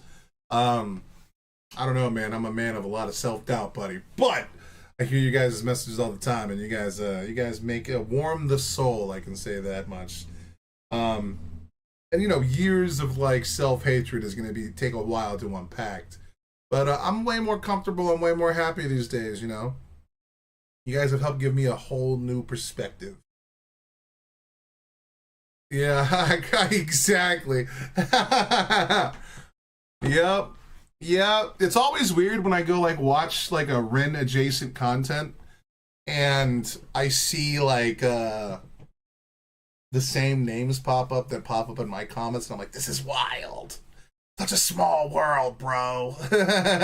Like in law or in the country, like your political agenda, the things that you want to dictate to other people's lives. It's just such a weirdly naive thing to be like, it's just words, it's just politics. Like, it's not. It has impacts on people. You are betraying either the power or privilege that you have in some position by saying that. I'm gonna end up repeating this line a lot over the next 2 months. Like, what is? And her daughter, all of a sudden came home and said, "I'm a boy." She said, "What?" And the whole assembly line, the conveyor belt, was started to grind. They wanted to give her cross-sex hormones. They wanted to give her testosterone therapy. They wanted to cut off her breasts. They wanted to do all these sorts of things. And these doctors do this without any thought whatsoever. Yeah, sure. Here's the script. Here's the clinic. Go here. Go for surgery. These doctors need to be put in prison quickly. We need to have a Nuremberg-style trial for every gender-affirming clinic doctor. We need it immediately. Like, I'm sorry, but you're fucking retarded. It's just speech. It's just politics. He was one of the only people. He's literally talking about locking people up for doing something that's a personal conversation between them and a doctor. Like, bro, we got mad over the COVID vaccines, right? Like, that's what the Republicans did. They got mad over the COVID vaccines because they said, my body, my choice. Except if you want to choose your gender. Or, okay. Whatever. I mean, truly one of the only people to go to the president whom he loved. He loved Donald Trump, like personally as well. And I think the president really loved him in a real way. But he was one of the only people to go to the Oval Office and say, sir, I totally understand and think Iran's really bad, but a war with Iran is not, is something that could really hurt our country. I mean, boy, that was an unpopular position. He didn't need to express it. Oh, of course. And he did it again. He didn't have some weird agenda. Brave? He was part of like Donald Trump's like fucking think group. What are you talking about? He's good friends with Don Jr. The reason why J.D. Vance is Donald Trump's fucking vice president is because of Don Jr. and Charlie Kirk. The man could say whatever the fuck he wanted to Donald Trump as long as he didn't call him an asshole. As long as he kissed the ring, Donald Trump would let him say whatever the fuck he wanted, bro. Why is it that all the conspiracies come from the right? Dude, I can't answer that question. But they're fucking insane, dude. Flat Earthers, right. The QAnon, right. Like, holy fuck, dude. He wasn't mad at anybody. He was for his country, and he was for doing the right and wise and difficult thing. And he said that. He went to the Oval Office to say that. He took massive abuse from his own donors, which is also something that you don't see people. And he loved his donors. It wasn't a hostile thing, but they had a different view. A lot of them, not all, but a lot. And they expressed it to him in a very intense way. I know because he showed me. And he said, look, I understand your perspective. This is my perspective. And we're going to do what we think is the right thing, the wise thing. In that way, too, he was the voice of young people. I mean, there are no young people in the country anymore supporting. I got to head out. Thanks for the entertainment. We'll check out more of your reactions later on. All right. Moss, have yourself a wonderful day. I'll probably do another one of your songs tomorrow. And we'll just keep the train going. And then I know I have to do Illest of Our Time before the end of the week because I'll be doing the Dead Wax concert this Saturday as an actual full-blown video. So that's probably going to be like a 5-hour video, just so everybody knows. This war and wanting Israel to continue its bombing campaign. That's just the truth. Look at the polls. And he was in touch with them. And even where his own opinion may have differed from... A lot of conspiracy theories come down to religious stuff or an inability to accept modern life, flat out accept earthers, zealots. From their opinion, he felt like he owed it to them to bring their message to the sitting president of the United States. I mean, that's what's been snuffed out. Well, as he has been, unfortunately, but he was one of the very few people I have met who combined a love for everyone involved with. They believe Earth is flat because Bible says vaguely in some verses. Bible must be taken literally, therefore the Earth is flat. I mean, yeah, Claire's pretty correct there. There are, like, I remember when Trump was first releasing the vaccine, you saw a lot of people on the left say they're not taking that goddamn vaccine because Trump made it. And then they flipped the script as soon as Biden got in office. Like, yeah, there's a lot of weak-willed people on both sides of the political aisle for sure. And I'm pretty sure there are some anti-vaxxers in the Democratic side of things for sure. But yeah, dude, it's just weird because I think that it's gonna sound mean, especially if anyone believes in any conspiracies, and I apologize, and I don't like to be that guy. Especially because I don't really like to use the metric of IQ to like determine someone's actual benefit of being intelligent. Mainly because I'm pretty sure I have a low IQ. Anyway, I think the lower your IQ is, the more likely you are to like believe in conspiracies.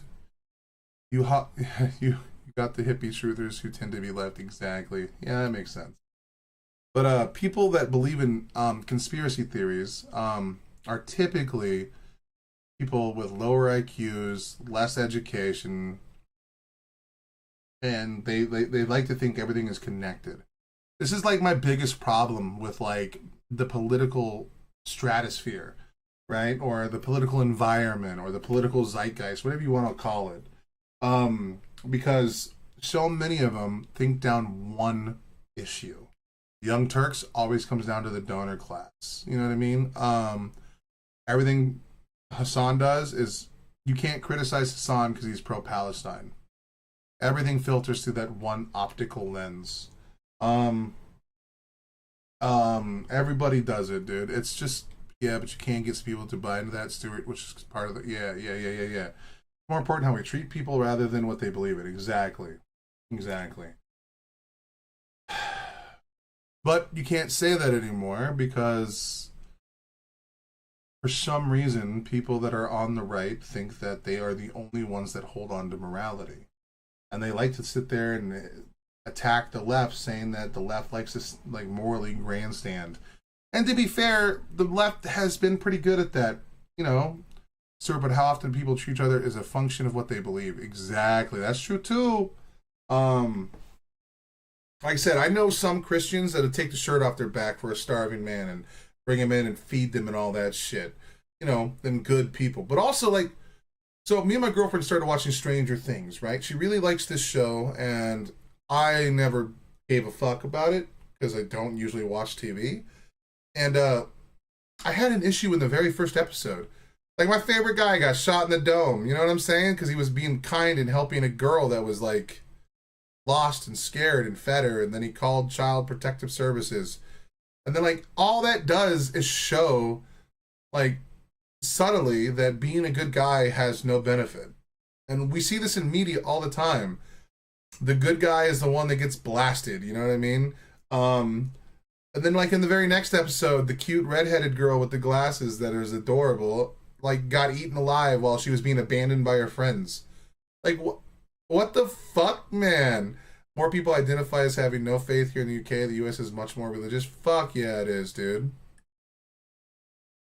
And yet these shows are like they make victims of those that try to do good.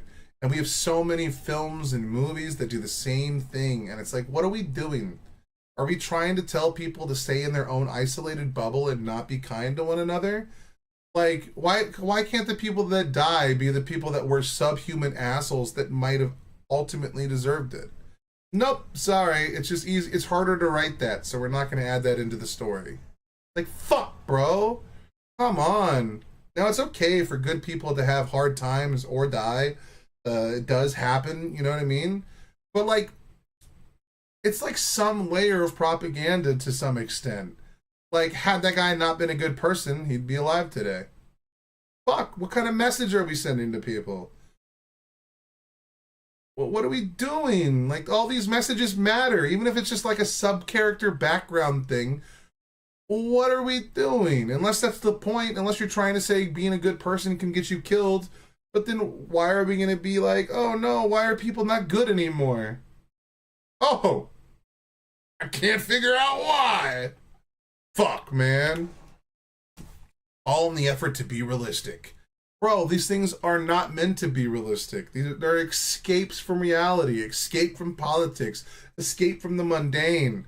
We can have like romanticized versions of life in film and movies that we can always lift up those that are suffering versus using them as like the sacrificial lamb. Fuck, man. People I have met who combined a... If bad things only happen to bad people, what kind of plot is that? It's not Sesame Street. We're supposed to be upset. So I understand what you're saying, but there just seems to be a massive amount of good people suffering in films. And then what we do is we try to humanize villains more and more on anything. Like Arcane is a good example of that. Arcane tried to humanize, like, the amount of people whose favorite character in Arcane is Silco and Jinx is a problem, despite those characters being awesome and well written. Like, and then in the next season, everyone's favorite character was Victor, a guy whose entire thing was like, I'm gonna take away free will. Like, in an attempt to sell more stuff, we pursue things that make the world a worse place. There's a line in Arcane that I love wholeheartedly. In the attempt to do great, we failed to do good. We don't need to tell like cookie cutter stories where the good guy always wins, but we have so much media that shows the good guy as being fucking lesser than. Like, we had that in League of Legends as the game. The game of League of Legends initially had, like, 4 kingdoms. You had Demacia, Noxus, Freljord, and Shurima. And of these ones, Demacia was seen as the good guys. But in a way to mix up the meta and the world, they went in and made Demacians racist. And then they made Noxans much more, like, not cartoony villains. But by doing that, you see people that are from like Sweden or the UK come out and defend Noxus. And then they come out and just bash Demacia. And they use really shitty arguments to do so. Like, Demacia was a place founded on saving people from magic. Because in real world, in their version of the real world, their world was nearly destroyed by magic. So these people have a real built-in intrinsic fear of magic. So of course Demacia is going to have a harder time with like mages, because mages come with like a level of like authority or control or powers that you can't equate. Like, mages can control your mind in some extents. Like, how are you supposed to put up with that? Gandhi, Martin Luther King, John Lennon all died to make the world a better place. They weren't perfect. Exactly. We're not saying they have to be perfect. Like, I should be able to say that Martin Luther King cheated on his wife. That's okay. He was like, you know, he didn't do everything perfect. But we are sending the wrong messages when we do stuff like that all the time. I'm not saying that it's is a zero-sum thing and that we should be able to talk about all of it. But it's lazy writing. You have to create good underdogs and true sense of peril by making the evil side stronger than the off, or there are no stakes. Thank you. I was going to bring up John Lennon. I understand what you guys are saying. I'm just saying that feminism argued against the damsel in distress, and that was a good argument. Women are not so powerless that they cannot defend themselves. And we saw this in the 80s and the 90s, where every movie had a woman that needed to be rescued, the love interest of the man. And Anita Sarkeesian talked about Women in the Freezer, where they would just kill female characters all the time to give motivation for the male character to go be the hero.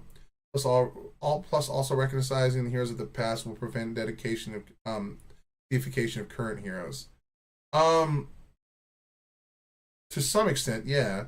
But in our attempt to do lazy writing, now I'm not saying Stranger Things has lazy writing, I'm just talking about it as like a motif, right? So far the writing is really good, the pacing is really good. He was killed because he said the Beatles were bigger than Christ. Well, I think he was killed because he broke up the Beatles with Yoko Ono and stuff like that, and then a lot of people blamed Yoko Ono for what happened in breaking up the Beatles, and people are fucking insane. When we do lazy writing and we just say, let's go throw in a guy being nice and kind and then use that as a vehicle for him just to die, I feel like that's moving things in the wrong direction. For instance, current political climate, afraid to mention flaws in Trump, supporters will be afraid to accept any of his flaws or issues. Exactly. No, I agree. Look, I'm not saying there's like this deep conspiracy against like good guys or good people or good women, but I just wish that we would be more careful with what we put out there and think about what ramifications those choices can have. Because all you're doing is teaching people to be more insular. And people are very fucking stupid. That's what his killer okay. No, I apologize then. Never mind. I have not looked into that. I was just going off of the internet, dude. You know what I'm saying? I just think that it should be, well, from what I've read, it actually was the dude pissed off that John was living a rich life while singing about all those things that he's saying about shrugs. That makes sense too. I mean, that's one of my biggest criticisms of Hassan. Like, Hassan is like this fucking like hardcore super tanky, but then begs for donations from his audience, and then like lives in a $3 million home, owns a $10,000 dog, drives a $500,000 car, and then brags about how much money he makes when he goes to parties, when he shouldn't be doing that. What the fuck are we talking about? Why isn't Hassan like creating businesses that are actually socialist, like run like a socialist program? Like he could create a business that does these things. And like, why is his moderators not making a big chunk of his money? Because they're just as much as a part of who he is, right? Isn't that like part of the socialist thing? Why is he making a wealth of the money? He's basically the CEO of the company, and the people that work for him are making fucking pennies compared to him. Like, come on, man. No, there's nah. Look, my criticisms of things like that are just like, I just wish that it felt more realistic. That like sometimes the bad guys get it too. You know what I mean? Like it's always the kind guy that pulls over to check in on someone that gets blasted, or it just seems lazy to me. But maybe I'm just being a bitch. Like a love for everyone involved with strong views. So again, he was not animated by anything creepy or weird. I mean, you knew him intimately, so you know this is true. If you talk to him off camera, he would say, I love whoever I'm talking about, but I think this is wrong. It's immoral. It's bad for everybody involved, both sides. And he would say that, and he could say that because it was sincere. It was completely sincere, but I cannot overstate the amount of... You don't get to dictate he can say that because he was sincere. What are you fucking talking about? That is up to everybody. And you are not one of the people he's criticizing. You're one of the people defending him. You don't get to make that claim. The people he's criticizing get to make the claim whether or not they feel he's sincere. Who the fuck are you, you absolute dipshit, who cost your company $700 million because you were spreading fake information about the electorate? There are text messages of you that leaked about how you hate Donald Trump. You are an actor, sir. You are an absolute piece of shit. And how are you going to sit here, Megyn Kelly, and defend the guy that calls you lesser than because you have periods on a debate stage? You fucking subhuman piece of shit. Jesus Christ. Of attacks he took privately over this, like absolutely for real. And having lived in Washington most of my life and seen people run nonprofits, Did you guys ever see, just remember Tucker Carlson defended his fake news by saying that nobody should take him seriously? Did you guys ever see, I cannot remember the physicist's name, but anyway, Piers Morgan, the dog shit person that he is, had a debate panel with Eric Weinstein, a person whom I used to respect until I realized he was fucking fake. He's admitted that he spews nonsense and Fox takes nothing seriously, all to grift boomers watching Fox. Exactly, dude. He doesn't believe any of the shit he fucking says. He's a goddamn fucking hack fuck. But Piers Morgan had Eric Weinstein on, and I think a guy named Steven something. I can't remember. He's the leading physicist right now in the realm of physics. Okay, I can't remember his fucking name. And in their debate,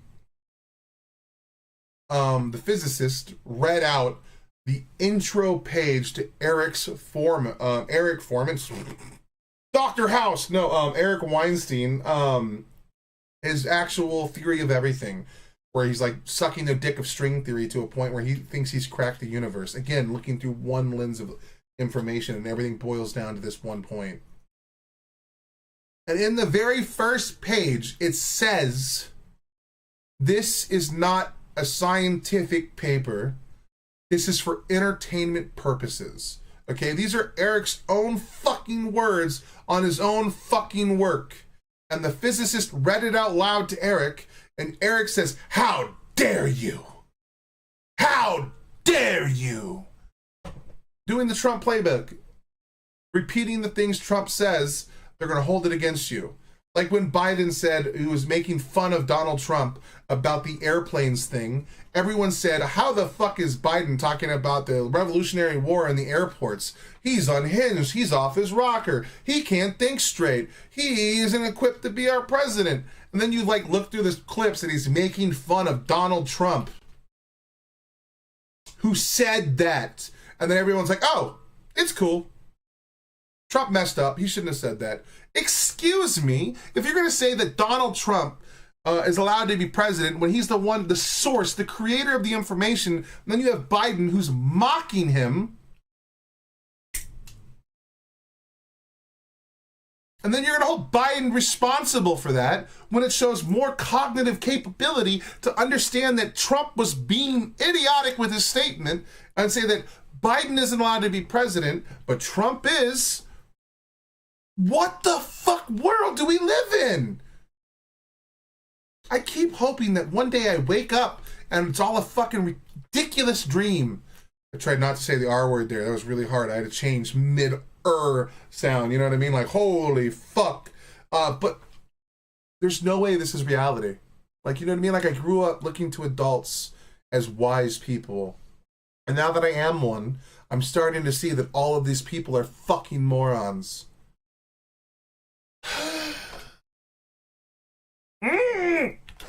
Privately over this, like absolutely for real. And having lived in Washington most of my life and seen people run nonprofits, I've never met.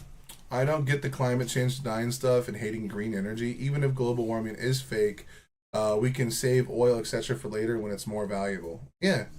I remember I saw a guy on TikTok like 3 years ago. Nothing sticks to convicted felon Trump. I know, dude. He's just grabbing women by the pussy. No one gives a shit. I went back and re-listened to that the other day to see how bad it was, and I can't believe I wasn't up in arms more about that.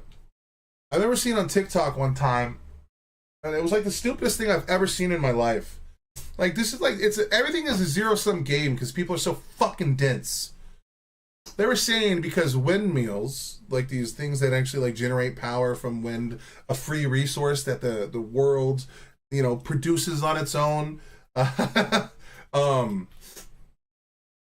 because these windmills have oil on them, well, obviously that means that like no one cares about renewable energies. And it's like, are you that dense that you don't understand the difference? Plus, solar lets you own your own means of productive energy, free of big companies. It's very patriotic. He told the reporter the other day that he was going to tell the leaders of their country that the reporter are a bad person. The leader's not going to like that very much. Like what the fuck? Because he didn't like the question? Yeah, he does this shit all the time. If he doesn't like your question, he calls you fucking evil and vile. It's crazy. Or he'll say that you are a part of the failing New York Times or the failing CNN, and it's fucking ridiculous. But like seeing this guy say, well, just because these windmills use oil for like, you know, the motors and engines that are inside them means that it's bullshit and hypocrisy that they want us not to use oil. It's like, well, one, there's a difference between one machine using oil to perpetuate or to grow and make energy for more people to use than a guy driving down the street to go pick up a 12-pack for beer. Those are two different things. One of them is a massive reduction in the amount of oil being used. And that massive reduction can have a massive benefit to the economy, and more importantly, a massive benefit to, cleaner energy. Like, even if it only was like 10% of an improvement, that is still definitionally an improvement. What the... Anyway, these people are unserious, and they always have been, and it's ridiculous to state otherwise these days. That one who was willing, stand up is too strong. He wasn't confrontational, but he would just say, no, I'm sorry that you feel that way, but I think this is the right thing. The people we represent, which is mostly young people, they believe this, and I believe it also. It was brave, but loving at the same time. And I'm not sure he made a lot of headway, by the way. I mean, I think he made real enemies in doing that, but his view didn't change. Anyway. He didn't make the headway? The fuck do you mean? Charlie Kirk was super effective. Even if it's all bullshit, we should reduce oil consumption now and then sell oil later when it's less available. Yeah, sure, exactly. There's nothing wrong with trying to move to alternative means of electricity and power. Now, we could have a conversation about nuclear power. I'm a nuclear bro. I think that we should do that, especially as long as we can put strong safety measures in place. Nuclear is scary, but we're getting way better with it every year. But people are scared. Though if Homer Simpson was the person running my nuclear plant or the safety department of it... We haven't felt like ourselves since Barack Obama. Oh, no. We haven't felt like ourselves since Barack Obama? What are you fucking talking about? There are millions of green jobs that could be created if only ideology didn't get in the way. I'm against nuclear because we don't have enough uranium. Yeah, I mean, I'm not saying it's perfect, but like all of these can be better. You know what I mean? Like, and I think we can we produce uranium now?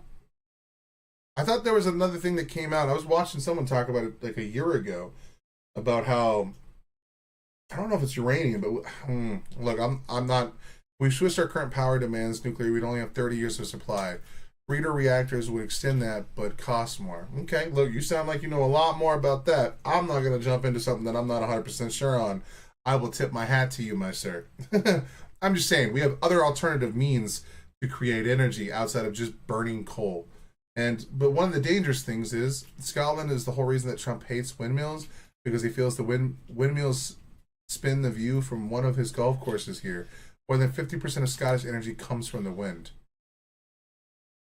Okay, so I think that was the one. I don't know how to say that word, so I'm not going to try. But the cost would be, okay, yeah, I got you. My apologies. No, not beating the allegations. Oh, man, that the black president was the brain break for these guys. We don't feel like ourselves. We haven't felt like ourselves in a while. And I'm sorry to get political, but I'm just going to be honest. We haven't felt like ourselves since Barack Obama. I just think he was such a slick snake. You know, he was... What the fuck? How do they do this? How do they do this? How do they get away with this? Look, I will say that Obama did do one thing that I wasn't really fucking fancy with in the culture climate. In his second term, he started lifting up black communities, which I think is cool. But like, I could see how a bunch of white dudes would get all butthurt about that. But bro, white people have thrived for so long in this country. It's okay when another group of people get a few moments in the sun. It's okay. We can share the spotlight, dude. Holy fuck. Oh, this is so dumb. These people are so stupid. This affable guy. So yeah, nuclear is an option, but solar, wind, and batteries are continuing to drop in prices. Nuclear options cannot compete in terms of pricing, but would be good as a secondary energy source. Hell yeah, brother. I mean, I have solar installed on my van. And dude, I only have like either it's 200 or it's 400 watts of solar, and that's enough to run my computer. That's enough to run my CPAP machine. That's enough to run charging my phone and to run a fan that I cut a hole in the roof, and me and a buddy installed one of those fans in there. That's enough to run all of that continually. And I installed all this stuff 2 years ago, and it's still working perfectly fine. The batteries haven't aged out. They're getting a little close, so I might have to replace those. But I have 4 deep cycle batteries that are about 900 cranking amps in a, like, it is for the price of a couple $100. I've made infinite energy from the power of the sun. I could even probably convert my van right now into like I could probably grow weed in that bitch. You know what I mean? Ugh, I loathe when I do that. Who was like wearing good suits and looked the part and sounded the part and dressed the part, but was so divisive in his messaging. The left, they look at you like when you say this, they don't know what you're talking about. Explain to me what you're talking about. What divisive thing did he say? Please. Give me a clip montage. I wish we could put GIFs in here. Is that an option? Is that something I could turn on? It's like, because you don't pay attention to the other. We don't know. I'm sorry, I don't know what you're talking about. Can you give me an example of this? What are the ultra divisive messages that were coming out of Obama's Our top White House? political priority over the next 2 years should be to deny President Obama a second term. In his messaging, the left, they look at you like when you say this, they don't know what you're. The government is trying to get people to switch from gas boilers to heat pumps by offering subsidies. Google alien facehugger CPAP mask. Oh God. Wore a suit and asked for a fancy mustard. He said CPAP facehugger.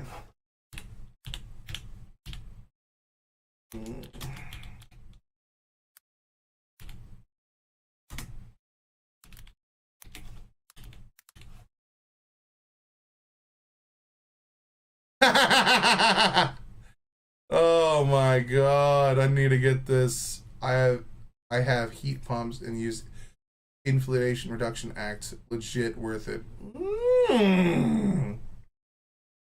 That's gangster.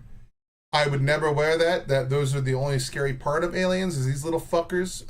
So no, but fucking spooky. What you're talking about. Yeah, tell us how horrible Obama was. Because you don't pay attention to the other half of the country. Tell us. You only pay attention to your absurd news sources, which spin and spin and spin to protect Democrats, especially if they're named Obama. Oh, true. He's the one who started to inject race where no one had been doing it.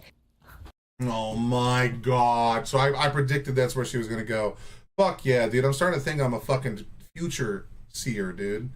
I'm going to go buy what are they called? Teo cards? I don't even remember. I'm going to go buy the fucking cards that tell futures, and I'm going to make a fucking $1 million telling people what's going to happen in their life, bro. Doesn't even have to be accurate. It's going to make it feel good.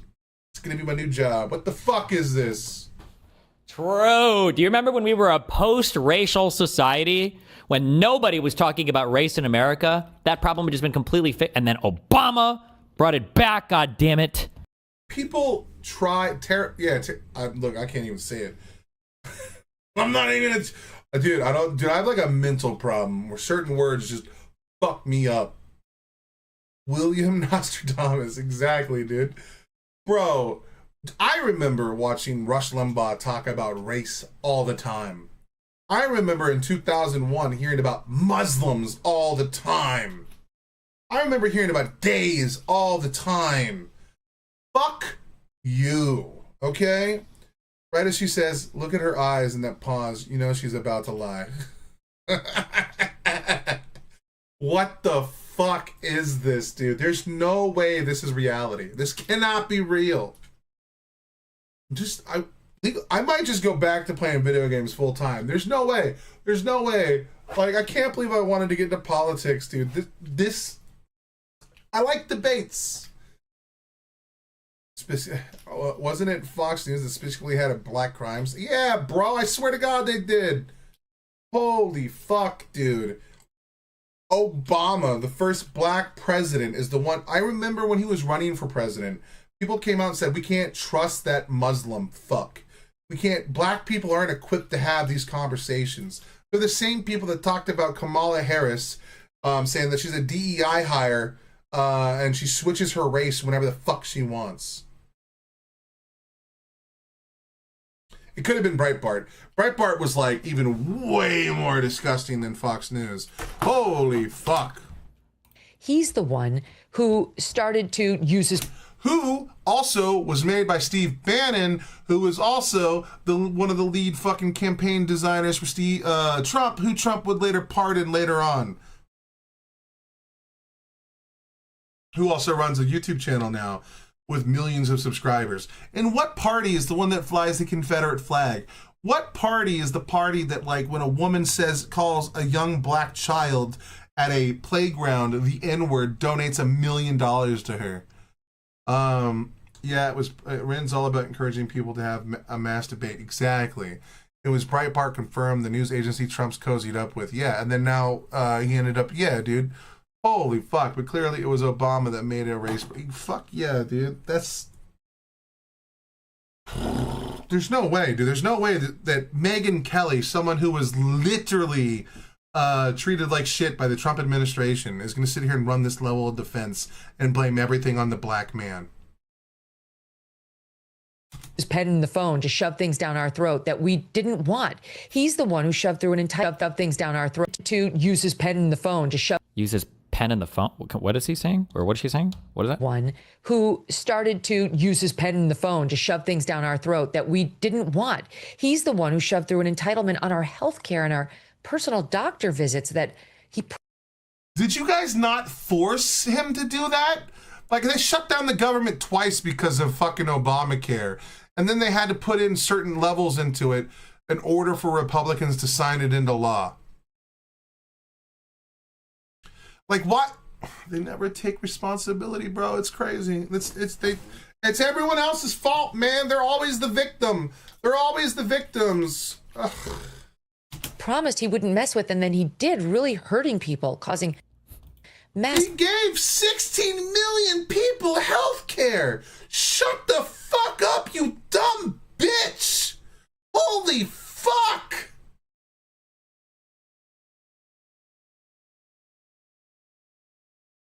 I'm sorry, I misspoke there. That was a sexism. You dumb asshole. There we go. We're going to use a gender neutral word, even though I call everyone bitch. But this time, we're going to adjust ourselves. What the fuck?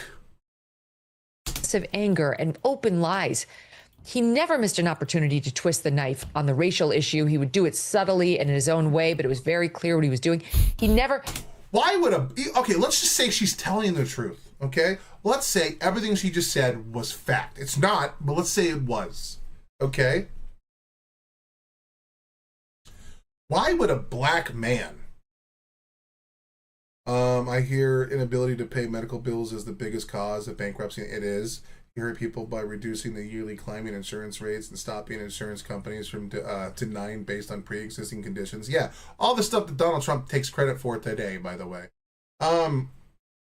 Let's say everything she said is true, okay?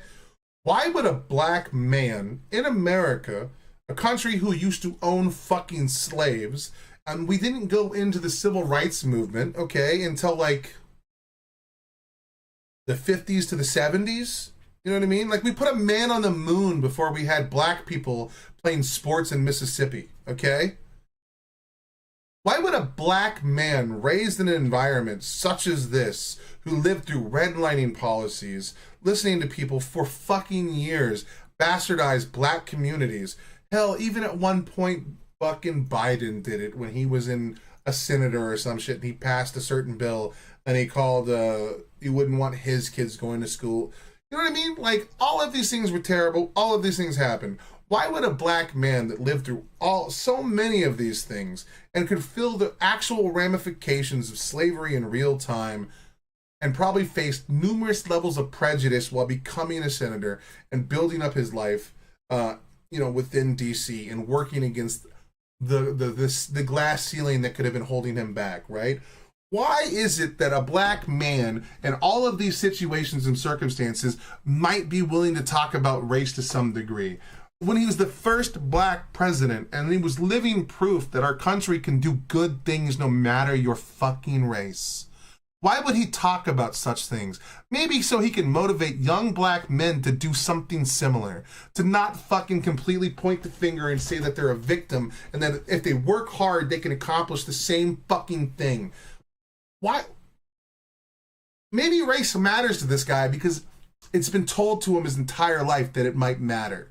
So even if everything you said is true, there's nothing wrong with talking about these things. And if that's the case, right? If all of these things are true, why is it that white people feel threatened by that? I don't feel threatened by that.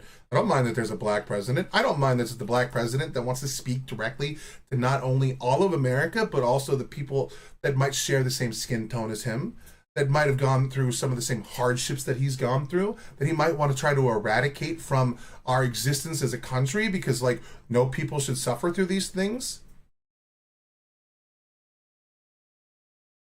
Why is that a bad thing?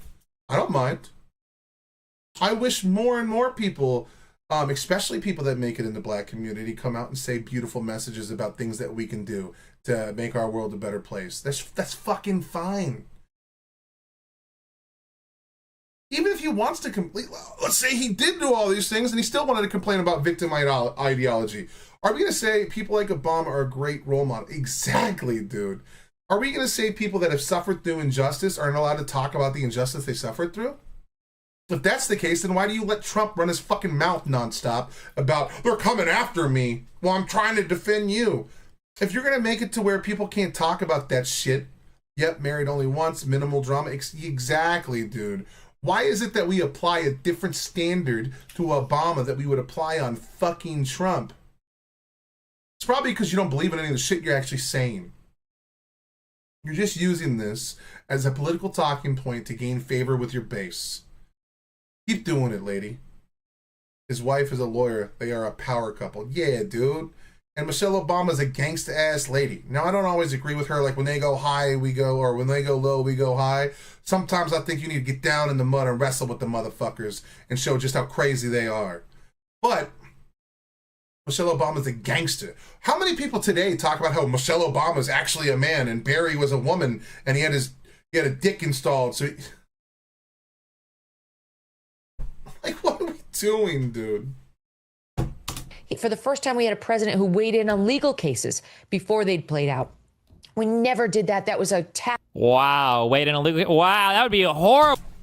Weighed on legal cases while the president of the United States today has Bitcoin that he's using to fucking talk to foreign investors that isn't being investigated or looked over at, and who's also currently suing people right now in real time.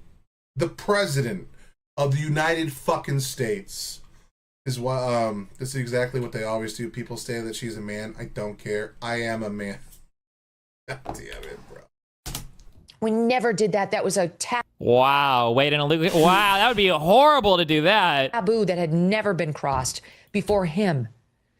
And Donald Trump was the reason Barack Obama.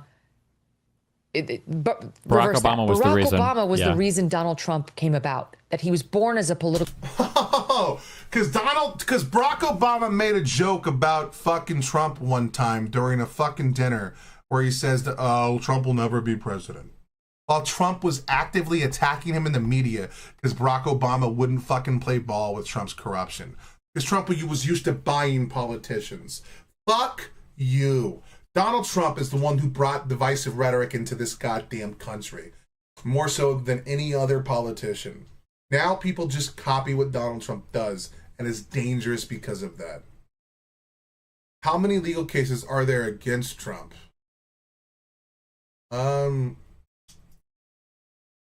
I think there are a few from like the judges and stuff because he's breaking constitutional law. A case by in itself is not necessarily a bad thing. Trump was a key part of the bribes, birther. Yeah, dude, he fucking started that. That was his start to the political campaign. He came out and said that Obama wasn't allowed to be president because he wasn't born in America. He's a Muslim. Yep. Political figure. She's doing the thing, right? Do you say she's doing the thing where she's saying, this is what causes people to be unhinged, but she's unhinged, right? Meanwhile, Republicans were trying to get Mitt Romney into office and he was born in Canada.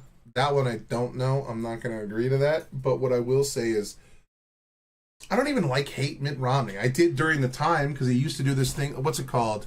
Where he'd go buy a business, he would sell off all of the assets and then bankrupt the business and get everyone fired. And then he would rake in money on the back end. Obama equals not allowed to be president. Romney equals okay. I wonder what the difference is.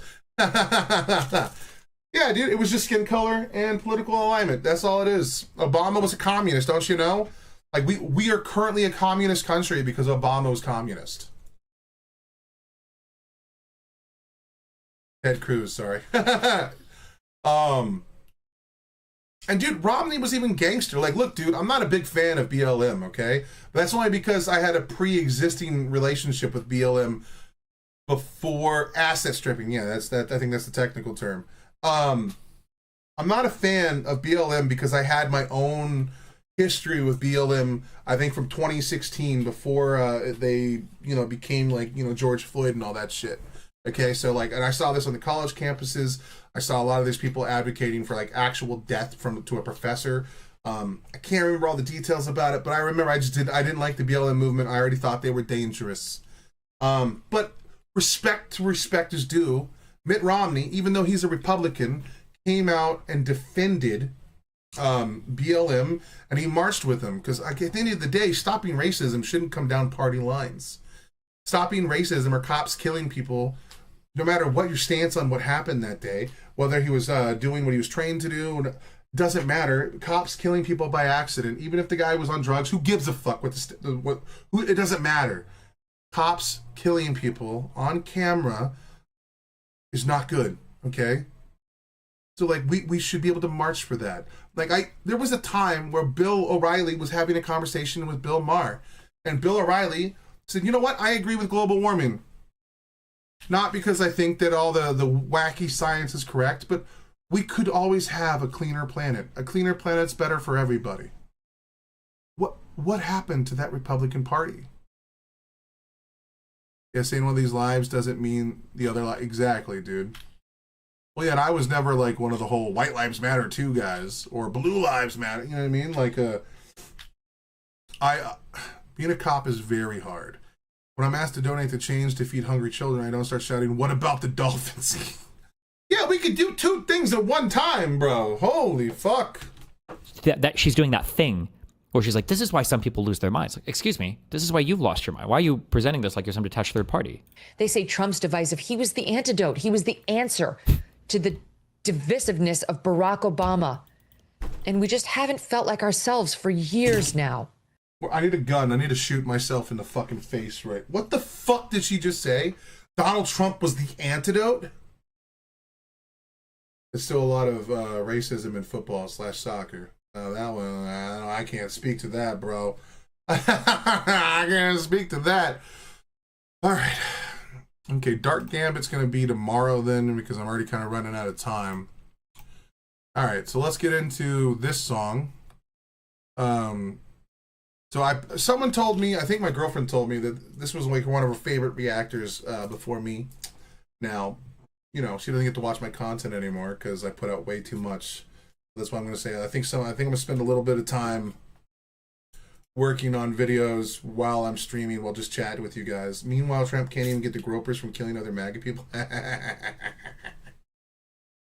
Facts. But this gentleman, I've seen his buy me a coffee because she was showing me how he set his up. I've never watched any of his content, but people told me, and she told me herself, that he made a song featuring the Renegades, and like a lot of people like could reach out and record things. I know nothing about the song. She just told me it was beautiful, and I did see when I clicked the video, because I scroll down always, that Rin himself commented. So let's just read Rin's words here. This made me cry. Truly beautiful. Thank you so much, man, and thank you for everyone involved in this. These moments when I feel like the fight is truly worth it. Thank you to everyone. The personal video messages too, they were very touching. Thank you, brother, sincerely. And this is only 9 months old. Okay. So this came out like 6 months into, or I've been doing Ren for what, 2 months now? 2 months? I think 2 months. This is still not going to help me pronounce it, bro. You know what I mean? But anyway, let's see what he's got, bro. I'm interested. And he's much bigger than me, so much love to him. Let's see if I can recognize any of you guys in the comments before I start. Some people call this hope. Fuck yeah, dude. I'm not seeing any of you guys. What's going on here, man? Why? Well, oh, never mind. It's like based off who gets votes and stuff.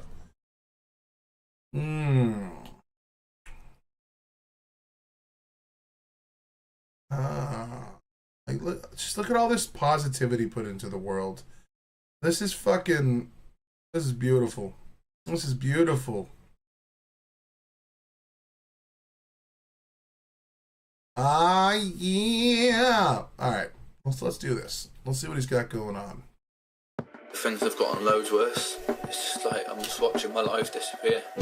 Hey Ren, I hear you're not doing so well, man. I figured I'd write you a song. You gotta keep strong with your feet on the pavement. Ooh, I said, hey Ren, I see all the lies that you're moving.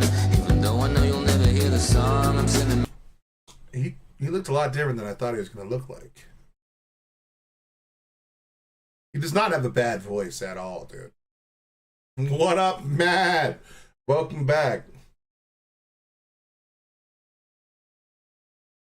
I feel like he doubled up his lyrics, though. I could totally be wrong. Keep strong with your feet on the pavement. Ooh, I said, hey, Ren, I see all the lies that you're moving. Even though I know you'll never hear the song, I'm sending my love, 'cause you know love's healing. You know love's healing. Ooh, you know love's healing.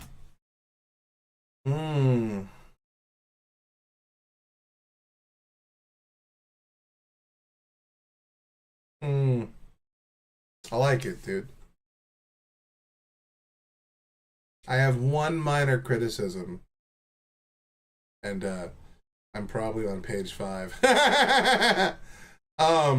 It'd be even a little like already what he's doing is fucking awesome. Okay, love this song and wished I had contributed to it. I knew it was happening. I didn't and how to do so, but was too lazy. I feel that, dude.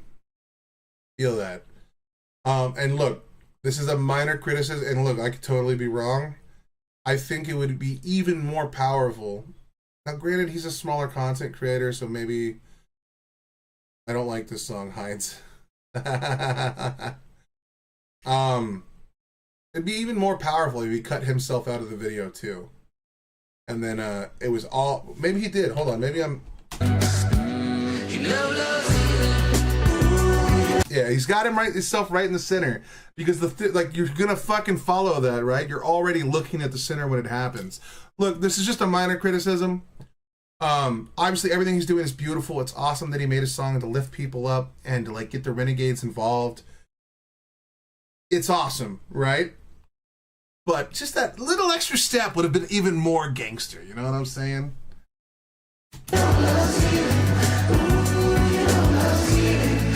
You have your own personal beliefs about this guy. I will say that I read something on his Buy Me a Coffee that I didn't really like. And look, even my girlfriend got mad at me on this one, dude. I'm just gonna put this out there. She was like, he has like a minimum for people to react to songs. Bro, I don't have a minimum, and I'm never gonna have a minimum. Honestly, I plan on getting to all the songs that are requested in the comments as well. Like, it's just, I'm gonna take care of the ones that are, you know, giving me a little extra, which I feel like in itself is a little fucked up. That's why sometimes I'll make sure I go grab a song from the comments and eventually get it done, because like, you don't have to give me money for me to eventually like to do one of the songs. I just have so much that I'm trying to work through, right? Pixie, do you think he was cashing in on Rin's name? I don't like that. I don't think that. Well, look, you might have other information. This is the first thing I've seen other than his buy me a coffee. I don't think that's the case. Like, he at least put in a song like this. But let's see how the song works out, man. If it's beautiful and well done, let's go.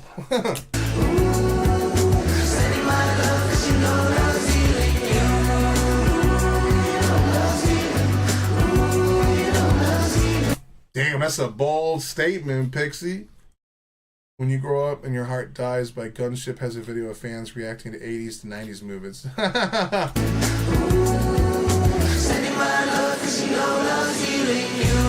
I'm only listening to you. I do it for your fans, blowing up my YouTube like damn. Someone understands, someone really gets it. Meeting all your fans, man, you know I respect it. Like I'm back. Okay, I mean, look, if you have info, I respect it. You know what I'm saying? Look, I'm not making a declarative statement here. I know nothing. I'm lost in the wind. You know me. I would have to see evidence. You know what I mean? And it's not like I'm a gatekeeper for Rin. Like, I'll never be that guy. Like, anyone can react to his music. Anyone can enjoy his music. That's the beauty of it. I mean, the song isn't bad. Like, he's singing it well. His bars aren't the strongest, but it's cool that he's like willing to give a shout out to others, fans. That's a cool concept.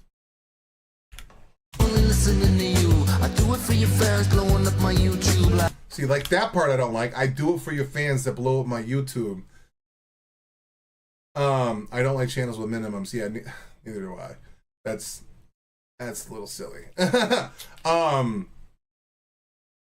I don't like that line. I'm not gonna lie, because that line does come off as like, I'm doing it because your fans are blowing up my YouTube. I mean, I guess he's just being honest. No, I'm far from. Yeah, no. I guess he's just being honest because like, I keep reacting to more and more because I keep getting more and more recommendations for Ren. But I can't. Yeah, I can't stand gatekeepers either.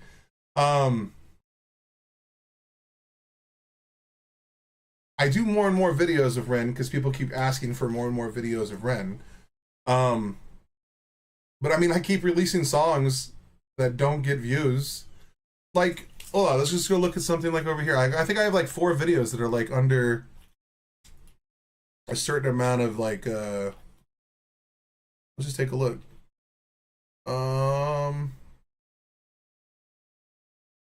68.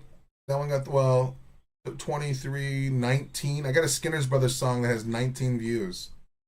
That's crazy to me.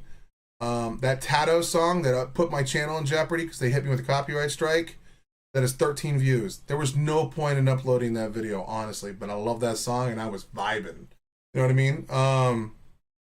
Compassion Fatigue. I love this guy. I get 18 views when I do his video. It is actually not effective for me if I want to be a successful channel to make this video. I'm going to make it anyway. I don't give a fuck.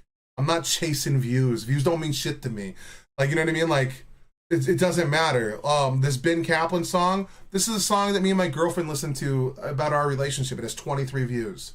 I'm putting it up. I don't give a fuck. That Vaccinate Your Kids one, I got 45 views off of that. I don't give a fuck. That's a gangster little song, bro. It's adorable. It's not about views. You just make the shit you want to make and you hope that people enjoy it. You can't chase views. If you chase views, your shit's fake. It's not real. So I don't like that line. I don't like that line at all, actually. But that doesn't mean the song is bad enough. I just don't like that one line.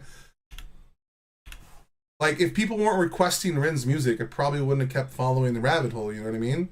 Like, I did Rin's initial song, Hi Rin, because someone requested it on an Oliver Anthony song.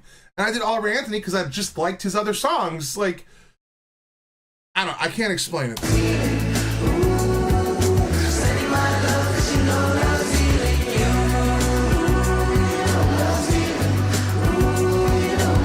I'm not saying that he is doing it for money. I'm just saying that one line I don't like. And maybe he just has a different level of honesty than I have. Yeah, if I've ever heard a YouTube channel, I would not care about how many people watched.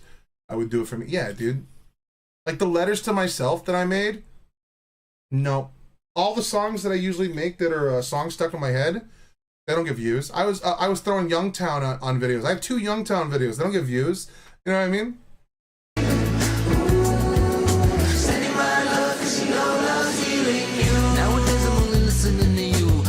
for your fans, blowing up my YouTube like damn. Someone understands, someone really gets it. Meeting all your fans, man, you know I respect it. Like I'm back with another That's reaction. gangster. I don't really spit Hell bars, but yeah. I'll spit on this track. If it brings me just a little bit closer to you, I can show you what you mean to all the people you move. I mean, I've already said a few personal messages to Ren on my videos that he'll never see. And that's cool, man. I didn't do it because he'd see it. I did it because I wanted to get that out, you know? And that, I mean, I feel like that's kind of what he's doing too, you know? I watched people watch the Punk Cop cover of Hi Ren. I have not seen that yet. That's probably going to be pretty gangster. Look, I know it's hard, I know you're in pain. You can barely leave your bed, you must be going insane. Like, what the fuck, man? You know this shit ain't right, but you gotta keep strong, you gotta put up a fight. See, I don't like that either. I like the message. The message so far is cool. But, like, hold on, bro. Probably somebody else writing coattails, but it's still a banger. Yeah, dude, no, this is still an awesome song so far, dude. I'm liking it. The problem is he's just not giving me a lot of, like, how do I say this? It's all on the nose, it's up front. But the way that he used language there, I'm not, like, okay, it was one of my criticisms of BB, or whatever, from Crutch. I don't like how she says, "You're my soldier, you cannot cave" type shit, or whatever the like actual lyric is. You have to be strong. It's like, no, that's not the message we should send to anybody. And so right here, The fuck, man? You know this shit ain't right, but you gotta keep strong, you gotta put up a fight. you got to keep strong, you got to put up the fight. That's the opposite of what we should be telling people. Like, it is a beautiful sentiment, but it's like, it's okay to fall. Because when you do, you have this massive network of fans that'll help lift you up. It's okay. You don't have to continually be superhuman. Like, we're here for you even when you do fall. That's the beautiful message that we should be putting out.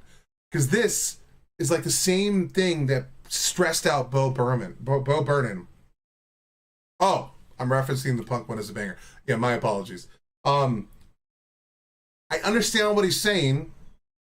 He's South African. Oh shit, that's gangsta. But I think that we should give a different message to Ren.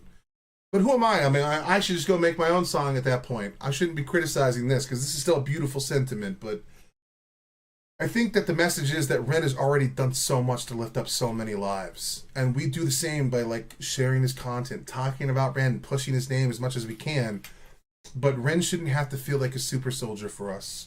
And like, you already know Ren freaks out on every track he makes, trying to make it as perfect as he can. You know, he spends hours in the mixing booth, like, you know, checking the song, re-listening to lines. If it wasn't a fight for Ren, he learned to live with his symptoms, which he still gets to his day. Yeah. I get what he's saying. And it's still a beautiful message and sentiment, but I think that we should send a different message. And look, we're just getting down to semantics at this point, you know what I mean? Like minor differences in language. But I think that we should probably try and let Ren know that it's okay that he's human and that his flaws, wherever they might be, do nothing to like dissuade us from enjoying who he is. That's why that Crutch song was so heartbreaking. And that's when I heard her say the line, "You need to be strong." I was like, oh no, this is where the relationship is going to end, because that's not very comforting. Like, that's the fear every man has. Every man fears that if they aren't man enough, they lose those that love them. That if we can't rise to the occasion every time, we're not enough. That is a fear that all men have. Intrinsically. Because we're told that we have to be. This is perpetuating that same thought. Now, I don't think he thought of any of this when he made it. Exactly. And like I said, he's doing a beautiful thing here. I don't think he means any of that, but this is what I do. I just pick apart minor little things and I blow them into nothing, and how people watch that, I have no idea. Fight back, even when it seems you've reached your ceiling. Playing all the cards that life's been dealing. Hoping you receive all the words I'm breathing. Sending my love, cause you know love's healing you.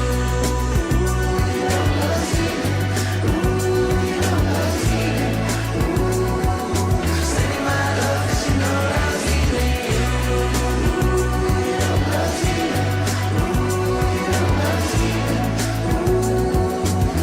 Bro, this person here is just losing it, and I fucking love that. This dude is giving it all too, bro. Go back. I want to see all these ones. Let's go back a little bit.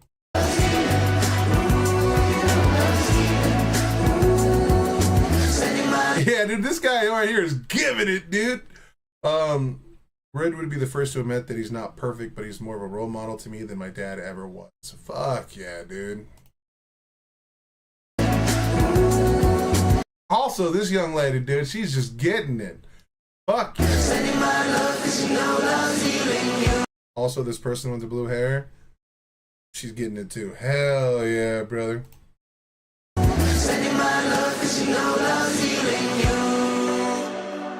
Hi, Ren. How you doing? Hell yeah, dude. This is what I want to see. My faves are the singing language person and the cat. Hold on. The sign language person? I know that one's a dog. I'm not seeing a cat. Are my eyes just not working? Oh, okay. Yeah, she's slaying it.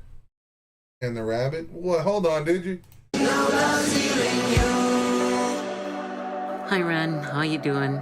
Venant had us do this beautiful song to make you smile or hopefully make you feel happy. You must believe that life has not forgotten you. That it bottom rightish? Okay, let's... I'm not seeing a rabbit or a cat, dude. I know the sign language lady's there. Do gunship. When you grow up, your heart dies. Hi,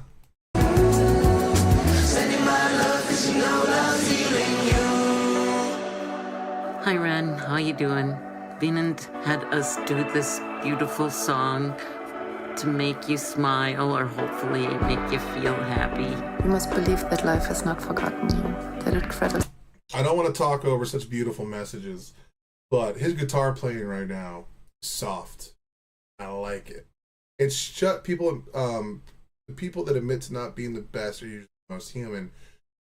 Behind you on the left. Oh, okay. All right. Well, I think that was a dog, bro. Oh shit! There is a fucking rabbit. What? What? How did I see that, dude? Over here flipping out over a fucking line, and I'm over here missing a damn rabbit, slaying it, dude. That's crazy. Hi, Ren. How you doing? Oh, I was gonna say this guy's guitar playing here is actually beautiful. It's soft enough to complement their voices and not overbearing enough. So this is what I'm talking about. It's cool when someone who's an actual artist can like give other people spotlight, and that's beautiful. I love that. And when Ren does it, it's beautiful as well. I wish more reactors or more people that existed in these spheres would like also lift up all of Ren's community other than just Ren, because the problem is doing Ren's, you know, like adjacent groups doesn't really bring you in views, but you should still do it anyway, because these people are just as awesome as Ren is, and they're the reason why Ren is who he is. Yeah, it's definitely rabbit for Ren's rabbit hole. Hell fucking yeah, brother. We should, like, dude, I have, let's see here. I have a Romain Axia one to do. I want to get into Token, even though he's already pretty big. I want to do more Skinner Brothers. Like, I want to, the ladies from Back on 74, I want to get into all their videos. Liv Tyler. I want to get into all of it, dude. All of it. Because all of these people deserve that, you know? And now that we're getting through all of, like, Ren's major songs, we can even start doing Knox Hill, and we can start getting to all the actual, like, surrounding content around Ren and try and lift some of these people up. Even though I'm a small guy, like, I think that's the play, dude. Because Ren's already got such a massive audience, and if more of people, like, because these people could bring in people that Ren may not, like, fuck with Ren, you know what I mean? Like, Romain might be able to appeal to a different style of guitarist that is a little more articulate and a little more clean and a little more bombastic. And then, like, then when they come in like Romain, and Romain does a feature with Ren, now it can pull them in. Like, the best way to uplift Ren is to uplift the community around Ren now, because Ren's already out there. People already know his name. He's on Joe Rogan. Now we need to start uplifting everyone else around him. And Ren's people, Ren's renegades, need to start doing that too. Like, as much as it sucks for some people to have to like add in another, you know, musician into their like their life and like have to like share some of that space that they give to Ren with some of these other people, I think it needs to be done, because I feel like that would be the best benefit for Ren as a creator. Because then if these, like, if they're getting all these plays and getting invited to do more shows, maybe that'll like lead to Ren. You know what I'm talking about? Like, fuck, bro. I think that's the move. And I'm honestly, there's 12 studio songs with Ren and live. Exactly, dude. Not smart, but the right move for you and this channel. Oh, hell yeah, dude. I mean, it's going to probably stunt my growth, and I don't give a shit, dude. Growth is not why I'm here. If I can make like $200 a month off YouTube, I can pay half our rent. I'm cool with that. I'm cool with that, baby. Fuck. Doing. Venant had us do this beautiful song to make you smile or hopefully make you feel happy. You must believe that life has not forgotten you, that it cradles you gently in its hand, will not let you fall. We love you, we support you. Hi, Ren, sending you lots of love. Bro, she be hitting that flute, bro. Damn, that was a beautiful flutter. Come on. You must believe that life has not forgotten you, that it cradles you gently in its hand, will not let you fall. We love you, we support you. Hi, Ren, sending you lots of love from Argentina and hoping you a very speedy recovery. Fuck yeah. I send you only healing vibes and love from Germany. I am sending you all my love from Poland. I hope you will get better soon. Just wish. Okay, hold on. Okay, hold on. Now I'm getting like... I think it's for Ren's Rabbit Hole. The group's pretty sure Slaughterhouse was not out yet. Could be wrong. Okay. I have to admit that I have egg on my face in the video. I'm not going to have to wait for the comments on this one. I understand now why he said you have to be strong. Was this not like when Ren... Because this was 9 months ago. Wasn't he like going under some kind of treatment or something bad happened? And okay, never mind. I take it back, bro. I was wrong to say that 5 minutes of side quest. Though I guess it's saying both came out 9 months ago. So So maybe when he's saying you need to be strong is that he means that he can't give up on the fight that he's currently having. And if it was like a fight for his life or one of his medical emergencies, then yeah, that is way more important than what I was saying. So I apologize. I will, I was wrong. I will wear that, because like they're all wishing him well wishes as if like he's currently in the hospital. And if that's the case, then I misspoke and I was wrong. I apologize. I am sending you all my love from Poland. I hope you will get better soon. Just wish you get well very soon. Lots of love. Take care. He was in treatment? Yeah, okay. So I was in the wrong. Where's this? Where I'm going to give myself a slap on the wrist. I apologize. Motherfucker, damn. All right. Look, a beautiful sentiment through and through. I apologize. I should not have been trying to change. This was after Cujo beatdown situation, probably causing his health to relapse. Gotcha, okay. My bad, I was in the wrong. There's a good thing I'm doing a live stream now instead of me just fucking this up. The rabbit's name is Johnson. Now, whether he or she likes it or not. Johnson. In 2020, I received a brain injury as a result of an accident, and my life changed in unimaginable ways. But somehow you've managed to find words for my experience. God damn, bro. That guy is very articulate. Who is this man? Ooh, I like it. I even like the way he said that. Brain injury as a result of an accident, and my life changed in unimaginable ways. But somehow you've managed to find words for my experience. So thank you.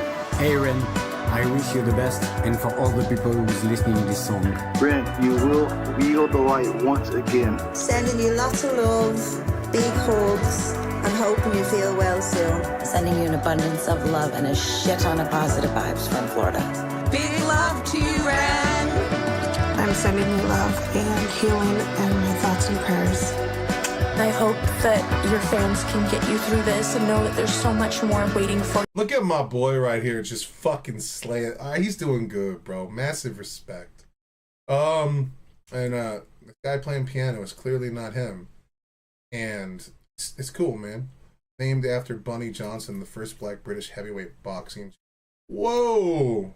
I hope that your fans can get you through this and know that there's so much more waiting for you. Sending you love and healing. My mama's heart breaks for you. I pray that you get better soon and can do the things that you want to do. Sending my love, 'cause you know love's healing you. You know love's healing. Ooh, you know love's healing. Ooh. Sending my love, 'cause you know love's healing you. Ooh, you know love's healing. Ooh, you know love's healing. Ooh. I didn't know that, Stuart. Thanks. I like how he's using the high ren background. That's pretty gangster. It's pretty gangster. It's cool to think about the stuff that the Renegades do, man. Like, even if I were to pull back just from the effect that it's had on my life, like, so much good and positivity comes from what Ren is putting out there. Now I have a second explanation for the tattoo on my thigh. There's so much beauty in it, man. Like, a small group of broken people managed to find a way to meld one another into better people. And they did it through Ren as the catalyst. And Ren not only saw that, but he nurtured that through years of hard work, through years of conversing and, you know, sharing his story, and years of building loyal fan bases that grew and expanded.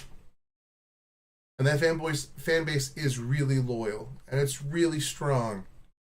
I know, because anytime I say something slightly, like, maybe not negative, but critical of Ren, like, I think I made a joke that, like, it was in the Cujo Beatdown one. Like, I was unaware that the choir in the background was due to the choir piece from Cujo's Soul and Stong.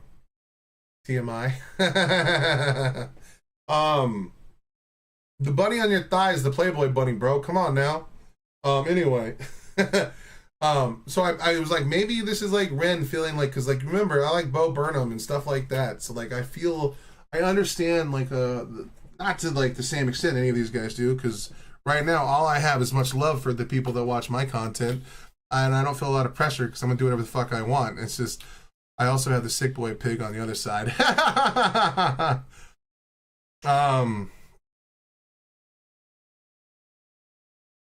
I made a comment about maybe this is like the way Ren views his fans in this particular light or whatever. I was just being way too abstract. Oh, then people, like, got mad at me in the comments, bro. Like, it was like 3 people, but still.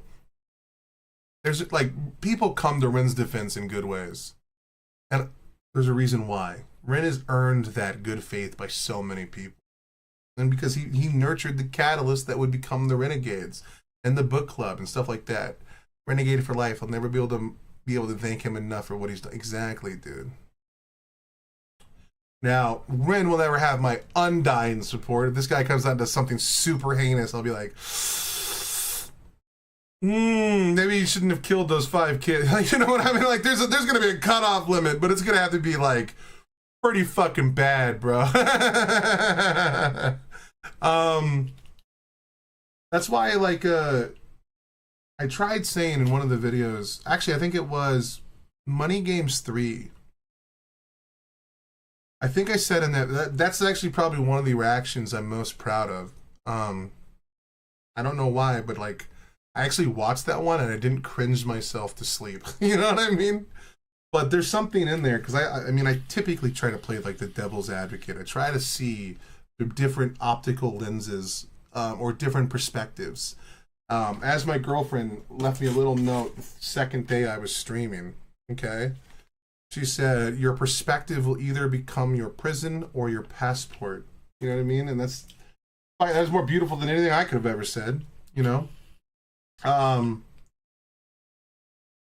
So, like, in that, I was talking about, like, how this guy, let's say you're a millionaire and you donate a bunch of money to charity, and they, like, create a wing of a hospital, and then because of that, that hospital can, like, help and save more lives, even though you might have been a piece of shit businessman that, like, was more concerned over your profits than you were of the damage you were causing to the environment or the customers or the employees that work for you. And even though you probably did unmitigated fucking danger to the world at large, on the flip side, you've managed to do great things for good people. And some people will call you hero, while other people call you monster.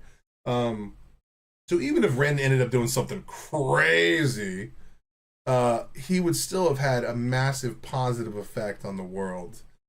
And I think that we as fans of Ren's need to be careful on how much pressure we put on the man, because he already probably puts so much pressure on himself. But maybe I'm just being full of my own stuff. Sending my love 'cause you know love's healing you. Exactly.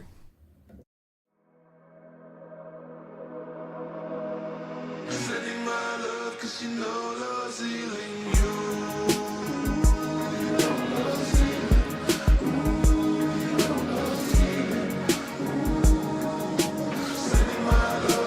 Hey, I think Maureen, I think that's one of the I think they comment, they always have the wolf icon, I believe.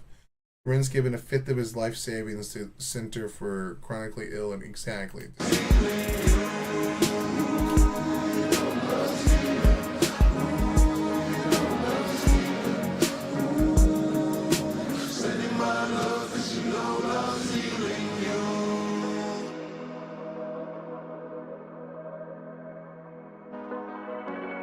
Even more choir.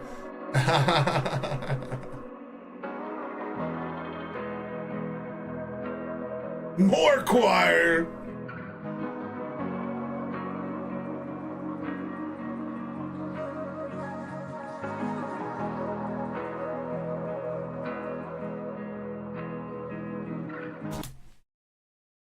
Argentina, Atlanta, Belgium, Berlin, Brighton, Bristol, Bulgaria, California, Cheshire, Colorado, Connecticut, Dawson's Creek. All I'm gonna say is it looks like Ren is really popular with the United States of America. So all you motherfuckers that hate America need to start recognizing, bro. Francis D is often in the comments. Hell yeah, brother.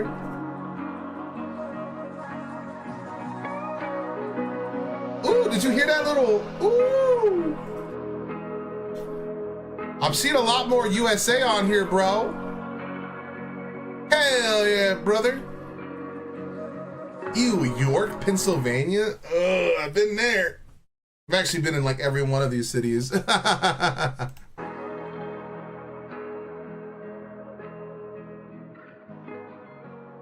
Okay. Hey man. Awesome track, brother. Much love. You're awesome.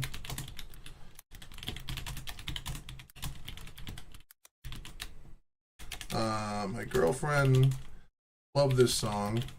I think she said she liked it. I can't remember. I'll just say that, and then if I'm wrong, she'll yell at me.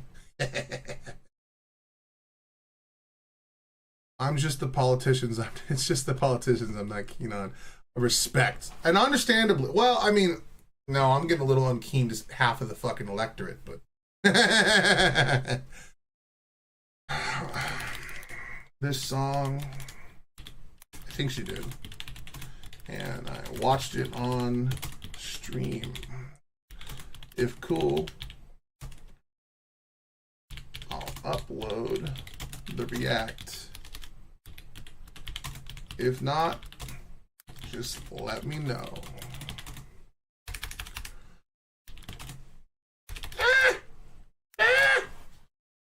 Oh, some people aren't gonna like that reaction, though. I guarantee you. How dare I be critical about a few scenes in that entire song, despite me saying how dope it was.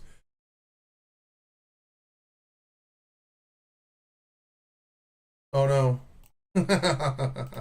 Anyway, so let's close that one. Bam. Damn. It's 2:30. We have enough time for one more song. I do owe people Sleep Token. We did one of their songs, and a lot of people liked it. However, by doing this song, there's a good chance the stream is going to go down. So if it does, this will be the last one for the day. I don't want to keep streaming because then I want to do this one at the end of the day, so in case it's about to nuke my stream, I should be able to gunship. I already made promises on this one, my guy. I can add it to the video list for tomorrow. It's called Gunship. What?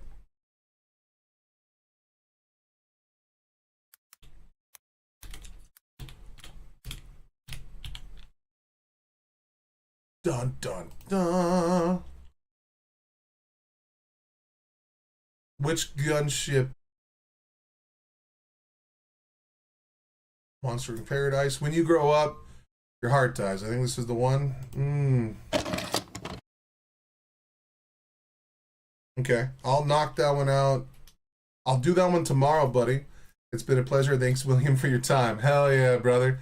There's a good chance it doesn't, but last time I reacted to a major band, this guy has 1 million subs, just like Ginger does. The copyright ID kicked it out immediately. So if I'm going to do like even Rin's music, Illest of the Time is going to either be Thursday at the end of the day or Friday. There's always a chance. And then if that happens, if I come to my lives, they'll get stuck in processing and then I can't download it. And because I was rendering a video while I was doing this video, it kicked off my recording. So I kind of be a little careful. Shit, audio's cutting out for you. No! What's going on, dude? Let me click this out. Is there a...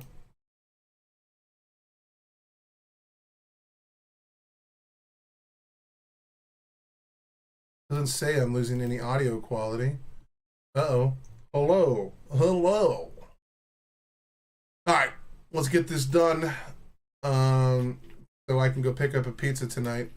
Don't want my girlfriend having to cook after she went out on like some big thing for work, and she's gonna be exhausted when she gets home. So I'm gonna treat her and the family to dinner and stuff. And anybody else might be on my end.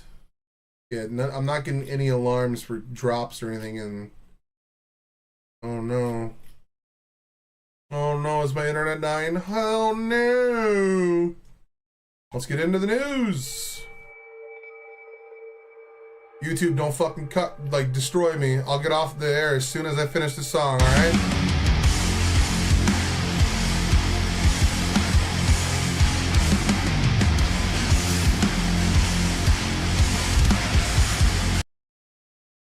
Uh-oh. I might sneeze. Okay, we're good. Oh!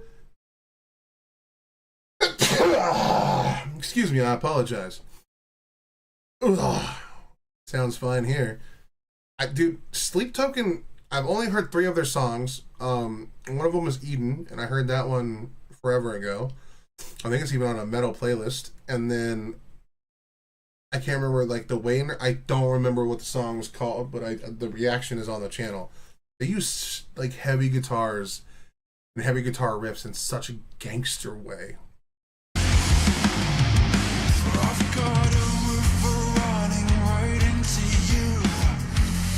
I've got a blood trail red in the blue. Something you say or something you do. A taste of the divine. A taste of the divine. I like that, bro. That's a really good meal. No, I'm fucking around.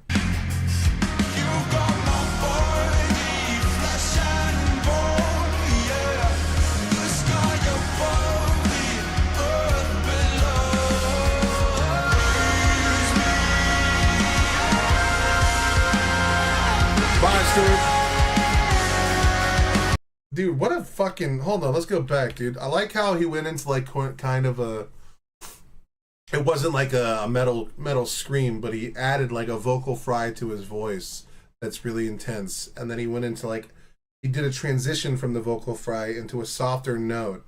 Like, dude, that's so fucking hard to do. Yeah, this is Sleep Token, homie.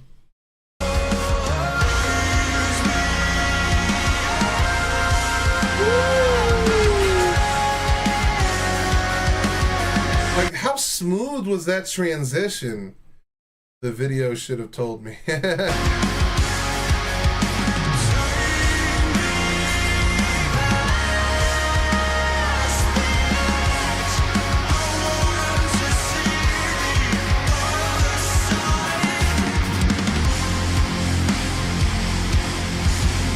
so like, dude, that's such a heavy style guitar riff. Like that would only be in like pig squeal metal, and yet here it is, just like helping this like smooth transition between genres. I fucking love it, dude. Still have to find songs of theirs that I put on a playlist. I have yet to find a song to put on a playlist. I think I have one already. I could totally be wrong though.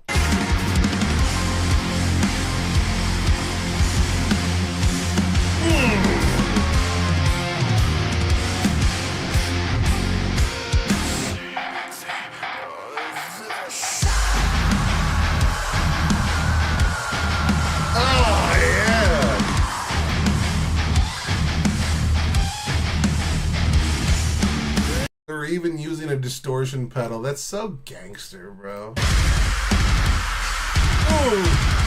hell yeah!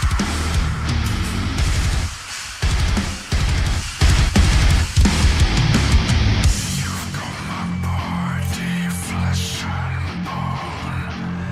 The sky above, the earth below.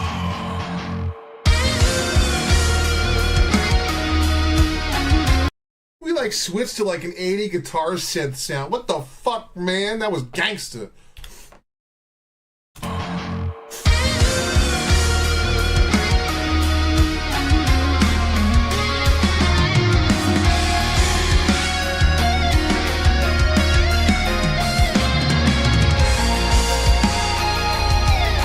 Dude, it's got like almost Children of Bodom vibes, bro. Rest in peace, Alexi Laiho, alright? One of the great guitar virtuosos of the fucking early 2000s. Hides again, not sure if this is for me.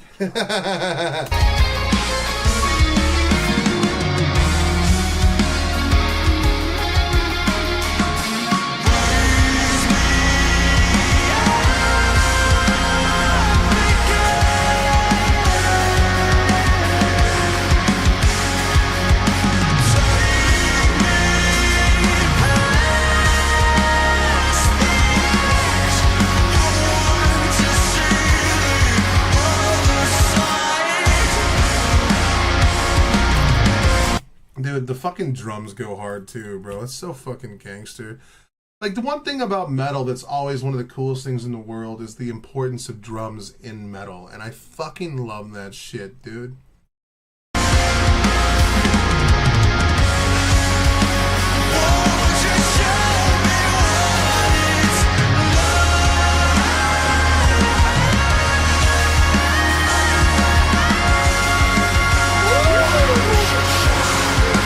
Or they get Sam Tompkins in there? What the fuck, bro? How are they hitting these notes? I like how the vocals are not overpowering the instruments. Like, so, like, that's something that's very rare in music, to where they actually treat the vocals as just another instrument. And as much as I like to have strong vocals in a song, because it's the thing that I resonate most with, Pixie, there's a lot of people who think Sleep Token is the best. I don't get it. I'm not gonna insult them, bro. They do some fire-ass music, from what I've heard. It's not typically not enough metal from, well, they're not just a metal band. They like to do the Ren thing where they blend genres together and they do it in different ways. And I think that's interesting. Look, but I'm also a fan of genre bending music. You know what I mean? Like, I don't like if you just come out with just a metal song. I mean, it's gangster and you're probably doing it right. But I do like songs that tell like a crazy story. Now, this is probably one of the bands, because someone said it in the comments of the last video I did of them, that they actually tell full-blown stories, and like the entire CD is like kind of like a, what's that one CD that was really big in the early 2000s, American Idiot, where the whole CD was like the story of a boy going through like different stages. This is the first song I heard though.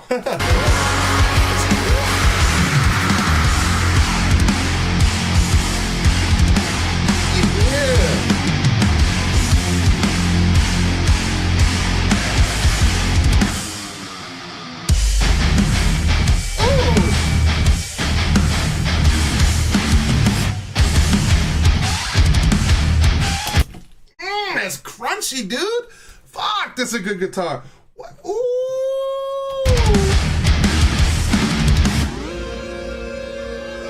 And then they use an 80s synth in there at the same time? What the fuck, bro? Come on!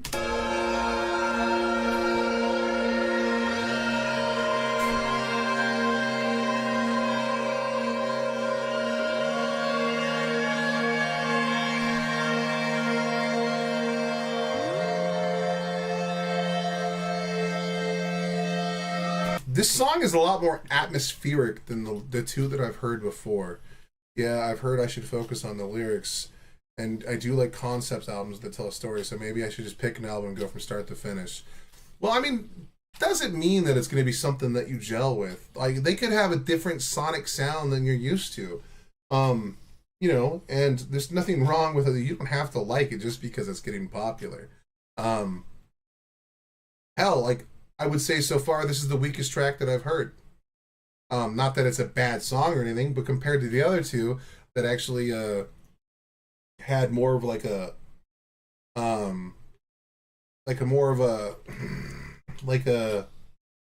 more of a robust song structure that kind of followed more typical song formats, even though they don't really play within the typical song paradigm. So far from what I've heard, I'm 2 songs deep. I could be speaking out of my ass right now, bro. I'm just going off of what the comments said in the last video and what I've seen so far, which this is the 3rd song, so.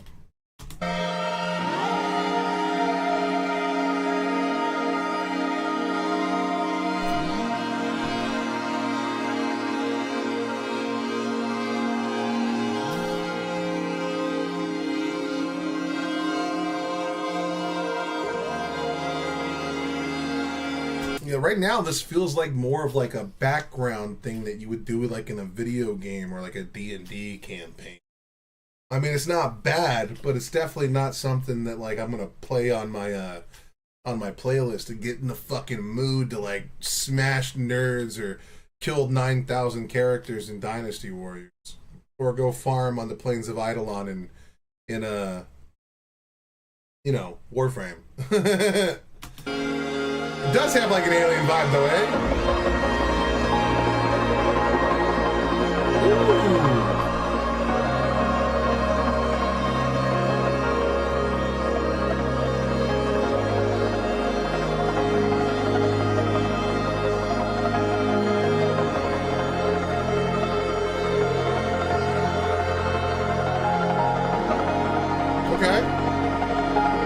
Okay, that little like flutter of the piano that's coming in, I don't know the technical word, but it's starting to, yeah, I'm actually liking this part. Yeah, dude, it sounds more like if you were on well, I mean, you are probably on edibles, so like you can feel like, yeah, dude.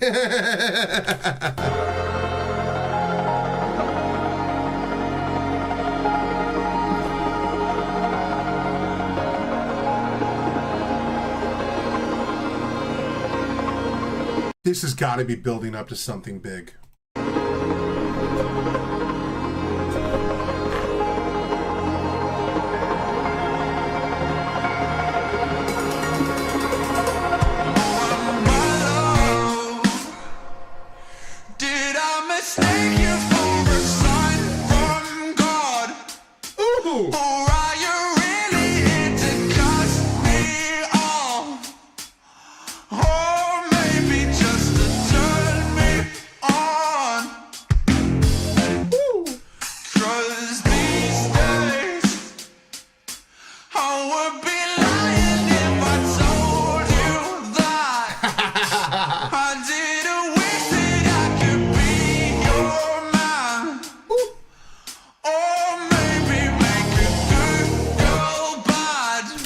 They brought in some funk into this. That's what I'm talking about.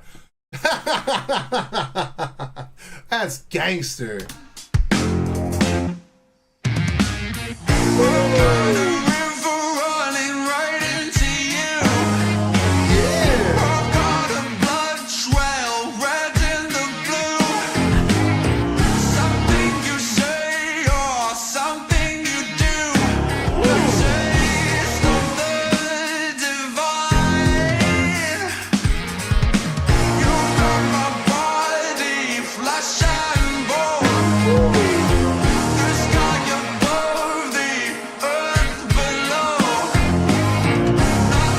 y'all, bro. This is so funkalicious, bro. I'm fucking digging this. Okay, it lost me now. That's cool though, man. It's dope that a song went through like so many different layers of music, and they're willing to like experiment in such a grand, robust way. Like, that's fucking awesome, bro. Like, holy shit.